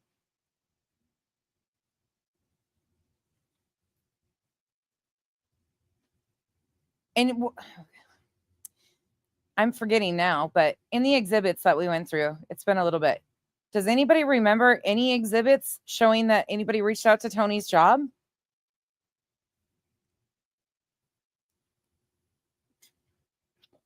I'm going to have to go look. I don't think I remember that. You would think that would be an exhibit, right? Blowing up the phones at the sheriff's office, at the DA's office to arrest somebody. And they ultimately arrested me to try to get their phones to shut off is basically what happened. And another different change of the story. Now it's because the phones were blowing up and that's why they arrested her. The fuck, Betty? Lay in the plane. Unlawfully. But nobody wants to talk about that. And I can guarantee that is provable. How about trying to call in hundreds to this man's parole officer to have him thrown back in jail for years? That's what we're talking about. They may want to run the narrative, we're just saying this. We have a right to our freedom of speech. No, they're not telling their audience. Prove who called Nick's parole officer. Again, you'll guaranteed it won't be a lot of us on the other end of that. And in my opinion, Chris Proudfoot, Katie Proudfoot, any of their families that he has brought into shit with his at-night posts, the neighbors, any of that shit have every right to call his parole officer. Because he's impacting their real life. That's not social media. That's him impacting with his riddles and shit. and then people concocting stuff. It's what they are doing in bulk behind the scenes with their trusted associates. So you guys can argue all you want. You can try to say play word salad. That's exactly right, Revival. If he's innocent and hasn't done a fucking thing. Say, oh, it's this, oh, it's that, oh, it's this. They lied under oath to get that, Nisi. You know that. You think that's okay? You think it's okay missing a child and willing to lie under oath and lie to a judge? You think that that's okay? Because I didn't show up because they didn't properly serve me? So I should be on the hook because they failed to follow the proper procedures to have me brought into court and to submit me to the jurisdiction from Florida to Tennessee. Autumn, I did actually. One of my friends sent it to me as soon as it was posted. Duchess sent it to me. And some people think that the voice is familiar. I can't. I don't recognize it at all. I'm not good with voices like that, though. I've always told you guys. I know a lot of people think they recognize the voice. To me, it just sounds like all the voices start mixing together at the end of the day on here. So I don't. It's not recognizable to me. But that was horrendous. The threat that Mrs. Bowersox got. Yeah. And this has been going on, and people justify it. They're like, "Well, she's terrible." I don't give a fuck what you personally think about these people until there's proof that they're involved in anything. That's too far. And in my opinion, law enforcement should be looking into that and filing telephonic harassment charges on somebody. Tennessee, again, this is all part of that enterprise. And you're just proving my point, Nisi. It's all part of that enterprise. And I think that people need to wake up. This is not about people talking on their channel. We talk on our channel all the time. We don't. Southernish, did you just come in? I know you like some of this stuff. And if you just came in, I'll show you a quick little thing. You might have been commenting earlier and I just now saw you. You guys, I'm like giddy over finding this though. I know other people have had it, but I forgot about this. I fucking forgot that in this media release from One World Media, when this filing was started, I forgot that they wrote in there until I was putting this together today. This line right here. Oh, okay, perfect. Right here in this media release on October 18th, it says legal counsel for plaintiffs includes attorneys Joseph P. Lesniak, Esquire, and Bruce L. Castor Jr. This is when they did their filing. Like they put it in writing that he was representing them. And then we know that the email was posted by SF that says, nope, not happening. He doesn't represent Dog in this even. And then we have this one. I just want an excuse to play it again because I love making Brittany look like the fool she is. I truly, you guys know that. Here you go. No, Bruce Castor's not a lawyer for us. Bruce Castor's not a lawyer for us last night. And all of the team had ran with it for so long. I want people shutting our commentary down. What we don't do is we don't attack people real life. We don't send SWATs to people's houses. We forgot. Oh yeah. Anybody else that's just coming in too? Not. Yeah. Crazy, huh? It's crazy to watch. Sorry, you guys. I'm trying to pay attention to some of your comments, but to see they put that in writing, to see that they put it in writing that he's involved, all of them ran and fabricated stories and tried to intimidate with it. But yeah, Autumn, right? It's fucking insane. Forgot about that, didn't we? There's so much here. There's so much here. Oh, there is, Betty. There is. And all of it's been properly cataloged. This is a cyberbullying syndicate that gets paid to bully people. And we need to realize what is really going on here. And I think Nick is doing a great job of explaining it. Right.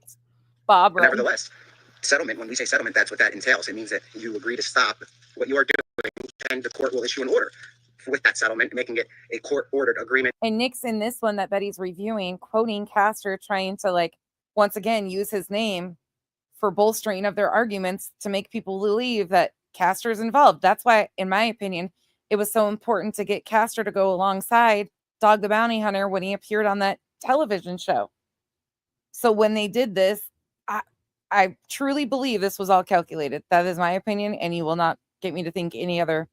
And I think there's more people involved in handling situations and involved with Nick than a lot of people realize. And making any more headspace for bullying, not a thing. It's not just for the defendant. Vicky, no, I think you're wrong about that. I defend myself from the attacks that I have underwent. I don't know if you've lived under a rock, but they've literally made websites about me when I've done nothing but cover a case because they don't like. Revival, well, we have proof. We have proof somebody was paid. We have proof that Tony Mathis paid Betty $50 for beating up the bee socks, courtesy of Venmo. We do have proof of somebody getting paid. It's just the reverse of what they want to acknowledge and admit.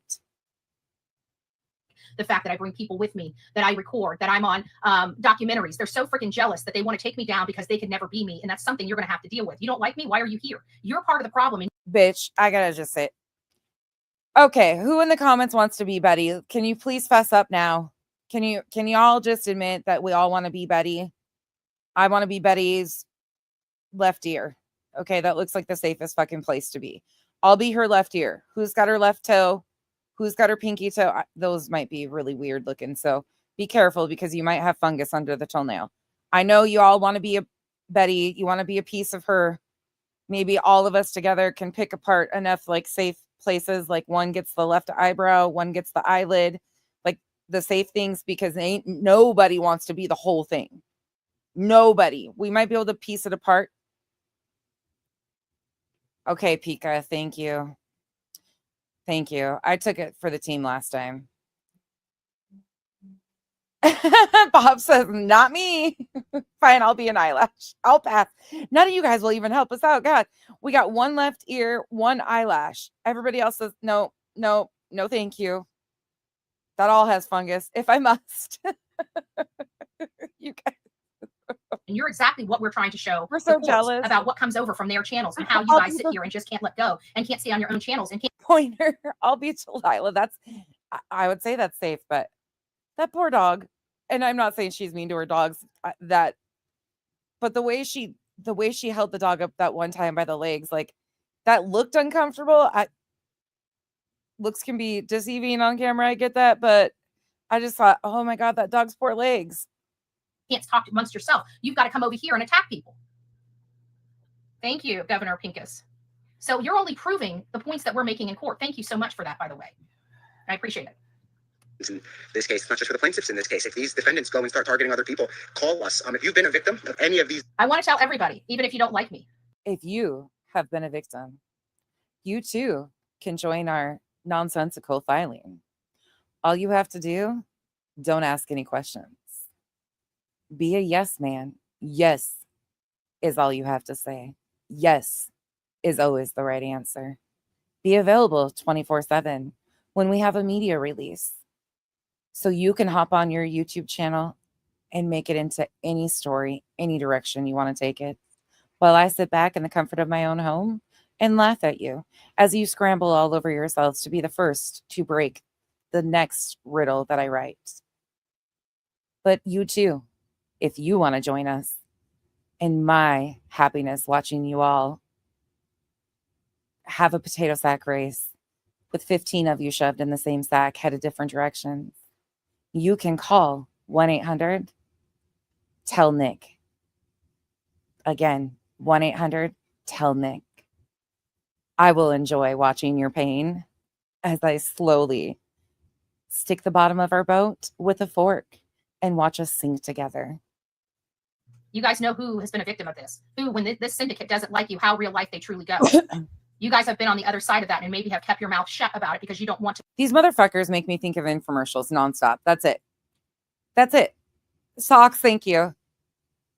They all sound like fucking walking infomercials. If you've been bullied, if you've been a victim by the syndicate, the criminal enterprise. Like, what the fuck?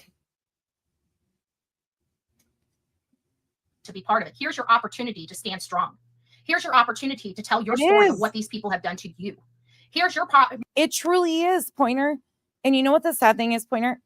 One thing, like, I know we have disagreed quite a bit in this case, but one thing I think a lot of us can see from the outside looking in is the parents are being exploited by people. Like, I think everybody can see that, even though whichever way you look, they might have had a hand in this or associated with this person or whatever, but they're being exploited. Like, Seth is agreeing with some of it, but he's still being exploited. And it's like, how did these, but then if you remember, one thing I wanted to point out was, I don't know why this has been just weighing on me, but going back and listening to Tony reached out to Nick and Dog Who ever told Tony about Nick and Doug? Like, these aren't people you just randomly run across.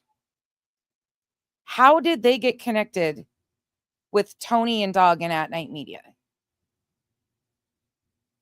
Does anybody know that? I've actually worried, like, when Michelle After Dark has been begging for Seth to pull himself away from these people, she's not wrong.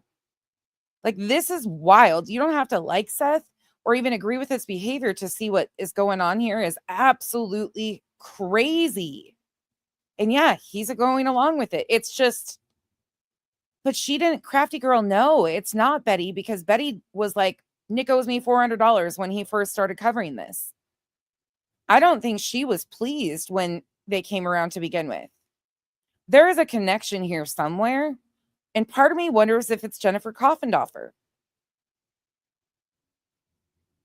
Because Tony and her knew each other from a previous case that he's called her on, or something he said to that effect. And she has obviously, like, who connected these people? That's what I was wondering. Was it Coffendorfer?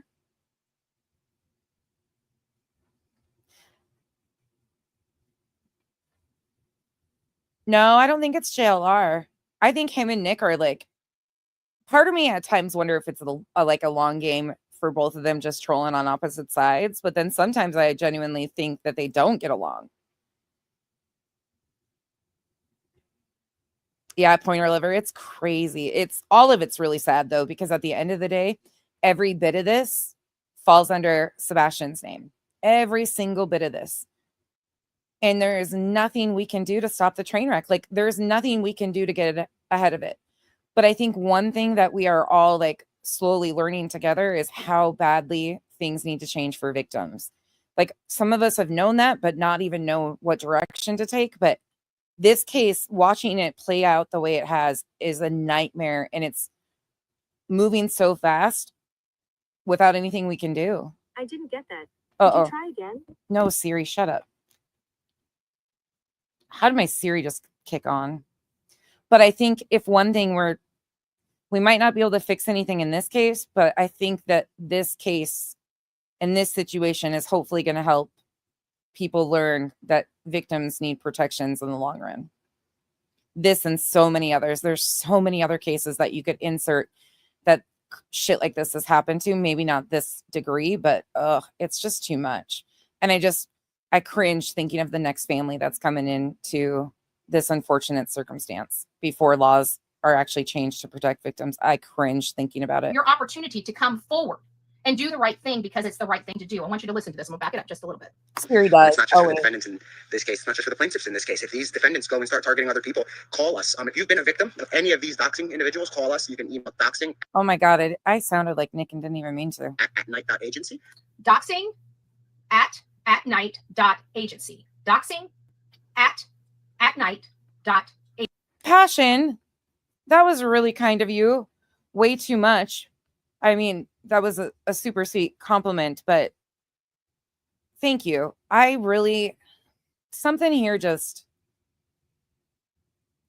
I feel bad coming. If I'm being honest for a moment, sorry, I'm getting all mushy.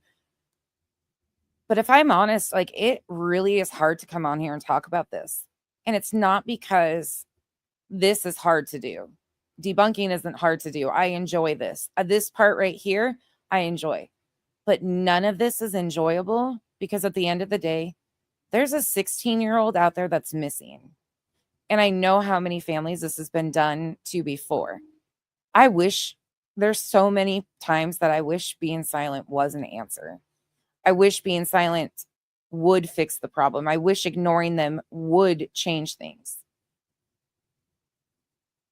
But the more they're allowed to do this, the scarier it gets for families. And it's just, I feel so bad because nothing we do can fix this for Sebastian.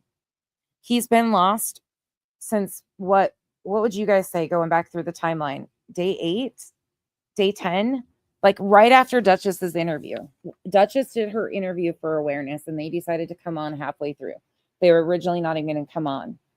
By the next day, people started calling the police department and recording phone calls with the police asking if they were suspects and bringing them public. This changed so quickly. The day after Duchess's interview, Smiley called Sumner County, recorded them, and was trying to see if any suspects or anything like this. It was within 10 days, this flipped. And it just grew steam in every direction from there. So what was that, day 9? In 10 days, yeah. Okay. In 10 days, this had just taken on a life of its own. And 99% of the creators that are talking about it weren't even in the first 15 that had caused shit in this case. It's just why it's sad to realize how many people are willing to do this to families. It really is like, it's all content to them. It really is. Anyways, carry on. I could go on about this forever. Agency. Okay. If you, well, I suggest you go get one, EC. You're probably part of the people that need one. And we will obviously investigate your claims and streamline them to the attorneys. This is becoming a class action suit against a lot of individuals. There are many more plaintiffs that haven't been named yet. It's closer to 20. And these are also entities, organizations that are joining us to stop the bullying. It's National Cyberbullying Prevention Awareness Month. And there's some animals in our chat right now. I don't think that was known though yet, Denise, from a public perspective. Like some knew, but it didn't gain really big traction being pushed by creators until a little bit further down the road. So yes, he created it and it started to gain some like nitpicking and stuff. But when creators started, like Pascal and stuff, started posting his GoFundMe, then it started to get like more people being like, what the heck? But it's just crazy. Sorry, guys. I'm reading comments and listening to this. Albert hasn't gotten the clue. I got that backwards, but it has something to do with bullying awareness this month. Again, guys, if you see something, say something. Feel free to report people if they're doxing you to us now that we are getting, the engines are taking off. It's not too late to join in as a plaintiff. If you've been attacked, you have rights, right? There are laws, there are boundaries. They must respect those boundaries, or they'll be brought in and they can explain it to the judge. Again, guys, stay safe, stay vigilant. If you see something, say something, and good luck. So there you have it. Nick the Hat. He's sounds like, in all fairness, they're kind of done with the shenanigans. They're just, this is not just normal banter. Just like when I said that, this has been going on for a while. It was well documented in the QB case. I think portions of that are going to be taken out for this Fed case. I'm not sure. Again, I haven't talked to the attorneys since the beginning. I gave them my information. I gave them access to my files, and I gave them my affidavit for what they needed for this. I don't believe this. I don't believe this, you guys. How many of you believe her that this is all she had a hand in? And be honest. Do you believe that Betty had a hand in writing the filing in any parts or putting this together?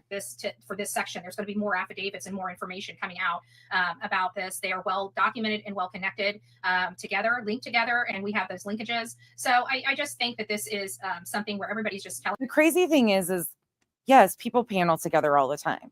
Like people absolutely panel together. It's a thing on YouTube. She's gone on many panels with BH or with Molly, other people, Spanky. Like she used to go on quite a few panels from my understanding in the beginning. But just because people go on panels together does not mean there's like a connection. And that's what they were originally trying. And then, talking or whatever. But the same things that they're claiming connect people, they all do. They're all a part of, like very in-depthly and very much saying like, we are a team. These other people, half of them don't even like each other or truly like know each other. It's not like that. Like people just get into case discussions, adults talk about different things, panel together, have constructive conversations, disagreements, whatever the case may be. It doesn't always link you together. But the same things that they're claiming about the other side, they're all actively out front doing, calling themselves a team. Fucking insane. Telling people you can talk about the case, you can advocate for this child, but what you can't do is go real life and destroy people's lives, which is what they're being paid to do. And we've watched the payments come. Where the payments come? Where? Right. We've watched those payments come in bulk. Where? What is she talking about here? In some of these YouTube content creators chats and other things. So, those are payments. Those are payments.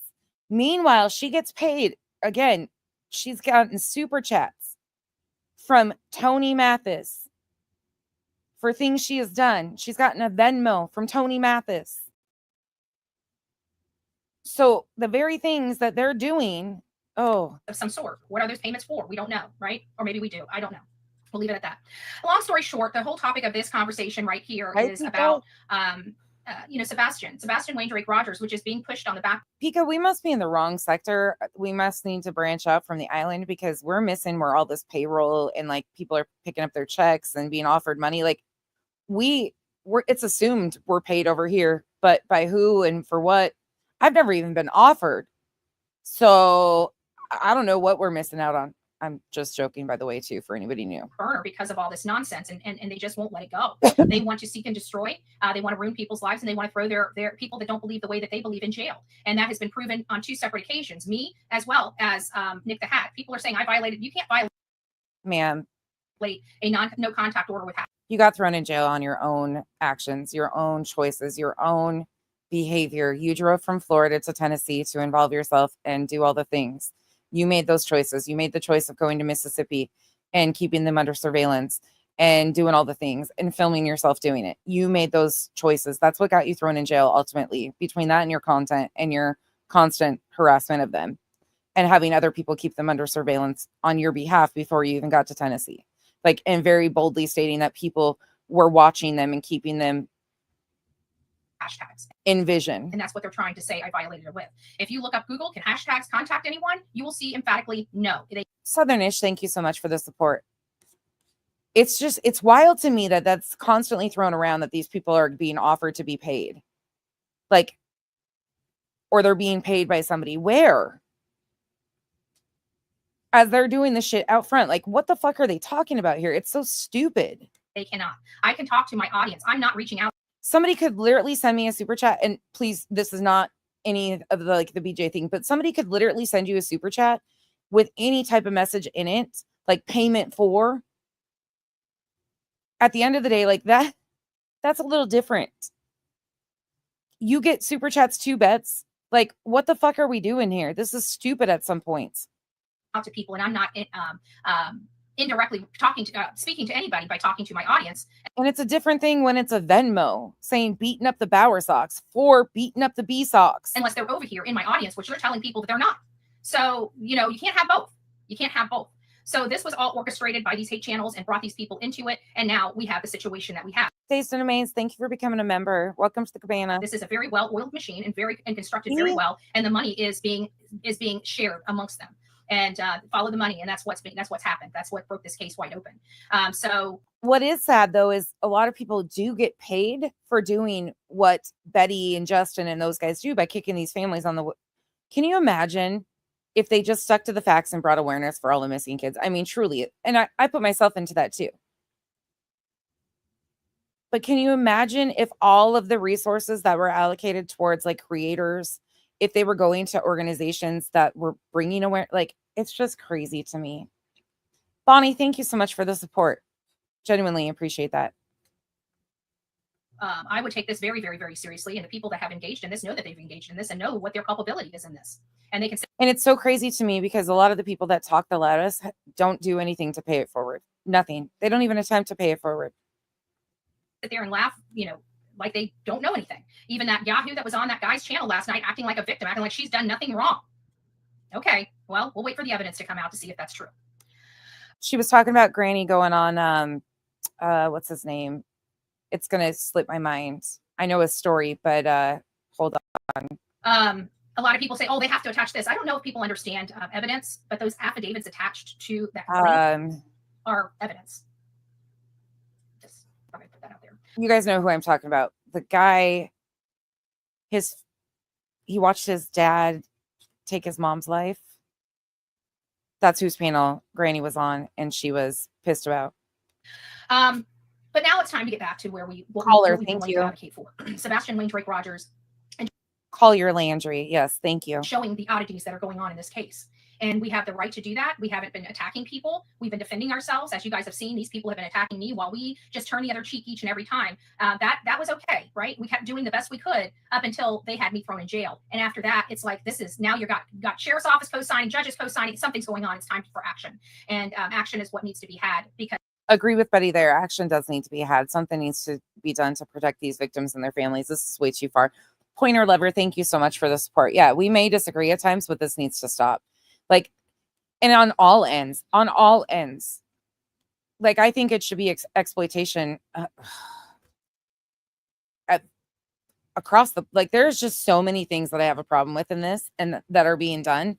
It's absolutely unreal. And I sit here and think about it quite often about, like, we are up against such a beast to get things to change, and how many more families are going to have to go through this before something is done. It's truly daunting to think about, like, how many more lives have to be destroyed.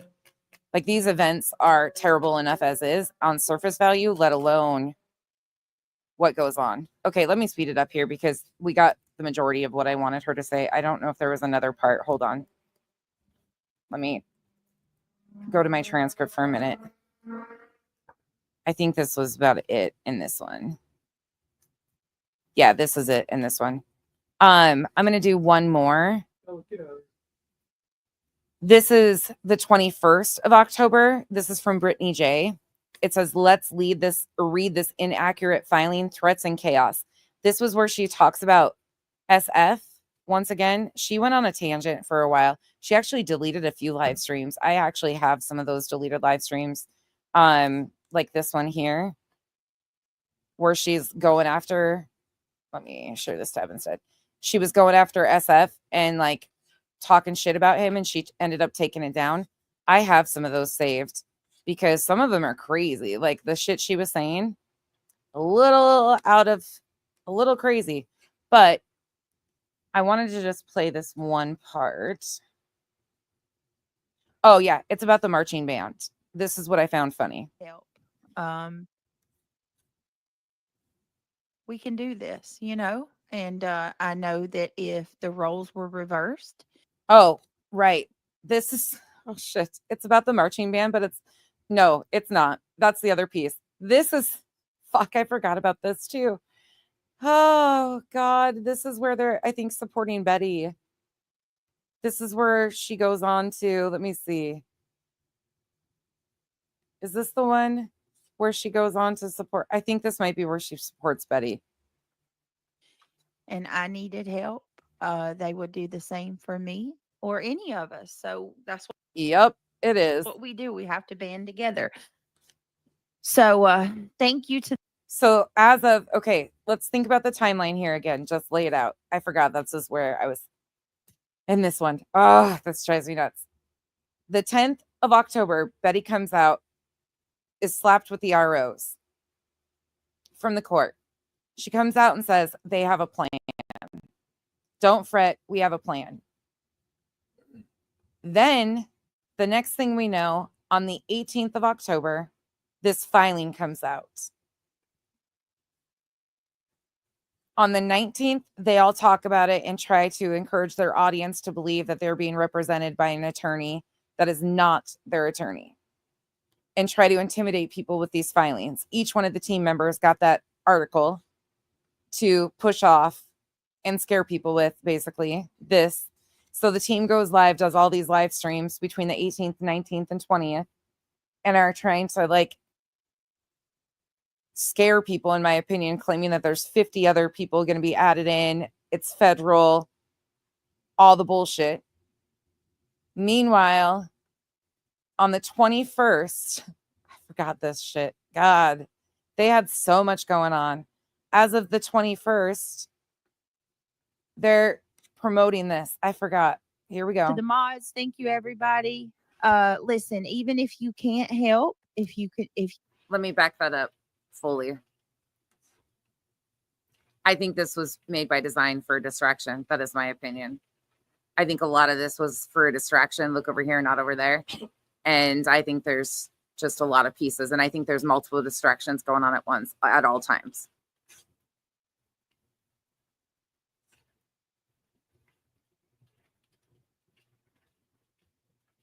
I'm going to speed her up. She was going to tell a story about herself, and then Tony came in and she was like, yep, I forgot something about, I was supposed to do this. Oh, she makes mine too. We got another couple of things from her too. I'm almost done though, you guys. Sorry, I've kept you here for 4.5 hours again. I do so appreciate you guys. And all of those that have been in and out, thank you so much for hanging out with us for this long. These are long streams, but there's so much to like show in a timeline. Like this all, we're not crazy.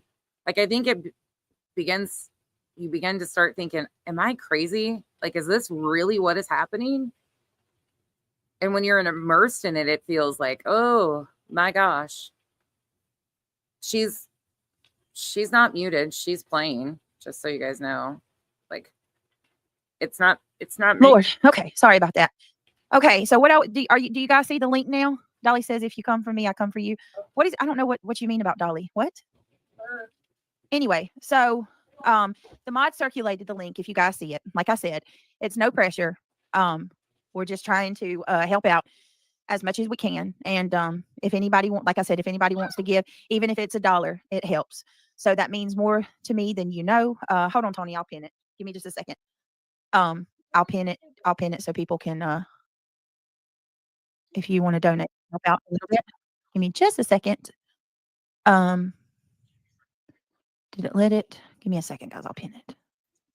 The point is, all right, there you go. So it's pinned at the top. If anybody wants, if you're coming in late and you're wondering, like, what did we talk about at the beginning of this?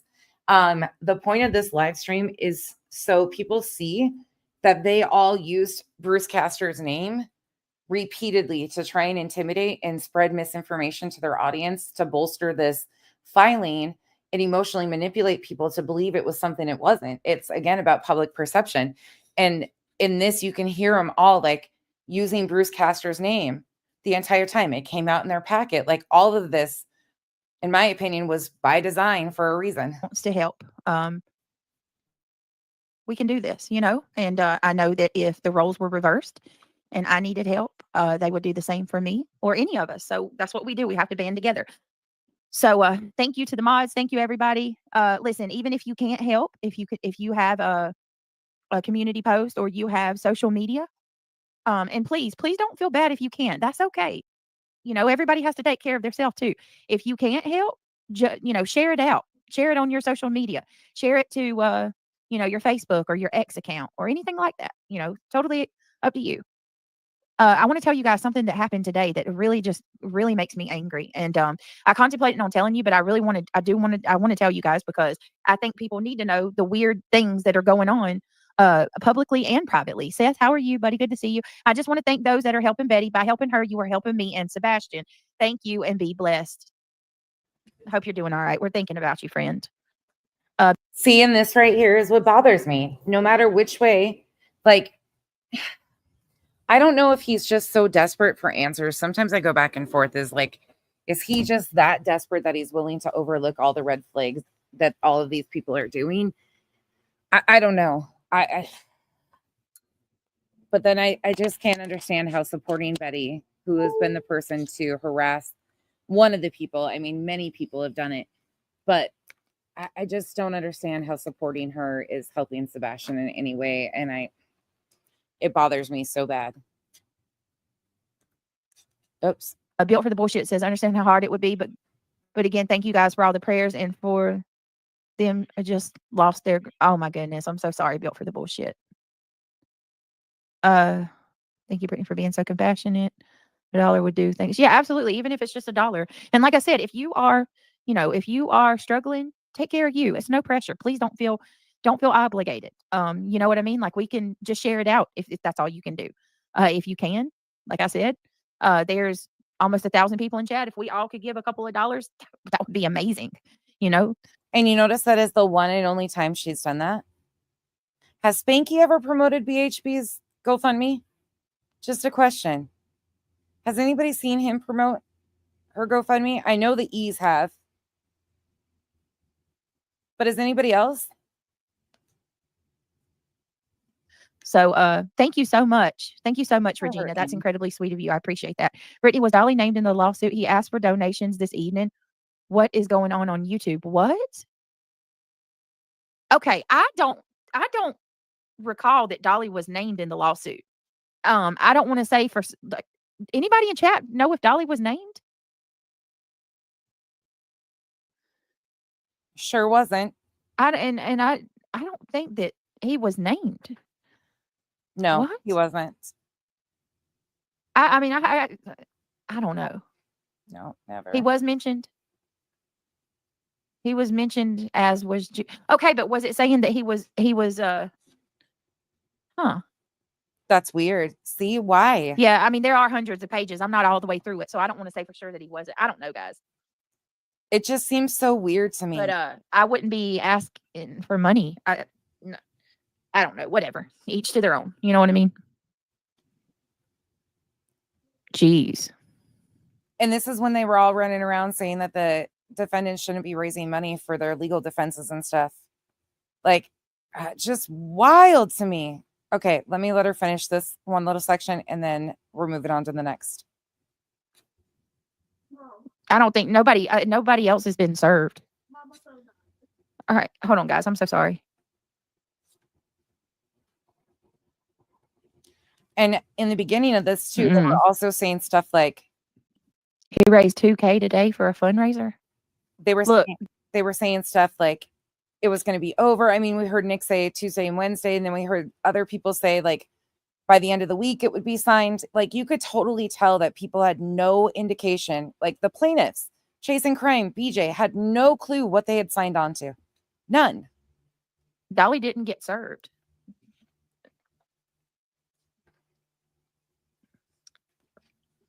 Listen, all I can tell you is I haven't heard talking to Nick, I have not heard Dolly. Okay, listen, I want hold on a minute, Brittany. It's not true. Okay, Woman's Warrior. I don't know. I'm not incriminating anybody. You know, I didn't watch Dolly tonight. I didn't. You know what I'm saying? I don't have any issues with Dolly. So I don't know. You know what I mean? Each to their own. All I can do is worry about what I'm doing. So you know what I mean? It is what it is.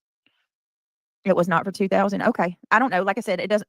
I don't care what anybody else does. Let them do what they want to do. You know what I mean? I don't know. But supposedly there was supposed to be 50 people. And the only thing that has happened factually to this point in time is there are two people. There's Granny's Watching and Barbecue Lady.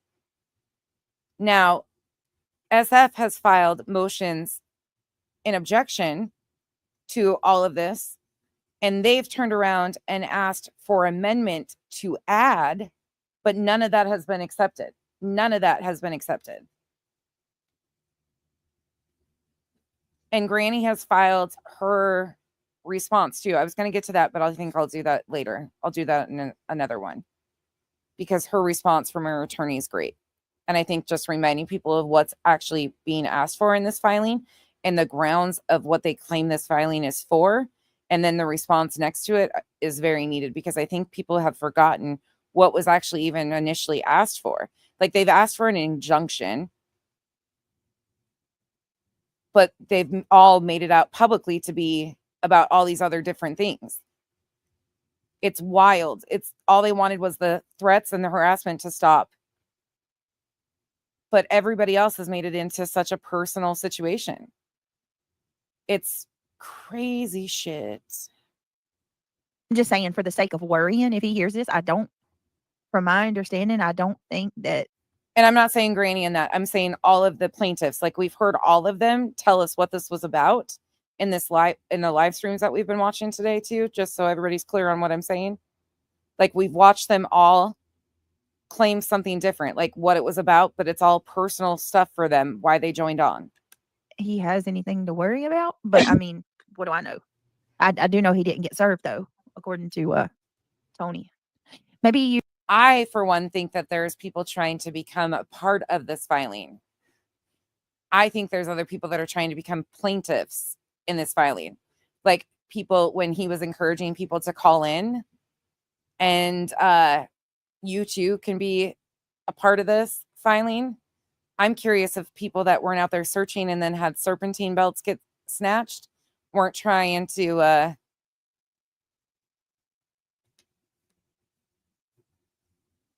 become part of it.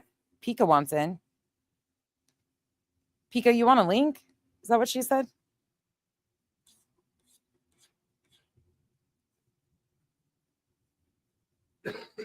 Did you say you wanted a link? I'm not even paying attention. Sorry. I'm over here like thinking about this. Oh, she wants added to the lawsuit. I'm like, does she want a link? You should have figured out who all was going after you, who all they're going after for you. Are you serious? She better get added. She brought Julie into my life, and Julie's threatening to sue me. I'm taking Pika with me. She's my hostile witness. No, that's not how this works. Simply Rockstar. Betty didn't call her supporters idiots for having a different opinion than she. And by the way, I'm joking. I'm not being sued. That's for anybody that doesn't know. Julie just threatened me with her publishers, and they have a team of attorneys, and I have till Thursday. So we're doing a charity fundraiser in celebration of me talking to Julie's publisher that she threatened me with. May have more support. You don't know what kind of support she has, Simply Rockstar.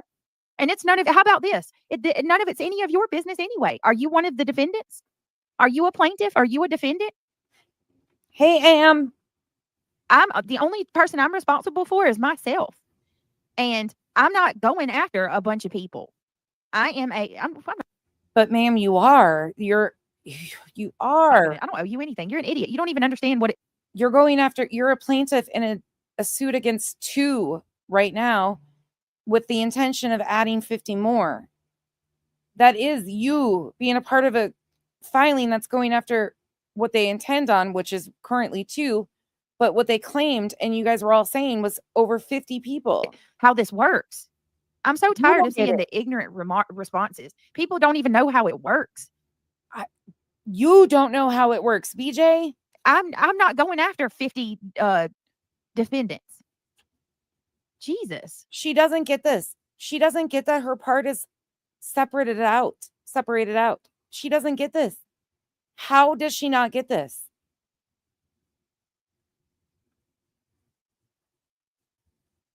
This is embarrassing. If you come into my chat running your mouth, you're just simply going to be blocked. I'm not going to answer any questions unless you're being respectful. If you come into my chat running your mouth, there's actually people I've heard. Now, I can't confirm who, but I've heard rumors that people that used to be friends with her, that had the falling outs but don't hate her, have reached out and been like, please, like, wake up. Don't do this. Like, I don't like you, but I don't want to see this happen to you. Like, I've heard people have tried. Granted, I don't know who for sure. But if that's the case, and she crazy to me. Southernish, thank you for the gifted memberships, y'all. Welcome to the cabana. Thank you. It's not going to be read. It's just going to be blocked, and you're going to be ignored. Period. All right. So, yeah. Oh, it's crazy. It's crazy. The misinformation. She's in too deep. I've never heard Betty call her supporters idiots. No, I don't feel sorry for her at all. Don't get me wrong. Not one bit. At this point, hell no. For a moment there, I did, because I was like, God damn, she's being walked right into shit. I don't feel sorry at all anymore, because she is blatantly just continued on the fuckery.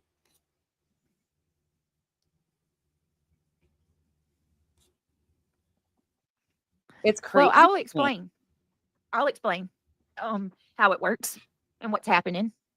What are the starlights? You have a group of people who were asked to come in and help find a missing 15-year-old kid. Okay. That group of people came in. Nick. Starlight, it's sad too. It's sad because, God, like this is just wild to see somebody just so willfully ignorant to what is going on. Dog, etc. At Night Media. That group of people came in at every beck and call, every turn that they have tried to help find Sebastian. There has been roadblocks, whether it's been, people blocking them intentionally, trying to cause problems where they how can't, ask questions, or but that has nothing to do with you, and that's the filing. Get proper information, even down to having a vigil. Again, law enforcement is the investigative agency. Okay, Seth Rogers cannot have a vigil, and that's a lie, because he's had one since. When he tried to have a private vigil and a bike ride to support his and bring awareness. It's because of the BS that they, again, I don't agree with what was done. Don't agree at all.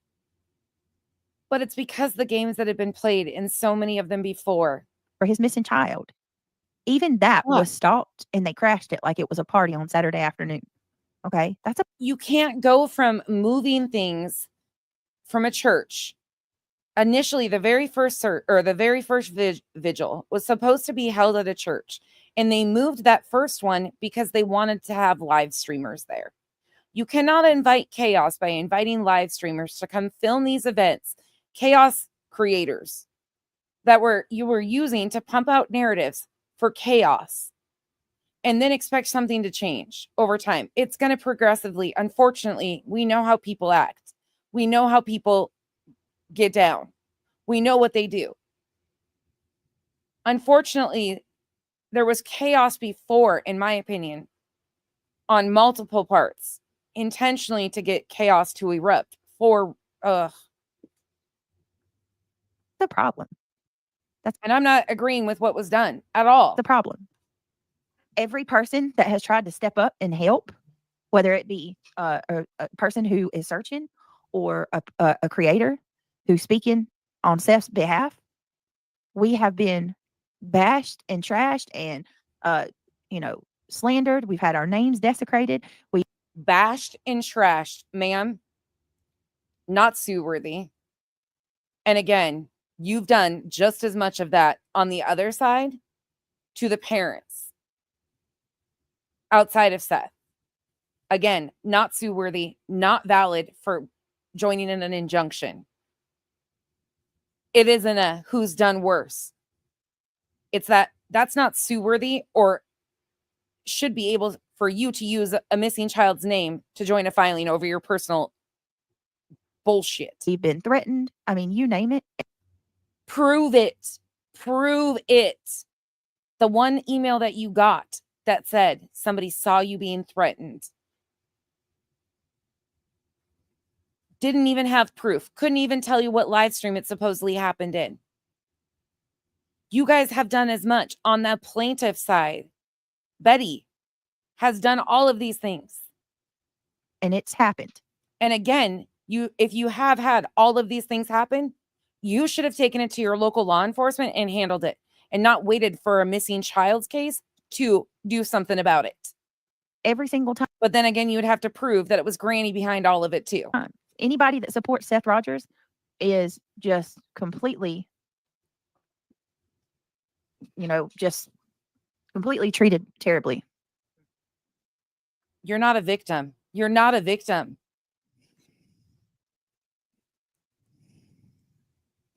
Some that support and then Chris are doing the most. And then, targeted. Some that are supporting Katie and Chris have been doing the most all along. It's how you guys are covering this. Pretty much targeted. And then you have all the back and forth, the conspiracy theories, the bullshit, the inlaid intentional dangling of information to get people to run with shit. You've all been doing it. All these channels who have one goal in mind. And what's the goal? These channels and these people are taking part in God. Sorry, I'm getting heated now listening to this fucking bullshit excuse. Devastating agenda. That's what it is. I have an agenda, Brittany. Absolutely. My agenda is for things to change because victims deserve better from all of us. Complete agenda. God. Yeah, people's tires have been slashed. Death threats. Where is the fucking proof? Terry Lynn has never showed proof that her tires were ever slashed. Where's the proof? And Chris's mom got a threatening message, and that's okay. So they're doing what they got to do to try to help find Sebastian. And the agenda should be to find the child. That is the agenda. That's the goal. That's at the forefront of all of this. I'm seriously about to turn on members only. The presser is not canceled. It's still on, Samantha Joy. The presser is still set to come on, but it's It's been rescheduled. I mean, this is just proof right here. Hey, Ben, good to see you. This is proof. This is absolute proof that we can't even, we don't go over there and raid their chats. We don't do this. We don't go bothering these people at all. Seriously, this is insane. So let me tell you guys what happened today. Mods, block the trolls. Let me tell you what happened today.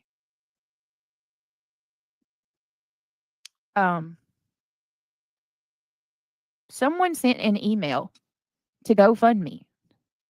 They sent an email to GoFundMe, or well, that's not even how I should say it. Someone reported Betty's GoFundMe, and they used my email as the general information. So I just out of the blue today, I got this random email from GoFundMe that said, "We appreciate your input on this account." I call bullshit. Again, I call bullshit. Anybody could have pretended to be BJ and like, come on now, people. There's just so many games being played. Okay, I'm done. I'm done with that section. I remembered why I wanted to watch that part now. Okay, one more thing. Let's go to last night. We got 2 more little things to go through, and then we are out of here. All right, this is from last night. This is the end of last night's stream. So I've already played my favorite little section of What's your name, Scotty? Castor's part over and over again. So let me play the end of this because that gets even more cringe here. Let's go to, I love the transcripts so much. They help so much because I'll remember like keywords for each live stream and then go to them when I'm doing it like this. All right, here we go. Last night, BJ. Oh, it ain't me. I don't even call people that want me to call them. Me either. Me either. And I don't use the phone. I'm bad about calling. So somebody told SF he sits on the throne of life. You sit on the throne of life. All right. They should put the one "you smell like beef and cheese." I bet he All does. joking aside, here we go. 12 minutes ago. All joking aside, this is a serious matter. Bruce Castor Jr. has confirmed that his name was used fraudulently by the individuals listed below. No, he did not say that. He did not say that. Each of them has committed a crime and is now being sued independently for their actions. It's sad to witness such egregious attempts. Gentlemen, please take notice that I do not represent Mr. Chapman in any legal action in Pennsylvania. I represent him relative to a matter in the state of Texas only. As I consider both of you friends and colleagues, I would hope. You should be shitting your pants right now, and I think you are. That any misunderstanding in that regard is corrected in the court. And the court, counsel, and litigations are aware of my non-involvement. I would rather do anything official. I'd rather not do anything official to draw attention to this issue. And I hope, Mr. Lesniak, that you will see to it that no one thinks I'm representing Mr. Chapman in your pending action in Delaware County. Thank you for considering my request and demand. Regards, Bruce L. Castor. But hold on a minute. Okay, hold on. Hold on. Hold. Let me show you another post that Bruce Castor said that he, hold on a minute. Hold, stumbling all over. His name wasn't used fraudulently. And the fact that this man. You used, how, wait, what? You guys claimed he was representing you, that he was an attorney on this filing. We've watched every single one of you. Have we not? Have we not watched her amongst other people on the team saying that he was their attorney? One, have I proven that they have used his name? Betty was the only one that didn't say his name outwardly. Did the rest of them, and have I proven that the rest of them in one way, shape, or form with many different clips that they claimed Bruce Castor was an attorney on this filing representing the plaintiffs. I didn't even have to go far because it was all in their press release. It states right here in their press release that they all ran with. Legal counsel for the plaintiffs includes attorneys Joseph P. Lesniak, Esquire, and Bruce L. Castor, Jr. Holy shit. Man sitting there saying that he's coming after everybody. I'm going to back that up one more time because this just boggles my mind. Like, sometimes it's probably just better to remain silent. And I hope, Mr. Lesniak, that you will see to it that no one thinks I'm representing Mr. Chapman in your pending action in Delaware County. Thank you for considering my request and demand. Regards, Bruce L. Castor. But hold on a minute. Hold on. Let me show you another post that Bruce. Now, could they have been misled? Absolutely. But at some point in time, it's your responsibility to ask for confirmation. Bruce Castor said that he, hold on a minute. His name wasn't used fraudulently. And the fact that this man's sitting there saying that he's coming after everybody on that, oh my Lord Jesus. Hold on a minute. And I'm not even going to get into or assume, like, is there repercussions, legal repercussions for using an attorney's name and saying that you're represented by an attorney that you're not? I'm not even going to get into like that because I don't know. I don't know how this is all going to pan out. But this is a lot bigger than they're making it out to be. Like, this is a big deal. A big deal. Using attorneys' names, like, even if they're friends, like he says he doesn't want to make anything official. Like, he's trying, it sounds like in that email, to be like, let's just handle this and get this taken care of, because if we have to go another route with this, this could be bad this could be bad in my opinion. I don't know how the bar looks at all this shit. I really don't. Bear with me, guys. Is it fraudulent? Would it be considered fraudulent? It's just, he's just nothing but a I can't even, a vulture. Just a vulture. He's a vulture. That does nothing but bring what is the word? To me. Absolutely, it was triggerment. Absolutely. Just trouble. He's just trouble all around. And the bragging starting on October 10th. Like, a lot of people, it's hard to keep up on all the different pieces and how it all plays together and how it's so coordinated on that team. Like, so a lot of us, we miss certain things of like who's doing what. But when you go back and look at it, like the date span in just a few days, like watching the team go into effect and what they do and how they coordinate and how they go about, like, it's wild to watch it this way. And he's no good. Like, we hear these things, we know him, but playing it out like this is just like, oh God, why? There's a missing teenager here. And I that's my opinion, and I reserve that right. That's her opinion. Nowhere in that statement. That's her fucking opinion, and she reserves that right. That is what she just fucking said. That is my opinion. And Brittany, you're in over your fucking head. That this is so beyond an opinion at this point. Hold on a minute. His name wasn't used fraudulently. And the fact that this man's sitting there saying that he's coming after everybody on that, oh my Lord Jesus. Hold on a minute. I bet Castor didn't even know his name was used this many times. I bet he had no fucking clue his name was used this many times on social media, that he was representing all of these people. Bear with me, guys. Maybe he did. I don't think so. It's just, he's just nothing but a I can't even, a vulture. Just a vulture that does nothing but bring what is the word? Brainwashed. Kind of like what's going on with you right now. Kind of what's happened to you. You've been brainwashed. Come out of it. Snap out of it. Wake up. Just trouble. He's just trouble all around, and he's no good. And I that's my opinion, and I reserve that right. Nowhere in that statement did Bruce Castor say his name was fraudulently used. Give me just a second. He didn't say that. No. Call him Shilbert Fisher. There's another post. He didn't need to say that, Brittany. He didn't need to. Oh my God. You don't get it. You hold don't on get it. now. Hold on. There's an.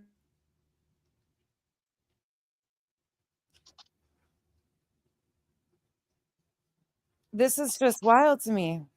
All right, I'm gonna read this and I'm gonna get off here. It says, "Write me a script. I'll do a conversation between QB and Granny's watching." Are you serious? You're gonna do it? Yes. Don't tempt me. Don't tempt me. You got to be so scared for your life doing a parody of somebody you joined a filing against, that you've been receiving all these threats and all this harassment and all this intimidation that you used a missing kid to file against, that it's just so fucking funny to think of doing the parody of the person that you were saying. Right, you I would, mean, Ben. Jesus. All right, I want to read this post. Yeah, read it again. This is another one. Bruce Castor says, "Please note that I am not involved in this case, and any indication otherwise is an error. Mr. Lesniak is the plaintiff's counsel. Mr. Lesniak is the plaintiff's counsel. What the fuck? I represent Mr. Chapman in a matter in Texas only. Evidently, that caused some confusion. No. If I was not clear about that sooner in the progress of this case, I regret that. There is no need to copy me on any correspondence. Thank you. Have a good holiday. Best regards, Bruce." His name. I know, but she said, "Don't tempt me, Revival. Don't tempt me to write a script." You're not going to write a script if you're deathly afraid of somebody and in a filing and needing cameras to protect yourself against, because this person is like, so scary that you had to use a missing kid to file against. You're not going to be entertaining Ben doing a parody and you writing the script, in my opinion. Name was not fraudulently used.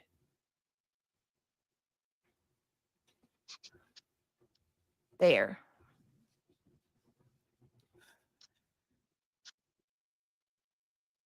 Yeah, I feel that way too. They're what? Kelsey, I really do. Are they just going to ignore that Bruce just confirmed that the case is real and Lesniak is the plaintiff's counsel? Nobody, you idiot, thinks it's not real. There's nobody that thinks this is not real. Sorry, I just scrolled up. There's nobody. It's a public fucking filing, Brittany J. There's a filing. You are stumbling all over the place because you don't know what the fuck to say at this point. Because these people have been saying that it's not real, and where are people saying it's not real? Nobody has been saying it's not real. People have raised money for attorneys because it's real and it's impacting people's real lives. Wake the fuck up, BJ. Nobody's saying it's not real. You don't know what to say here because you claimed that this guy was representing and signed on to this case. Doesn't even know about it.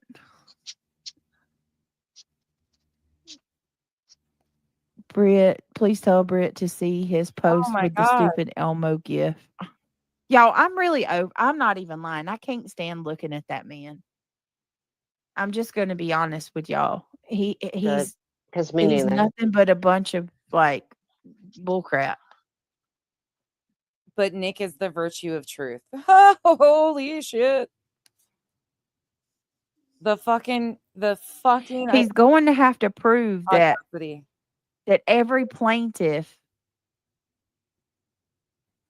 like, you have to prove that plaintiffs are fraudulently involved. Do you see what I'm saying? Like, You claimed this man publicly was representing the plaintiffs, yourself being one of those plaintiffs.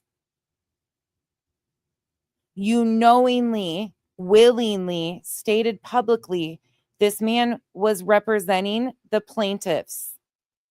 Whether Nick duped you or not by sending that One World press release out with this on it is a whole other ball game that you're going to have to deal with.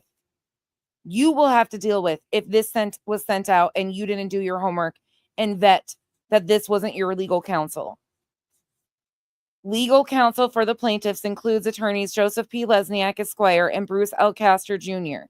If you saw this and believed it, that's on you. You also signed yourself to a lawsuit and claimed publicly, to a filing, and claimed publicly that this man represented the plaintiffs in said filing.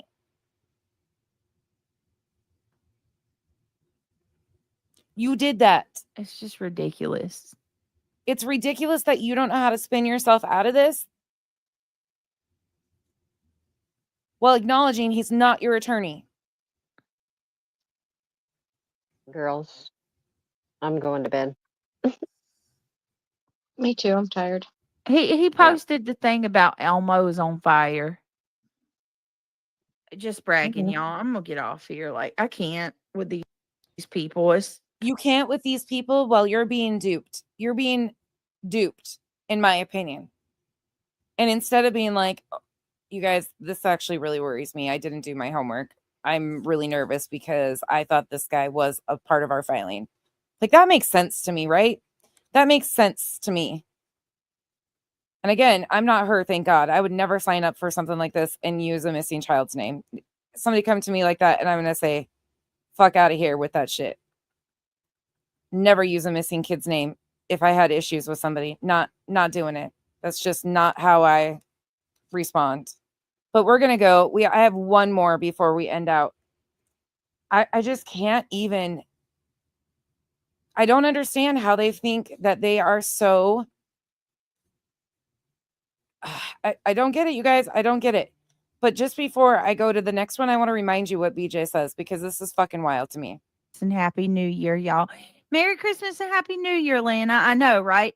And let me tell you something. I am being stalked right now by Jay so damn bad. She's been streaming me the whole. You fucking need to learn the definition of stalked, because you are actually diminishing the capacity of the meaning of the word. You have completely diminished the capacity of the word stalked. There are people that are actual victims of stalking, like real stalking. Stalking exists. It's fucking scary. It's a very valid and scary situation that makes people really on edge, and people lose their lives to stalking. There's people that don't even know they're being stalked or don't know who their stalkers are. And you continue to diminish the capacity of the word by using it like, Jay's stalking me. She's been watching my live streams. Bitch, you are posting public live streams for people to view. It is not stalking you to view your content. Get a fucking grip and stop being the victim of every single thing on the fucking planet. You are the biggest crybaby I've ever seen. It is gross. Whole night. Unbelievable. Thomas changed his name, Brittany.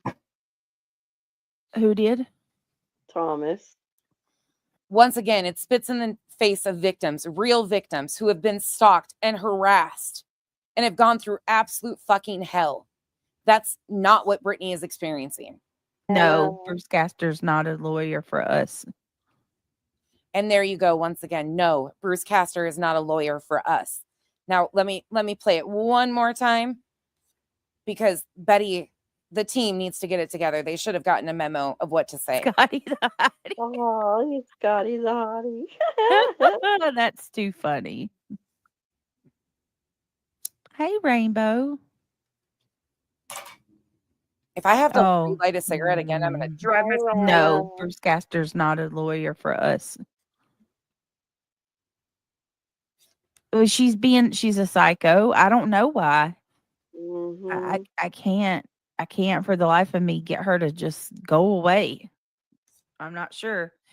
But no. All right, and guys, I'm not talking about Bruce Castor. Rainbow, I unblocked you, and the first thing you see post in my chat is asking about Bruce Castor. Why is it a big problem that she asked about that? That should be a concern of yours. I don't know why you keep bringing him up. Because Queen made a post. Joseph Lesniak is the attorney on the case. If what people need to pay attention to is he just admitted that there is an ongoing filing, and Joseph Lesniak is the presiding attorney. That should tell people it's real. Pen looking now. And that's all. I'm not going to go on about it and talk about it. All right, let's keep going. Huh? What are you talking about, Steve-O? No, it's You okay, just Rainbow. spoke It's okay. with such authority, didn't you? But you always do. I mean, It's okay. It's okay, Rainbow. It's not even against you. Don't take my frustration Pen, that's interesting. Interesting. Against you personal, please. Thank you. Okay, let's go to Betty really quick. Let's end this out. They should have had a team meeting before this because you heard her admit that Bruce isn't their attorney. Now listen to this. BL. The timestamp on here are of different color. It's a different color. It's a different print and format. Look at the font. The font is different. So you've got this 10:55 a.m. Let me back it up. Hold on. Let me dollars. I'll give a little bit more context to it. We're gonna speed it up though. He literally withheld the location of a woman missing until he extorted. As I consider both of you friends and colleagues, I would. She doesn't have any. She says she's seen a news article about that with SF, but she doesn't know it. So I'm not even going to entertain her saying it. I sincerely hope the magnitude of. I'm not even going to read this. Let's just go straight to this attachment here. I don't have time for his bullshit. And that's exactly what it is. First of all, there's something I see right here. It says to Joe Lesniak, and it appears and you at 10:55. Well, I want you guys to pay very close attention to this attachment. It says, gentlemen, please take notice that I do not represent Mr. Chapman in any legal action in Pennsylvania. I represent him relative to a matter in the state of Texas only. As I consider both of you friends and colleagues, I would hope that any misunderstanding in this regard is corrected and the court, counsel, and litigants are aware of my non-involvement. I would rather not do anything official to draw attention to this issue. And I hope, Mr. Lesniak, that you will see that no one thinks I'm representing Mr. Chapman in your pending action in Delaware County. She's sped up, but I'm going to slow it down just so you can hear how unedged she seems. Thank you for your consideration. Thank you for considering my request / demand. Regards, Bruce, and then under it, Bruce L. Castor. The great news is we do. Did you guys see all that? Yeah. Okay. Good. We do have examples of Mr. Castor's prior emails. Okay. So we do have something to look at to find out whether or not these things are true. Okay. Are these true? Is this a manufactured document? Let's just take a quick look for you guys all to make a determination for yourself. Okay. Betty, your teammate already acknowledged that he doesn't represent her, them, you, the plaintiffs. One World Media claimed that he was representing the plaintiffs. Why is this even necessary? So here's the Gmails. This is what there's a. And Brittany last night didn't claim that this was fraud. She claimed that, it proves that Joseph Lesniak, there's a filing and Joseph Lesniak is the attorney. That's what it proves. So Brittany's not saying it's fraudulent. She's saying, nope, he doesn't represent us. And even though we claimed that before. Hey, Phoenix.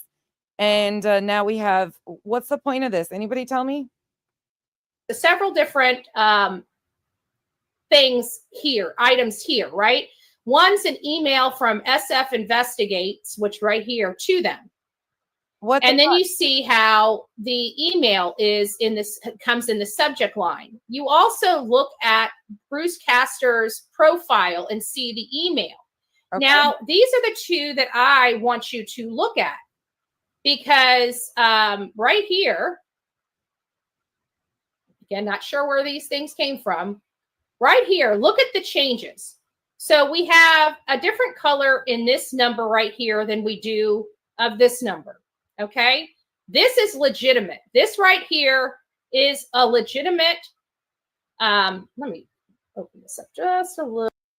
Okay, so let's take a look at these two difference between this one and this one. Please note that I am not involved in this case, and any indication otherwise is an error. Mr. Lesniak is the plaintiff's counsel. I represent Mr. Chapman in a matter in Texas only. Evidently, that caused some confusion. If I was not clear about that sooner in the progress of this case, I regret that. There is no need to copy me on any correspondence. Thank you. Have a good holiday. Regards, Bruce. Okay, so she's saying that this one's legit. Okay. What are we trying to prove here, Bets? A little bit more. I just want to focus on these two. Why won't it let me go? There we go. That might look a little better. It's just dad burn it. Maybe this one is two attorneys and an attorney firm, and then this one was sent other places, just all the different emails. I don't like it that were similar. I mean, who gives a fuck? He doesn't represent any of you guys. That's the point. getting that big. I just try to lift just a little bit further. There we go. There we go. There we go. Okay, we can see it now. Yay! You're confirming that this is real. He does not represent any of you guys. So what's the point of this? Don't mind Bullhorn Betty. I do. Nobody gives a fuck. I do this occasionally. So I want you to look at several different things. Bruce Castor. Okay. First of all, this is allegedly from Bruce Castor Jr. versus Bruce Castor. This is a legitimate one right here. This is one that that we know for a fact is from Bruce Castor. Who cares? We have BC. You see BC up here? And now we have BL. The timestamp on here are of different color. It's a different color. Who gives a fuck at this point? I mean, seriously though, this email right here, if this is the only legit one, I don't even care. It says he doesn't represent Dog or anybody else in this. Carry on. It's a different print and format. Look at the font. The font is different. So you've got this. Yeah, pen. 10:55 a.m., 8:24 p.m. This is a legitimate one. You can see how. I hate when I do that because I use two fingers instead of one when I try to scroll up. Very easy. Different people. Like, she doesn't. There's no point to be made here. He doesn't represent them. It says the same thing on map. In essence, it says the exact same thing. He doesn't represent them, and she acknowledges that. She'll acknowledge that coming up. So what the point she's trying to prove here is that SF is a liar or somebody fabricated something. But at the end of the day, even if that one email was fabricated, which I don't think it is, but even if that one was, he still doesn't represent him. That's the overall picture. And One World sent out a press release saying that he was representing the plaintiffs, and all of the plaintiffs did live stream after live stream after live stream claiming he was involved in representing them. Betty is the only one that didn't use him by name, but used the term attorneys numerous times, as we've shown. So you see how this is signed by Bruce. It says Happy Holidays. Yeah. You see how the spacing is on here. Then it says Bruce L. Castor Jr. She's trying to pick this apart for no reason is what I'm getting at, because it doesn't matter. He doesn't represent them, and they've all fraudulently claimed, in my opinion, that he did represent them. He's put on a press release to One World Media saying that, that they all disseminated, as we've seen, saying that he represented the plaintiffs in this and trying to use his name to bolster arguments and intimidate people, in my opinion. Again, BC, BL. And it gives all of his, because lawyers are required on all of their correspondence, they must have attorney at law, their address, and their contact information, which, as you see, is on every single document. I mean, again, like, if somebody is fabricating an email from an attorney, it's a big deal. Of course, that would be a big deal. But I don't think that's the case. I think it's just two separate emails sent to two different times to two different groups of people. That's all I genuinely believe it is. I don't think anybody's going to risk. I could be wrong, but I do not believe that anybody's going to risk sending an email like that.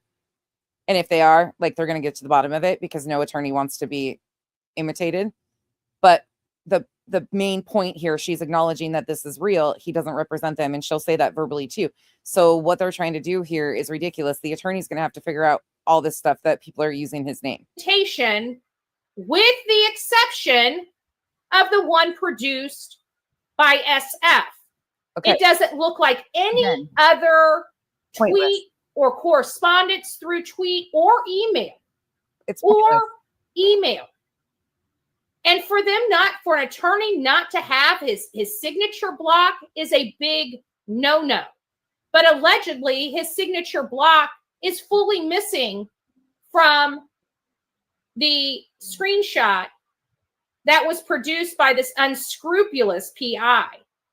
Okay? This is how we combat misinformation.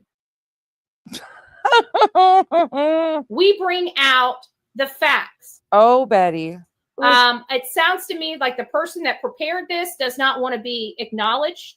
The person knows who they are. I want to tell them thank you for putting. Thank you for making me look like a bigger fool than I already was. This compilation together, so we can see visually that this is inappropriate and inaccurate. I don't know where this guy would get it, but let's talk about this.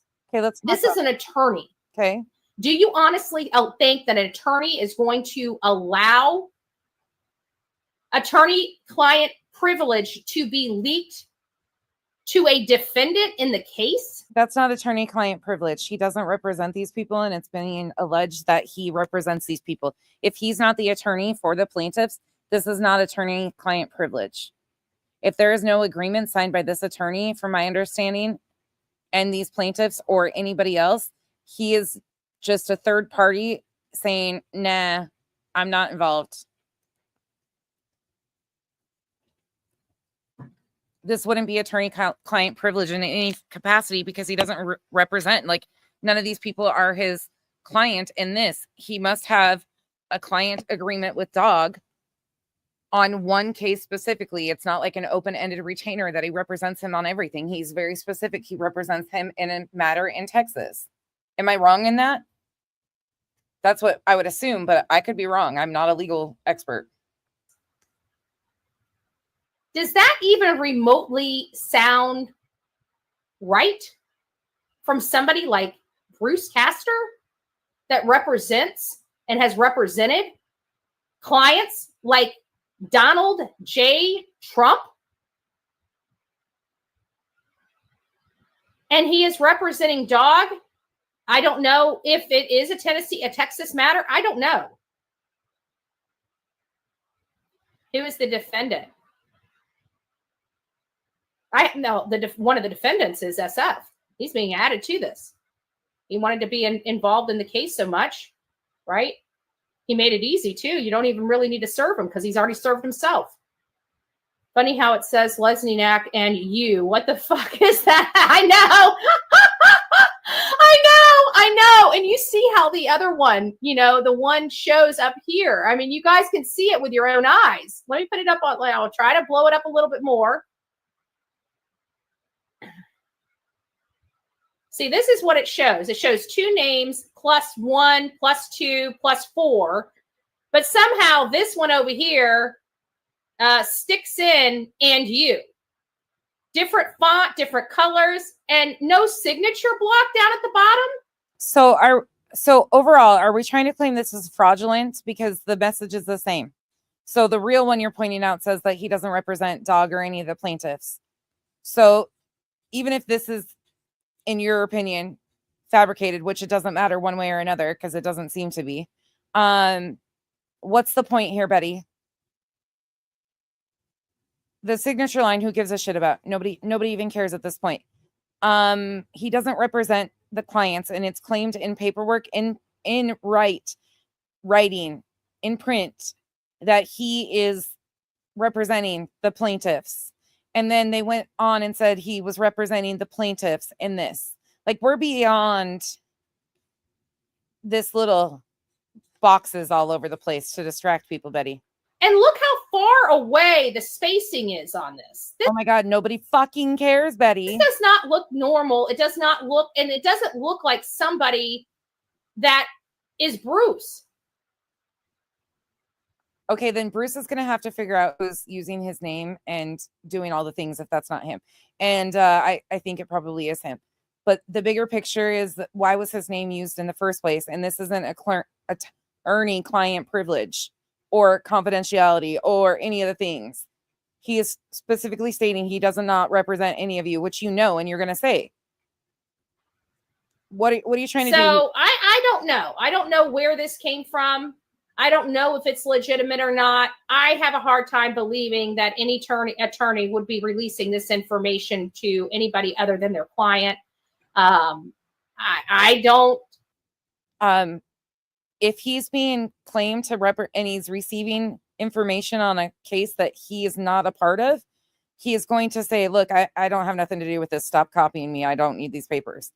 That sounds rational. Yeah, again, I don't know. But I don't believe it. I don't believe it. I don't believe it. And I don't believe SF has this. And not only that, but why all of a sudden, if he's so unconcerned about this and thinks that we're all doing criminal activity, why is he constantly having to bolster his claims as if he's trying to convince people that? What, ma'am? What are you doing here?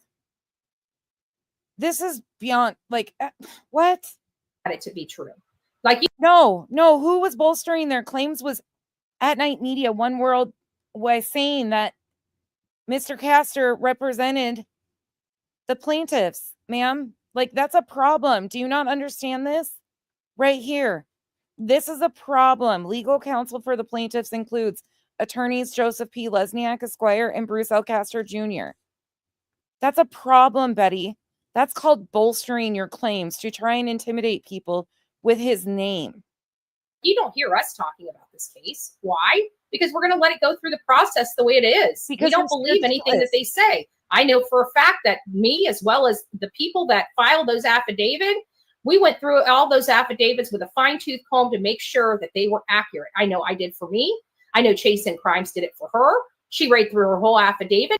Ma'am, that's the problem, is every one of you signed on to something together as a group effort. Your individual ones don't really matter. Nothing in there was inaccurate at all. So for him to constantly line 2 to 4 and Aunt Burritos were lies. She first claimed she was home alone with her grandchild. Then she claimed she was home alone with her grandchild and her son. And her son went to the door and saw all these scary people.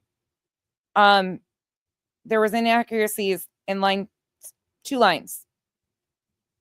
Land the plane, Betty. They keep saying that we're filing fraudulent stuff. I know I have not lied at all under oath. Never. Have never.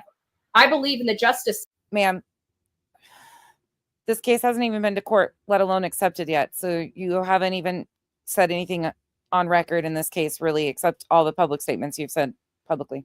System. But it's still not on record yet. Can it be used against you? We'll see. Tell the truth, whether I like it or not. Even when I was on the stand, they asked me, did I think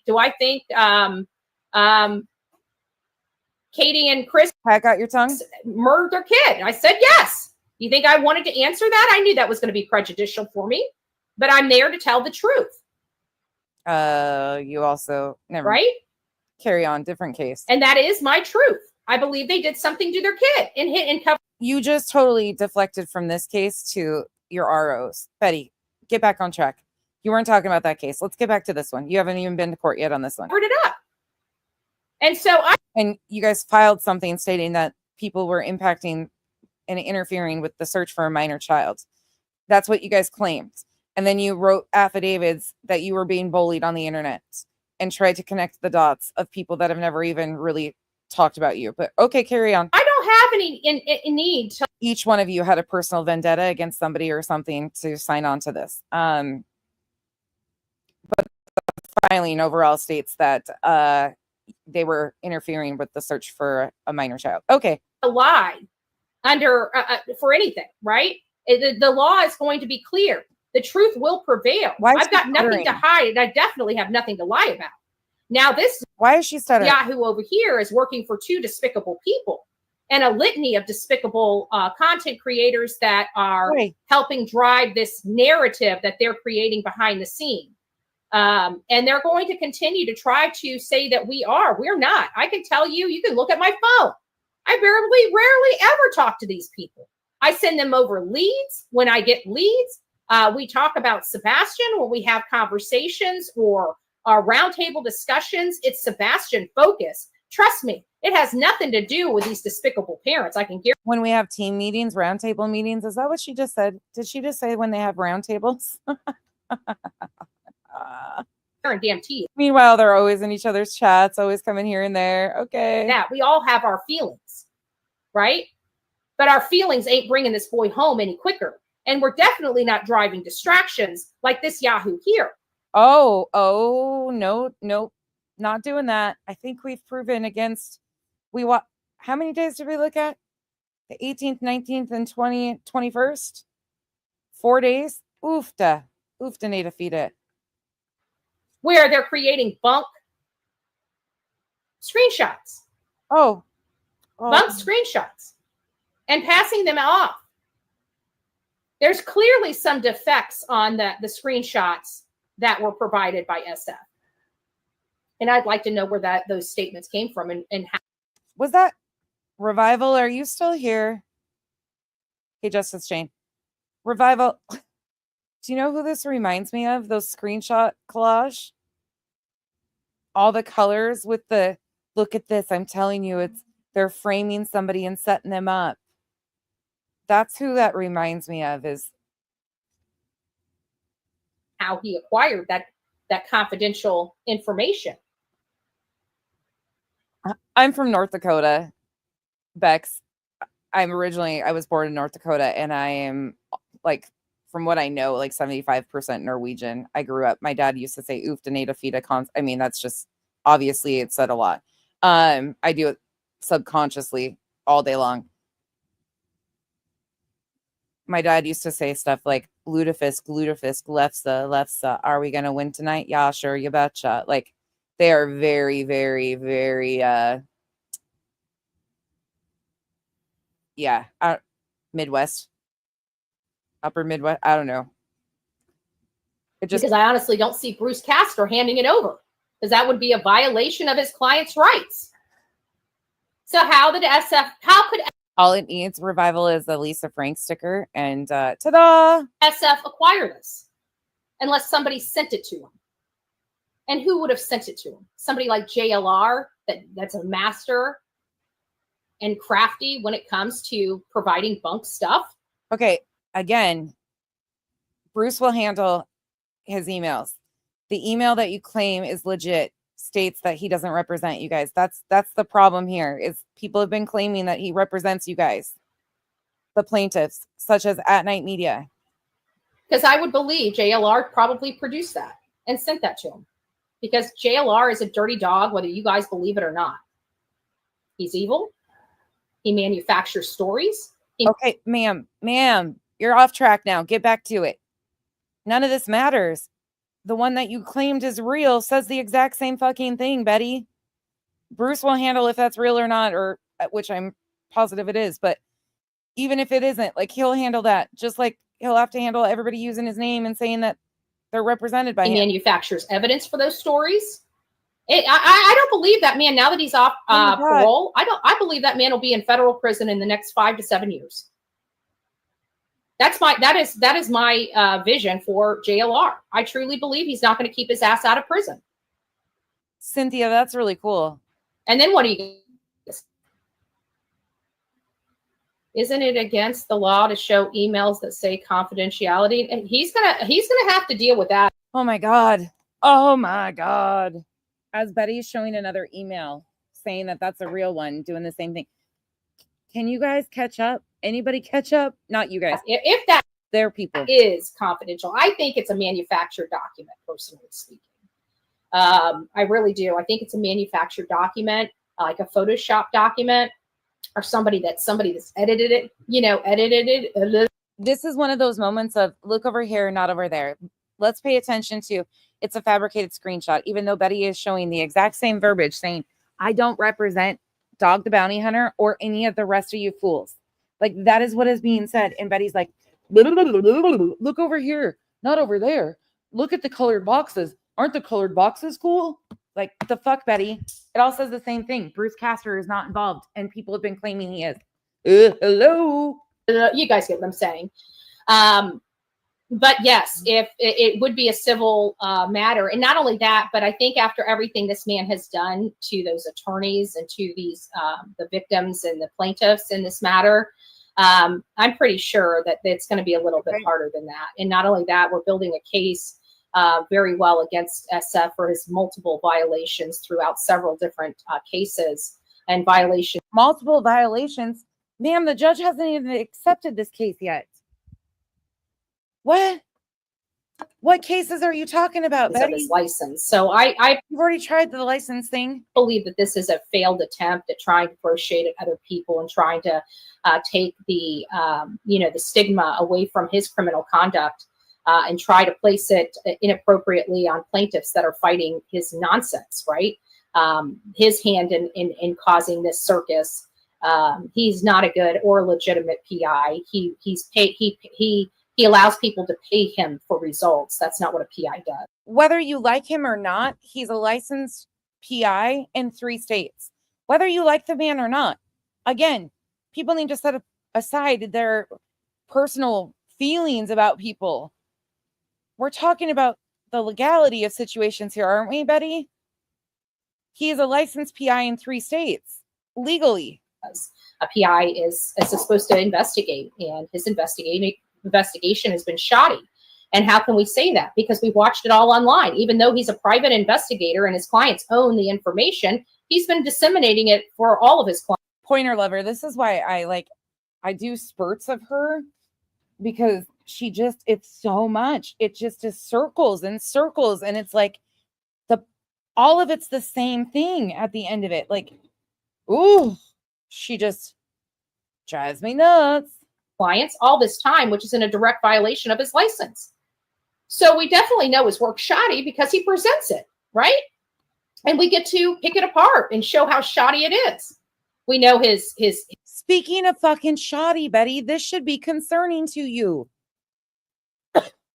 The press release by At Night Media, the people that are representing you in this lawsuit, claim that Bruce Castor is representing you guys, the plaintiffs. This should be, this is what's concerning. You're sticking on stupid. His angles are off. I wouldn't trust him when it comes to angles, elevation, distance, or anything when it comes to that. Because he doesn't have the credentialing to do that kind of reporting, which is a violation of his license. If you don't have the competence to do credentialing to do that kind of, Betty, slow down now. Something you shouldn't. You don't have a license for anything and you're out on bond. Betty, come in Justin's words, lean in, Betty. Betty, you're out on bond. A $20,000 bond out of the state of Tennessee.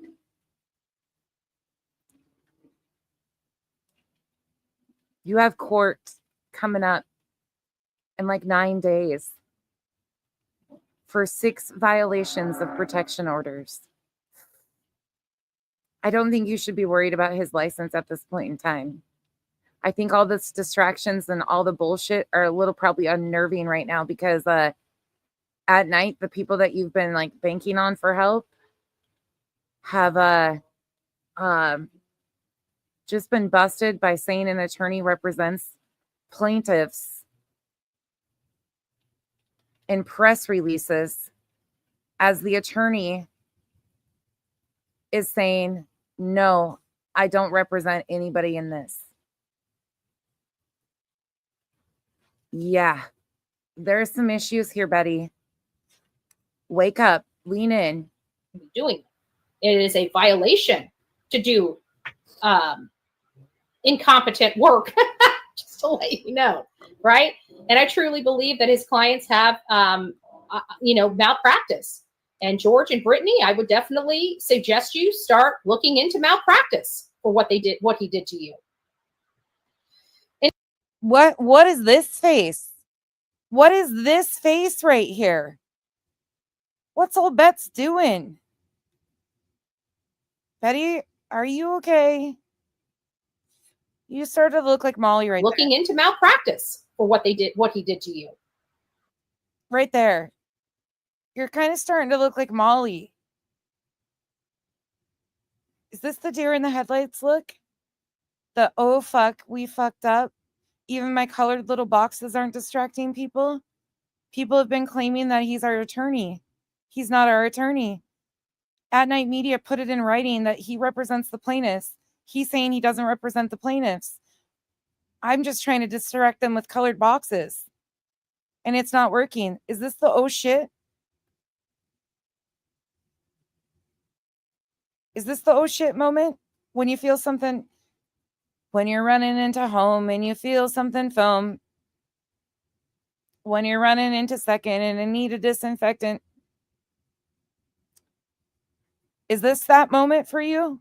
Is this what the look is?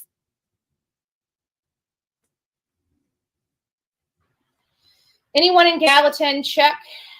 Put Old Hickory Lake, Boxwell, Scout Reservation, Billy Goat Hill, and the cemetery. Okay, I just have to bitch. I don't usually bitch about what's going on behind the scenes back here, except when it's this. I got a box of cigarettes. These ones, for some reason, keep going out. I've lit this cigarette, no shit, 4 times now. These locations are behind the sheriff's station. He also said that LeBron James quit the NBA just because he had an injury. In my opinion, JR should just stick to hurricane coverage. Triggerment, just ignore that because she just put names of neighbors out there. He doesn't get anything right, you know, and he's doing it intentionally. You know, he's doing it intentionally because you can't have breaking news that everybody's breaking, right? So, oh, pointer lover. I'm have been on Blocked Island for a long time with her, of course. I didn't even get to chat in there. I got blocked before I could even do that. But I'm also, my content is banned from her Facebook group. They're not allowed to post my content. I wonder why. I mean, I'm not really sure how that happened. I had a really hard time. I had a meltdown about it. I cried when I found out that I couldn't be posted. My content can't be posted in Betty's group on Facebook. I did. I consoled myself for a little bit, but I bet her members group is popping. Sarcasm, extreme sarcasm. I wonder if she does cooking shows with members only. That'd be kind of scary. how do you have the most breaking news that nobody else is breaking? Manufacture it, right? I learned that that's what they've been doing for a while, and it took my car breaking. It's a Camel Light 99 down for 4 months for me to come to the realization of what was going on, and these people literally. Oh my God, Kathy, you're so right. I need to. That's it. I need to do an entire live stream freaking the fuck out about how my loyalty badge and Betty's group has been revoked. How I feel so targeted and harassed because they're not accepting of me. Just like she did, I need to do the same thing when she got booted from JLR's group. I need to do the same thing. I cannot believe she'd do me like this. She stripped my opportunities to braid each other's hair. How dare she treat me like this? I think I have a lawsuit for my feeling being hurt, and I might be able to squeeze a cry out. I need to do a whole freaking live. That's it. I'm going to have a come apart. Literally manufacturing. And so I started calling them out, and it caused this great divide in the true crime community because I'm sorry, we work hard for legitimate information, right? We go through a lot of crap to get legitimate information. That's why she had to come apart when she got banned from JLR's group. Legitimate information out there. And when other people are peddling false information for. That's infringing on my civil rights. That's targeted harassment. That is like a whole, they're doing a silent protest against me. I feel I totally feel like this is a hate campaign. She's a hate channel. She's a fucking straight up hate channel that banned me from being posted. I'll be darned. That's my First Amendment right to be posted in any damn Facebook group I choose. She's trying to silence my voice. This isn't China, Betty. Isn't that what she always says? I've been blackballed from the Bedsters group. For ratings, it really rubs me the wrong way, you know, because we work so hard to try to be truthful. I don't think anything is rubbing you. And if something's rubbing, never mind. Let me walk away. And now you've got everybody going into left field over some bunk news story just for ratings. Scope of work, scope of practice. Chocolate. Yeah. Chocolate. I'm going to have it come apart. I gave him a chance. I thought he maybe the guy really wants to turn his life around, but nope, he's just agree. That's it. Starting a GoFundMe, a legal fund. Betty hurt my feelings. She's taken my First Amendment right to be posted in her face. This is not okay. As he's always been. That's all he cares about. JLR has no good relationship with his parents. Okay, he is not a mama's boy. Why are you doing this weird shit? Like, this is so weird. You have no argument here, so you're trying to somehow deflect this onto JLR over an email that you're proving is real at face value. Like, what's being stated is real in there, but you're going after JLR because you somehow have twisted it in your mind to say that JLR is likely behind an email that you have colored boxes on. Shut the fuck up, Betty. Like, the point is, let's see here. Let's see what else you have to say about him. Castor doesn't represent. Believe this. I don't believe that this came out. Again, Bruce Castor. You don't believe that this came out? Ma'am. Hold on. I just want to focus on these two. Let me go. There we go. That might look a little better. The one she's saying is real still says he's not the plaintiff's counsel and does not represent dog in Pennsylvania. It's the same shit, Betty. Dad, burn it. I don't like it getting that big. I just try to lift just a little bit further. There we go. Okay, we can see it now. Yay! Don't mind Bullhorn Betty. I do this occasionally. Yeah. So I want you to look at several different things. Bruce Castor. Okay. First of all, they say the same fucking thing, Betty. Betty, come back to us now. You can't be this fucking lost in the sauce, can you? Holy shit. Sweet misery. It's nice to see you, my love. It's nice to see you. Anyways, back to this. So at the end of the day, I don't believe this. I don't believe that this came out. Again, Bruce Castor was never my attorney. He's not the one that's ever represented me. It was always my understanding Bruce Castor is Dog the Bounty Hunter's attorney. And if there was some who's the three attorneys then? Who's the attorneys? If it was always Joseph Lesniak, why did you use attorneys every time you spoke on it? You didn't say his name. I'll give you that. You're the only one that I haven't heard say his name or represent that he's, but other people that you, Betty. I'm just in the reality. Again, I'm not breaking attorney privilege. I'm telling you, I don't know. I've had zero contact with Bruce Castor. Bruce Castor is Dog the Bounty Hunter's attorney, not Bullhorn Betty's attorney. Okay. And so I don't know what the agreement between Dog, Bruce, Lesniak is. It's Betty. Stop making me do this, Betty. Betty, right here. Legal counsel for the plaintiffs includes attorneys Joseph P. Lesniak, Esquire, and Bruce L. Castor. This is One World. Let me back it up so you guys can see the heading. Oops. Hold on. Stop. Let me find that again. Sorry, I bumped it off. This is the press release. We saw numerous team members show October 18th news conference announcing legal action related to the disappearance of Sebastian Wayne Drake Rogers. This is Operation Sebastian Stormfront. Ma'am. Ma'am. Not my attorney. Again, I'm not privy to other people's attorney-client privilege. But what I can say is everything we've done has been all above board. I handle myself completely 100% above board.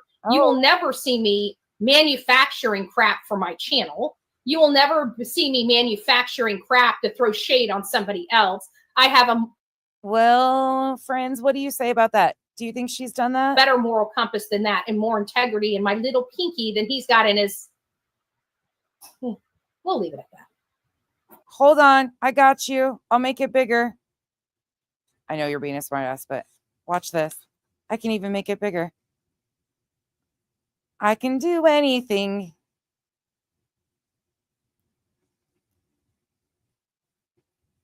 You can do anything I can do. I don't remember how that song goes. There we go. It's bigger. The fine print right here.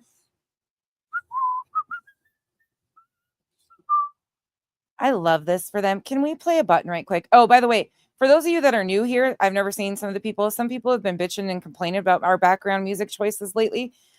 Just in case anybody is new here and doesn't like the background music, that is something that I don't do very often. It's just a special occasion thing that we found music to add to a few of these for shits and giggles. And the chat has been very participant in like picking the songs and making sure the volumes, like, we've been having fun with it and laughing because nothing about this is laughable because there's a missing teenager here. So we've been trying to make it a little bit more lighthearted at times. So that's not something I do all the time with music. In fact, like today, I didn't use music at all. But sometimes we do like to have some fun. So there's that. But yes, anyways, let me see. I've got a button. And isn't it ironic? Don't you think? I just figured we'd play that right quick. Oh. Little credit where credit's due. Our War Damn Eagle made it to Bullhorn Betty this morning. War Damn Eagle. War Damn Eagle made it to Bullhorn Betty. What does War Damn Eagle got to say? Let's listen. Let's listen. It's only 2 minutes. If you guys have not. The distractions are always fun to watch Betty just kind of fall over herself. Let's see. Was there anything else that they said in here? That was, oh, here. Let's see. She mentions them again. And then we're good.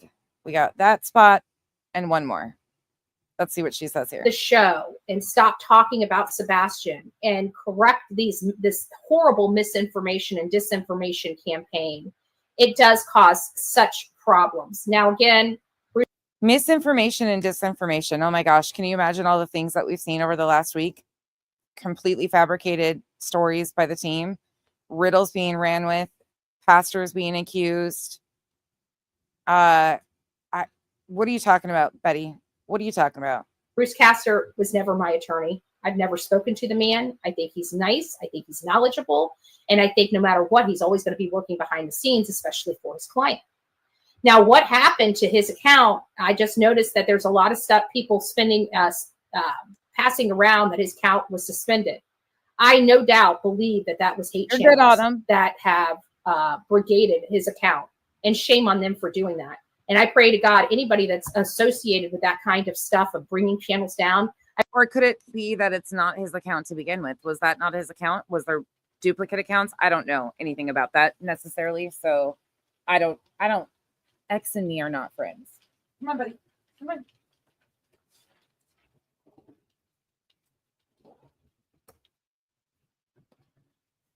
I don't get on Twitter except to pull posts from those guys, but I don't really do anything myself on there. So I don't know if his account was legit to begin with.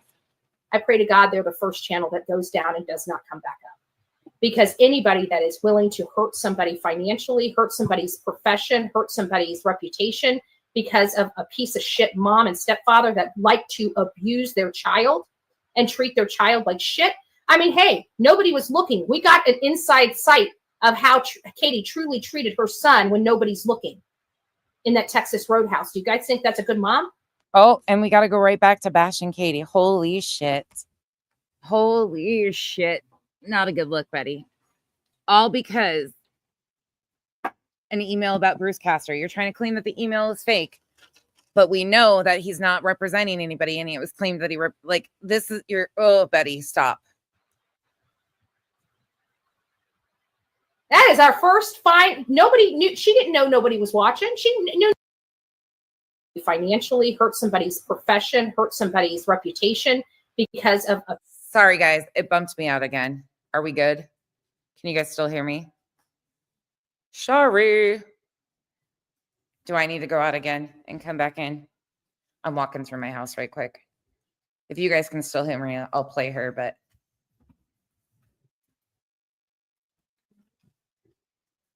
Yep. You still got me? Okay. Sorry. I was like, oh, shit. It just stalled again. It keeps doing that. A piece of shit mom and stepfather that like to abuse their child and treat their child like shit. I mean, hey, nobody was looking. We got an inside sight of how Katie truly treated her son when nobody's looking in that Texas Roadhouse. Do you guys think that's a good mom? That is our first find. Nobody knew. She didn't know nobody was watching. She knew nothing. We watch her throw a freaking a menu at her son, sit there on her son, look like she talked to her son a little bit, and ignored her son the entire dinner. So sliding him a menu the way she did. People could say, oh, it looks this way, it looks that way. Okay, okay. Just throwing one in. Yeah, okay. Ignored her. Oh. That's the kind of mom we're dealing with. I'm not willing to put that kind of piece of shit on a pedestal. If these other yahoos are willing to do that, fine, let them do it. But what are they doing to bring this child home? They're doing nothing but photo ops. That is not bringing this child home. You know what Seth's doing? Seth's working with At Night Intelligence Agency. Seth's working with DOG. Seth's working with Sumner County. Seth's working with TBI. Seth's been working with the FBI.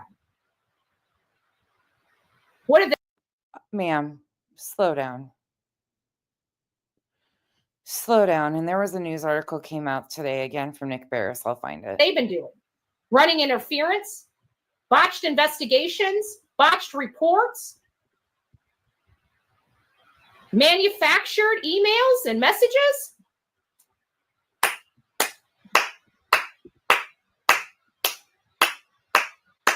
I think we can see through it just by the people that are involved in this case. Just my personal opinion.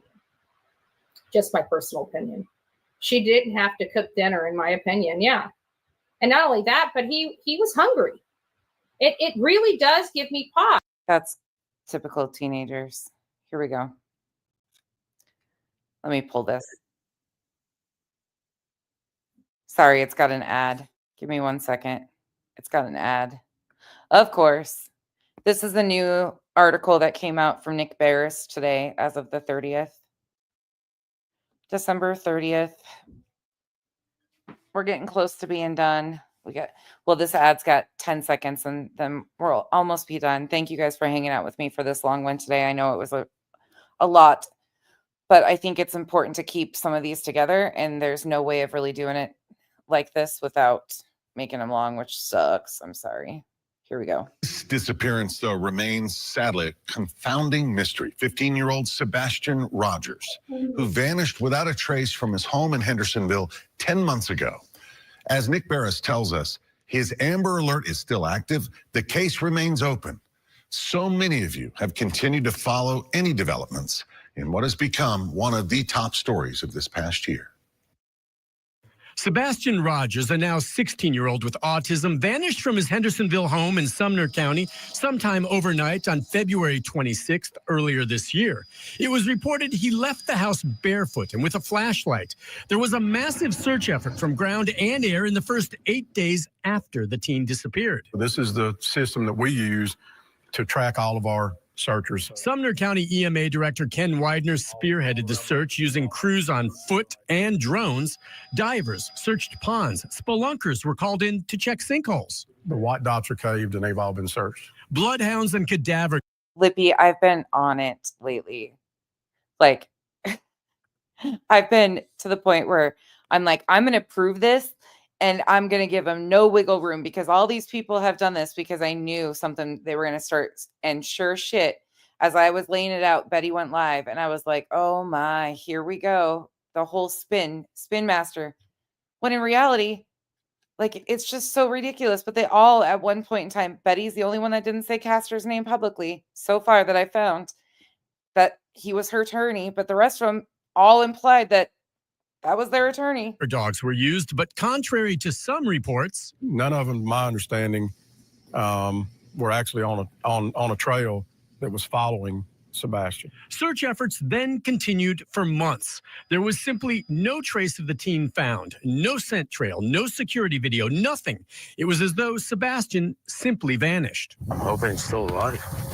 You know, that's my main hope right now, is that he's not deceased. I mean, I keep praying that he's alive. I keep praying that somebody's going to see him. The audio is really bad on that. Somebody's going to call 911. Seth Rogers shares custody of his son Sebastian, who was staying with his mother and stepfather the night he disappeared. His mother was the only one home when Sebastian went missing. Authorities say all three parents have fully cooperated. Any evidence of foul play? We have not cleared anyone, but we have absolutely no evidence to support foul play. I did ask Sheriff Eric Craddock about exclusive home security video we obtained from the neighborhood. So he's kind of doing a recap of what's gone on The night Sebastian disappeared. You can see two suspicious light sources circled here in an area behind the teen's home. No evidentiary value? It is of no evidentiary value. Can you tell me what those lights are? No. Why? Because the investigation remains ongoing. And so it could play a role down the road depending on developments? We don't know what we don't know. So yes, it could play a role. The sheriff concedes there are parts of the investigation that cannot be shared with the public. To date, authorities have investigated hundreds of tips, but they have produced no confirmed sightings and no solid leads. Look at that map. Look at that search map. Look at that. I mean, still, again, this was what they aired today. Like, that is an extensive search. As a result, social media has taken hold of the case with wild speculation from less than credible sources. Less than credible sources. The rumor mill on social media has done nothing to advance this case. But even now, nearly a year later, no one is giving up on Sebastian. The case remains open and authorities continue to track down leads. Everyone hopes for a break that leads to Sebastian, a break that perhaps leads him to safely someday return to his family. He needs to call 911. And if somebody has him, you need to give him back. He's my son. And he doesn't belong to nobody, but damn it, he's mine. And he's mine. Nick Barris, News Channel 5. So just show you guys once again so you can see the date on this. I don't know if you guys had all seen that yet or not, but that was put out today. I thought that was a good recap over the year, though, or almost year. Well, 2024, I should say. He's been missing 10 months. Because she gave him. But she here is, you know, saying all the things and trying to make all the implications again. And there's, right now, everything's on the table, but there's still no indication of foul play. Breakfast. Did he completely skip lunch from breakfast time to dinner? Because the only thing we heard that boy ate the entire day outside of this sugary breakfast was. And I think if there was any like significant updates and movement in any other way, they would have updated. I think Nick Barris was just doing a recap with like getting on top of some of the speculation. Again, that's what it kind of seemed like to me. It's a colossal popcorn. Sugary breakfast and a colossal popcorn is not enough food for a teenage boy. And here we go, ripping apart things that are insignificant. Again, Seth never sounded the alarm. Seth has not once publicly, that is one thing I will say, he has not ever said anything about Sebastian being underweight or malnourished, or like he talked about cooking together and his food choices and all that. They're making this, her and Julie, two peas in a pod. An entire day.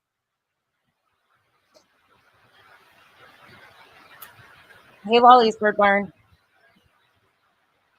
Do you want to know what we should definitely do if and when we find out Sebastian around? We have a huge party. Revival, was it you that texted me and the other day and said, I hope you rest your voice today? And I think I came on and did like a 5 or 6 hour live, and you guys, I can talk a lot. Obviously, I run a panel for 6 hours by myself and sit here and just blah, blah, blah, blah, blah, blah. Unfortunately, I don't lose my voice very often. You guys are probably wishing I would. Yes, I agree. We will have a huge party. When Sebastian comes home, Oh, there is going to be a okay. huge party. I can tell you that I, along with multiple other content creators, will be sponsoring a block party of sorts for Sebastian. I mean, can we be honest?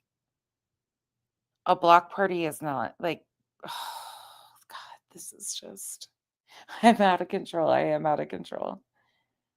A bunch of adults that you don't know, like, this is not what he would need to come home. Again, let me just shut up. Wayne Drake Rogers. We'll shut down the whole freaking Wayne. city of Clarksville, right? So we'll figure all of that out when he comes home. Sebastian Wayne Drake Rogers was 15 when he was reported missing. Please remember he's 16 years old. He's 5'5", 120 pounds. Please. Okay, let's go to, let me click out of here again and go to the last time stamp we got. Let me pull up the transcript. Thank you guys for hanging out with me. Seriously, you guys are rock stars for putting up with me for this long today. When I was laying this out, I was like, oh my God, there's no way, like, to prove this, we got to go certain places. Like, not to, I mean, most of you guys have known, but to be able to like wrap it up and show like, no, this was done. This was said. They all tried to use this as intimidation. You got to be thorough with it. And to show, like, once you start going and you start looking at the team, it's like, holy shit. They all did it. They all did this. Let's see what the last thing is about Castor that she says. Loving subscribers like yourself. So thank you for your support. Oh, thank you. God bless, Wendy. Take care. Oh, not a call-in. Not another fucking Thank you. You call-in. too. Bye-bye. Bye-bye. I think Delilah has a boyfriend or girlfriend. She popped her head up. She heard your dog in the background. She's like, whoop, whoop, whoop. Bun bothered. Can you call your lawyer and confirm? No, I would never broadcast that anyways. It's a private legal matter. I don't break my attorney-client privilege, but I can tell you whatever it is whatever it is. I've read everything that I can read out there in the public. Again, Bruce Castor is not my attorney. He owes me no information whatsoever. That's Dog the Bounty Hunter's attorney. So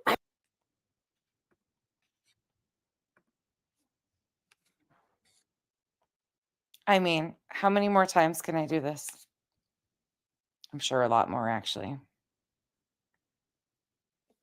Legal counsel for the plaintiffs includes attorneys Joseph P. Lesniak, Esquire, and Bruce L. Castor Jr.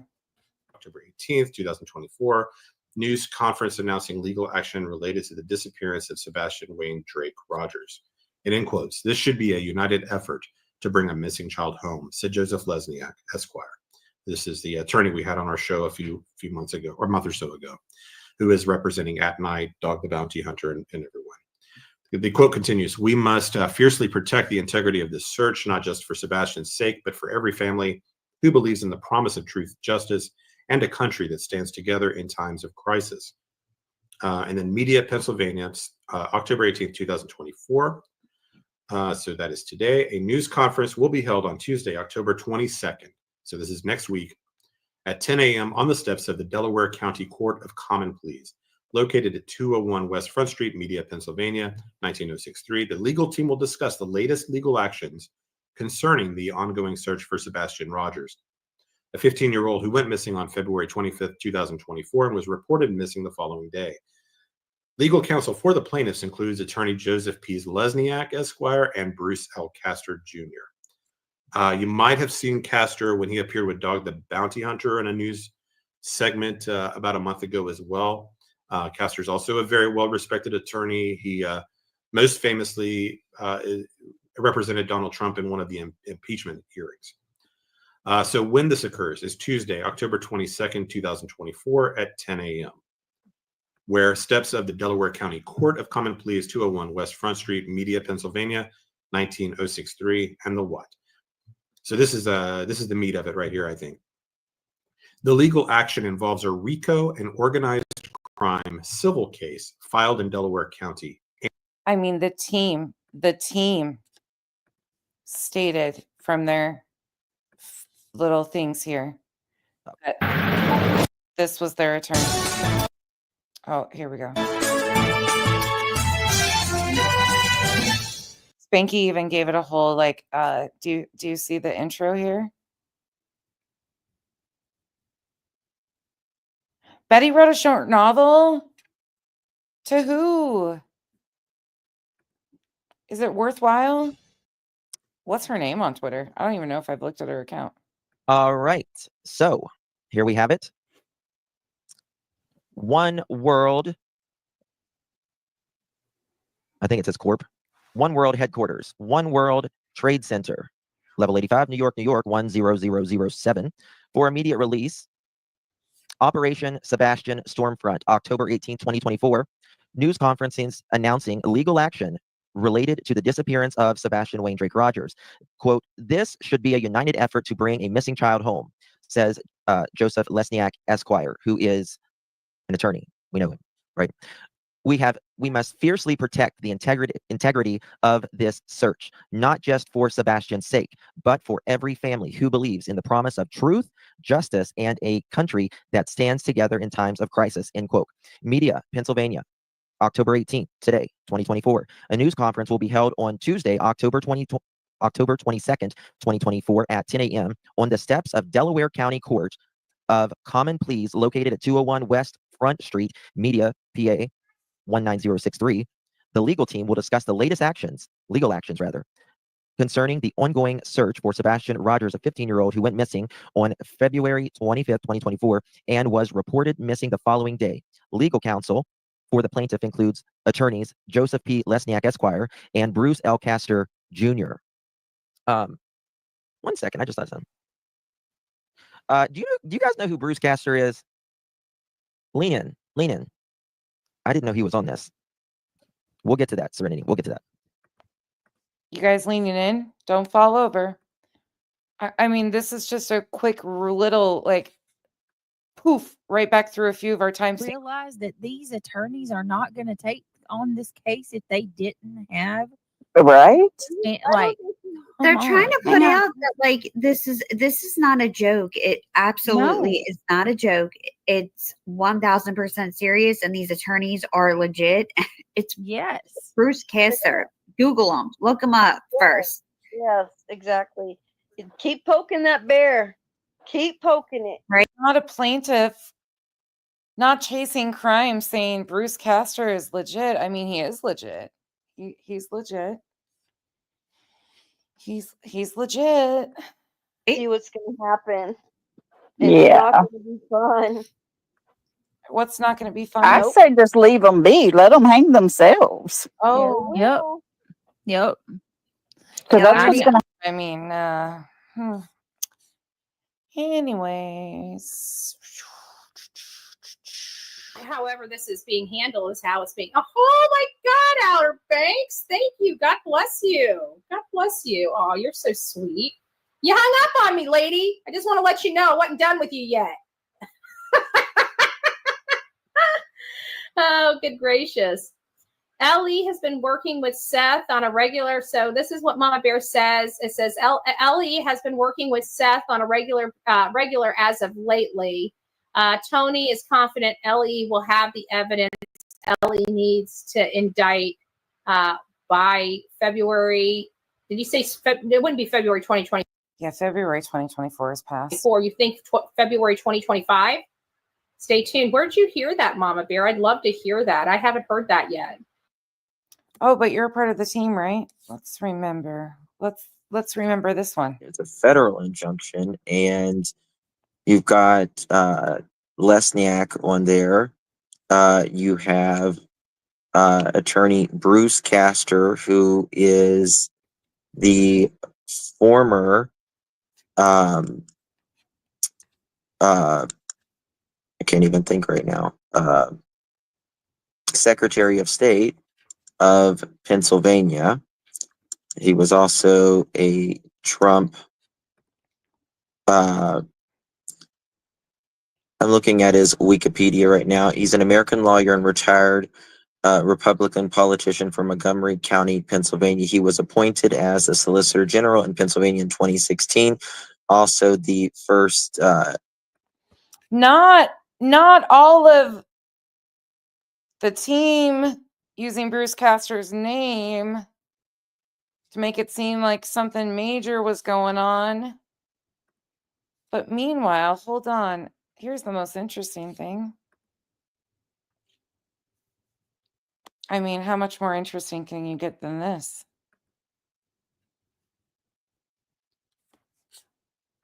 The filing, the public filing.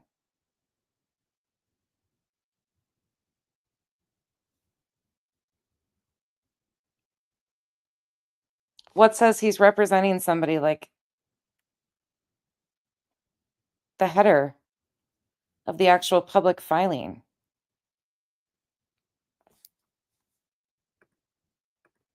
I don't know. I mean, the header on the filing, the press release from One World Media, the plaintiffs running around, the team members running around. All this is a little sketchy to me. And then we have, what do we have over here? Oh, wait, one more time. That's too funny. Hey, Rainbow. Oh, no, Bruce Castor's not a lawyer for us. Well, she's a psycho. I don't know why. I can't for the life of me get her to just go away. I'm not sure. But no. All right, and guys, I'm not talking about Bruce Castor. Rainbow, it's I unblocked you, and the first thing you see post in my chat is asking about Bruce Castor.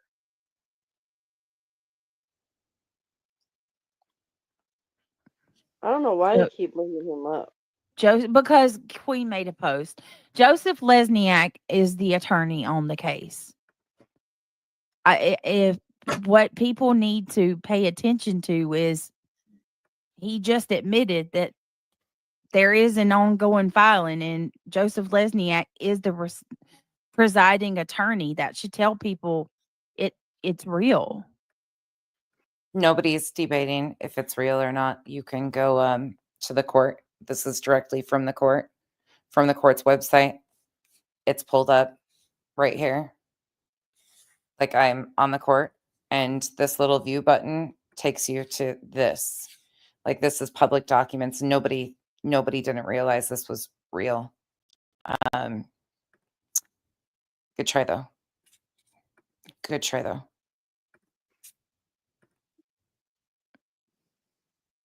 And that's all. I'm not going to go on about it and talk about it. Oh. All right, let's keep going. Huh? Oh, but you did. Hold on. Hold on. Hold please. But you did go on and talk about it a little bit more. Not willingly. You were pretty anxious about it. Hello, no, he did not say that. And you get pretty uptight. Let me back it up a little bit more. To be harassed whatsoever. Oh, it ain't me. I don't even call people that want me to call them. Me either. Me either. And Oh, use the phone. I'm Look at bad that. about calling.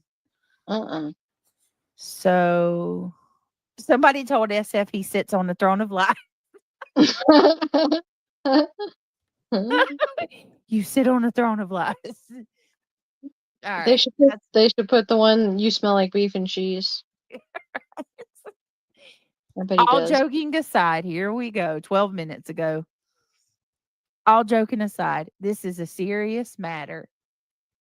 Bruce Castor Jr. has confirmed that his name was used fraudulently by the individuals listed below. No, he did not say that. He did not say that. Each of them has committed a crime and is now being sued independently for their actions. It's sad to witness such egregious attempts.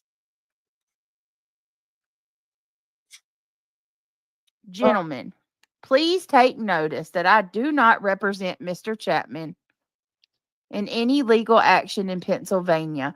I represent him relative to a matter in the state of Texas only.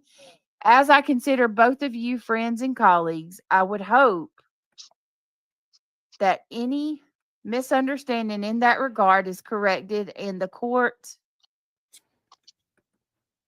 You okay? and the court, counsel, and litigations are aware of my non-involvement. I would rather do anything official. I'd rather not do anything official to draw attention to this issue. And I hope, Mr. Lesniak, that you will see to it that no one thinks I'm representing Mr. Chapman in your pending action in Delaware County. Thank you for considering my request and demand. Regards, Bruce L. Castor. But hold on a minute. Don't sit on the edge of your seat. You might fall off. It's not groundbreaking like you're going to think it is. Hold on. It's a letdown. Let me show you another Hold post on. that Bruce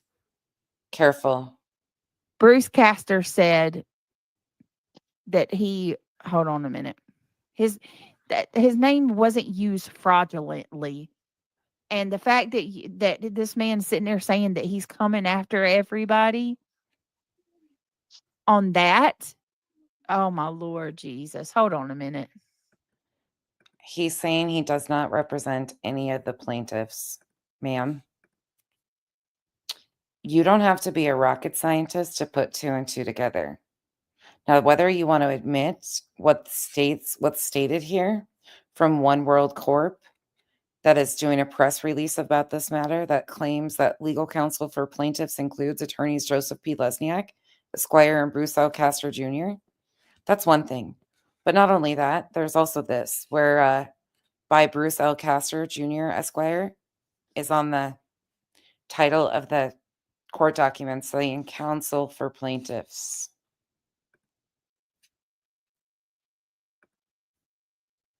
It doesn't take rocket science there. Bear with me, guys. We're holding on. It's just he's just nothing but a I can't even a vulture. Just a vulture. Oh. That does nothing but bring what is the word? Bear with her. She's a little frazzled. Just trouble. He's just trouble all around, and he's no good. Oh. And I that's my opinion, and I reserve that right. She reserves that right. Nowhere in that statement did Bruce Castor say his name was fraudulently used. Oof. Give me just a second. The level of it. Call him Shilbert Fisher. There's another post that hold on, Neil. Hold on. There's an oof. The ignorance. All right, I'm going to read this and I'm going to get off here. It says, write me a script. I'll do a conversation between QB and Granny's watching. Are you serious? You're going to do it? Yes. Don't tempt me. Don't tempt me. I'll write you one, Ben. All right, I want to read this post. Okay. This is another one. Bruce Castor says, please note that I am not involved in this case and any indication otherwise is an error. Mr. Lesniak is the plaintiff's counsel. Mr. Lesniak is the plaintiff's counsel. I represent Mr. Chapman in a matter in Texas only. Evidently, that caused some confusion. If I was not clear about that sooner in the progress of this case, I regret that. There is no need to copy me on any correspondence. Thank you. Have a good holiday. Best regards, Bruce. His name was not fraudulently used. Ma'am. Explain these. Please and thank you. Just once. There. They're what? Ta-da! Yeah, I feel that way. Made you look. Way too, Kelsey. I really do. Still waiting. It's like that crank on the jack in the box, and you just keep cranking and cranking and cranking, and the jack never pops out. I feel like that's what we're doing, waiting for a cohesive thought here. Are they just going to ignore that Bruce just confirmed that the case is real and Lesniak is the plaintiff's counsel? Why are you stuttering? Because these people have been saying that it's not real, and Lesniak Where has anybody been saying it's not real again? doesn't even know about it. That's not what's been said. Not at all. Britt, please tell Britt to see his post with the stupid Elmo gif. That's nobody's saying it's not real. Again, hold up here. Let's remember. Let's just do another quick little run through. Sweet misery. It's nice to see you, my love. It's nice to see you. So at the end of the day, I don't believe this. I don't believe that this came out. Again, Bruce Castor was never my attorney. He's not the one that's ever represented me. It was always my understanding Bruce Castor is Dog the Bounty Hunter's attorney. And if there was some I'm just in the reality, again, I'm not breaking attorney privilege. I'm telling you, I don't know. I've had zero contact with Bruce Castor. Bruce Castor is Dog the Bounty Hunter's attorney, not Bullhorn Betty's attorney.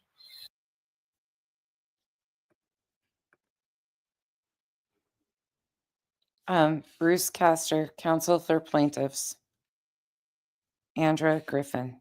I'm fucking lost here. Anybody else lost here? Like, right here. Legal counsel for plaintiffs includes attorneys Joseph P. Lesniak, Esquire, and Bruce L. Castor Jr. And what about here? What about here? Probably a whole bunch of them sent all of this to these people. Okay, well, this is what I want to say.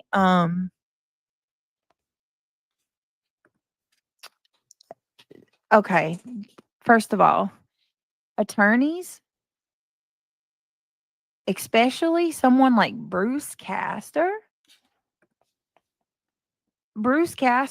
and Lesniak, Joseph Lesniak, look at their credentials and their record. If you think for 1 minute that these attorneys are going to sign their name onto a case that they didn't think had merit or that was a quote unquote joke, you got another thing coming. These attorneys aren't high profile and well known for no reason. And it's not just about me settling a score with someone. Here's the problem. A lot of these people that are saying these ridiculous, ignorant, and I say extremely ignorant comments about this don't even know the history. You have no clue what you're talking about.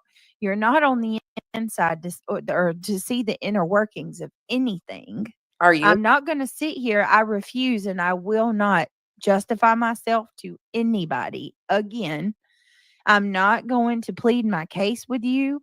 I'm doing what I'm doing for a reason, and it's a very good reason. And I have already had, even besides this right here, I have had an attorney look this case over and tell me that I'm sure they said, Rico, have more than enough merit for what I'm doing. For a civil Rico, you have more than enough merit. If you want to threaten me with countersuing, you want to threaten me, these people coming in saying that, I made a mistake. I opened Pandora's box was another thing, you guys. I opened Pandora's box, and I'm going to wish that I could. No, I think you opened your pie hole. Shut it. These statements are. Because, again, let's just go back a minute here. Didn't think had merit or. Oh, wait. I didn't go back far enough. This part.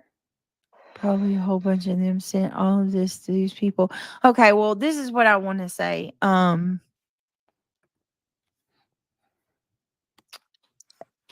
Okay. First of all, attorneys, especially someone like Bruce Castor. Hold on. Fast. That's too funny. Hey, Rainbow.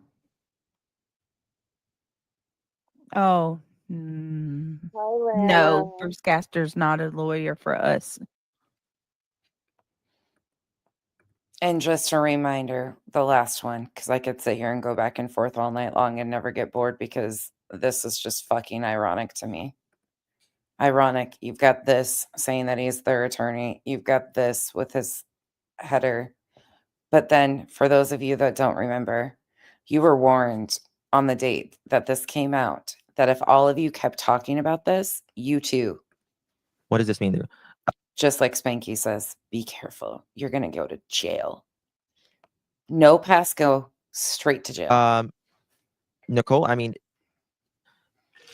if they would continue to speak on it, you could someone could absolutely end up in jail. Yes. Oh shit. Who's going to be my cellmate?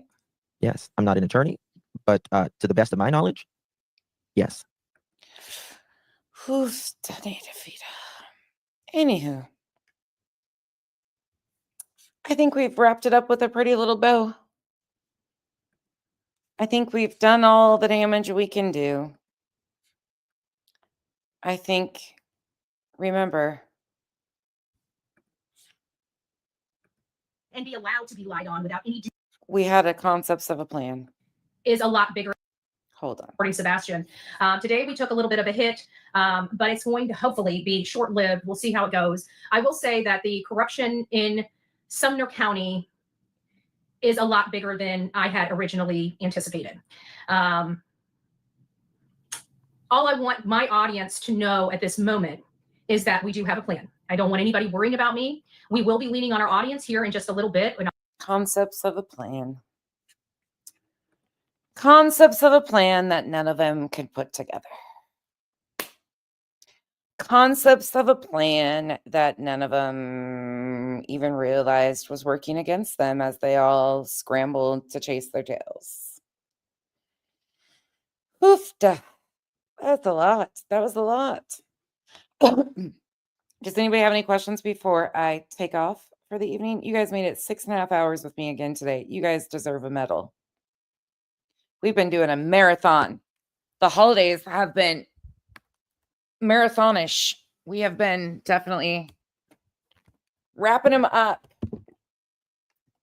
with pretty little bows.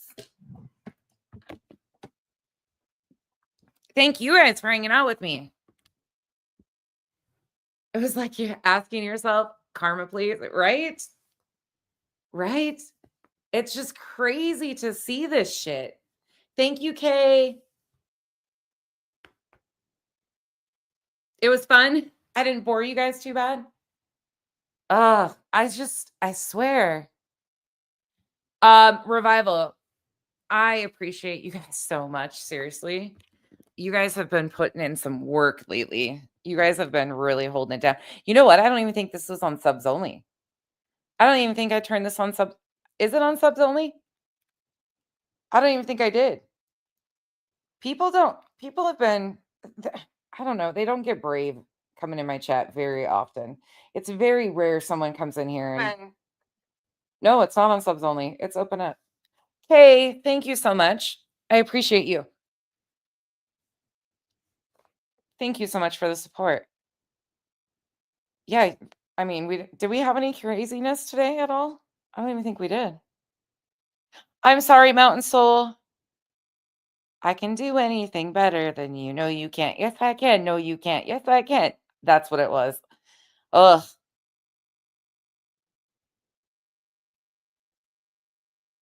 Oh, Catherine, I'll have to watch it. She does a great job. Her layout format is so like thought through and put together in a very like I love how she lays stuff out too. There's certain things that really thank you, Southernish. Great job, Angels. Rocky. No, you didn't. Thank you all. Lippy. Lippy, they have just been, these little memos have just been crazy to watch there's so much going on too with all of it. Thank you, Crafty Girl. Once you start looking at like the bigger picture, Bob, thank you so much. I hope you had great holidays, Bob. They have some truth.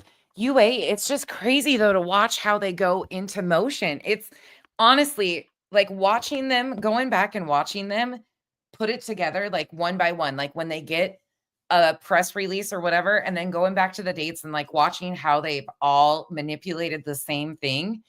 It is, even for me, even though we've watched most of it before, when you go back and watch how it lays together, it's wild to see it. And you're like, I could skip over this part, but this is a part of it though. The team, the coordinated effort from the fact, Josh came in here the other day and said that he doesn't get these press releases or whatever, which he might not be on the mailing list. I highly doubt that, but he was one of the first ones to go live with this. And then it goes from him to Spanky to Mr. and Mrs. Ease.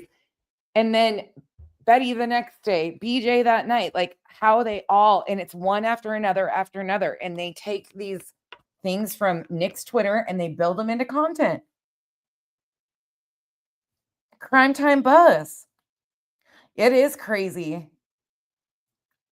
Yeah, Southernish, the one thing, like I have March 8th laid out and I need to be able to catch up. There's just been so much going on that I've been trying to keep on top of it. But they're them building things out and starting like the chaos though, going back to March 8th. I missed so much of that in the beginning because there was just so many pieces going on when JLR and all those guys, like they weren't even heavy in it at that point. They were covering it, but it wasn't heavy like this. There wasn't all the chaos. Nick the Hat and those guys weren't involved. But the chaos started so soon in this. Oh, Bob, thank you. Bob's got his closet rent. Closet's under the stairs. Now they're going to all say it. See, she has Bob under the stairs too. Bob's been kidnapped. It's just crazy though.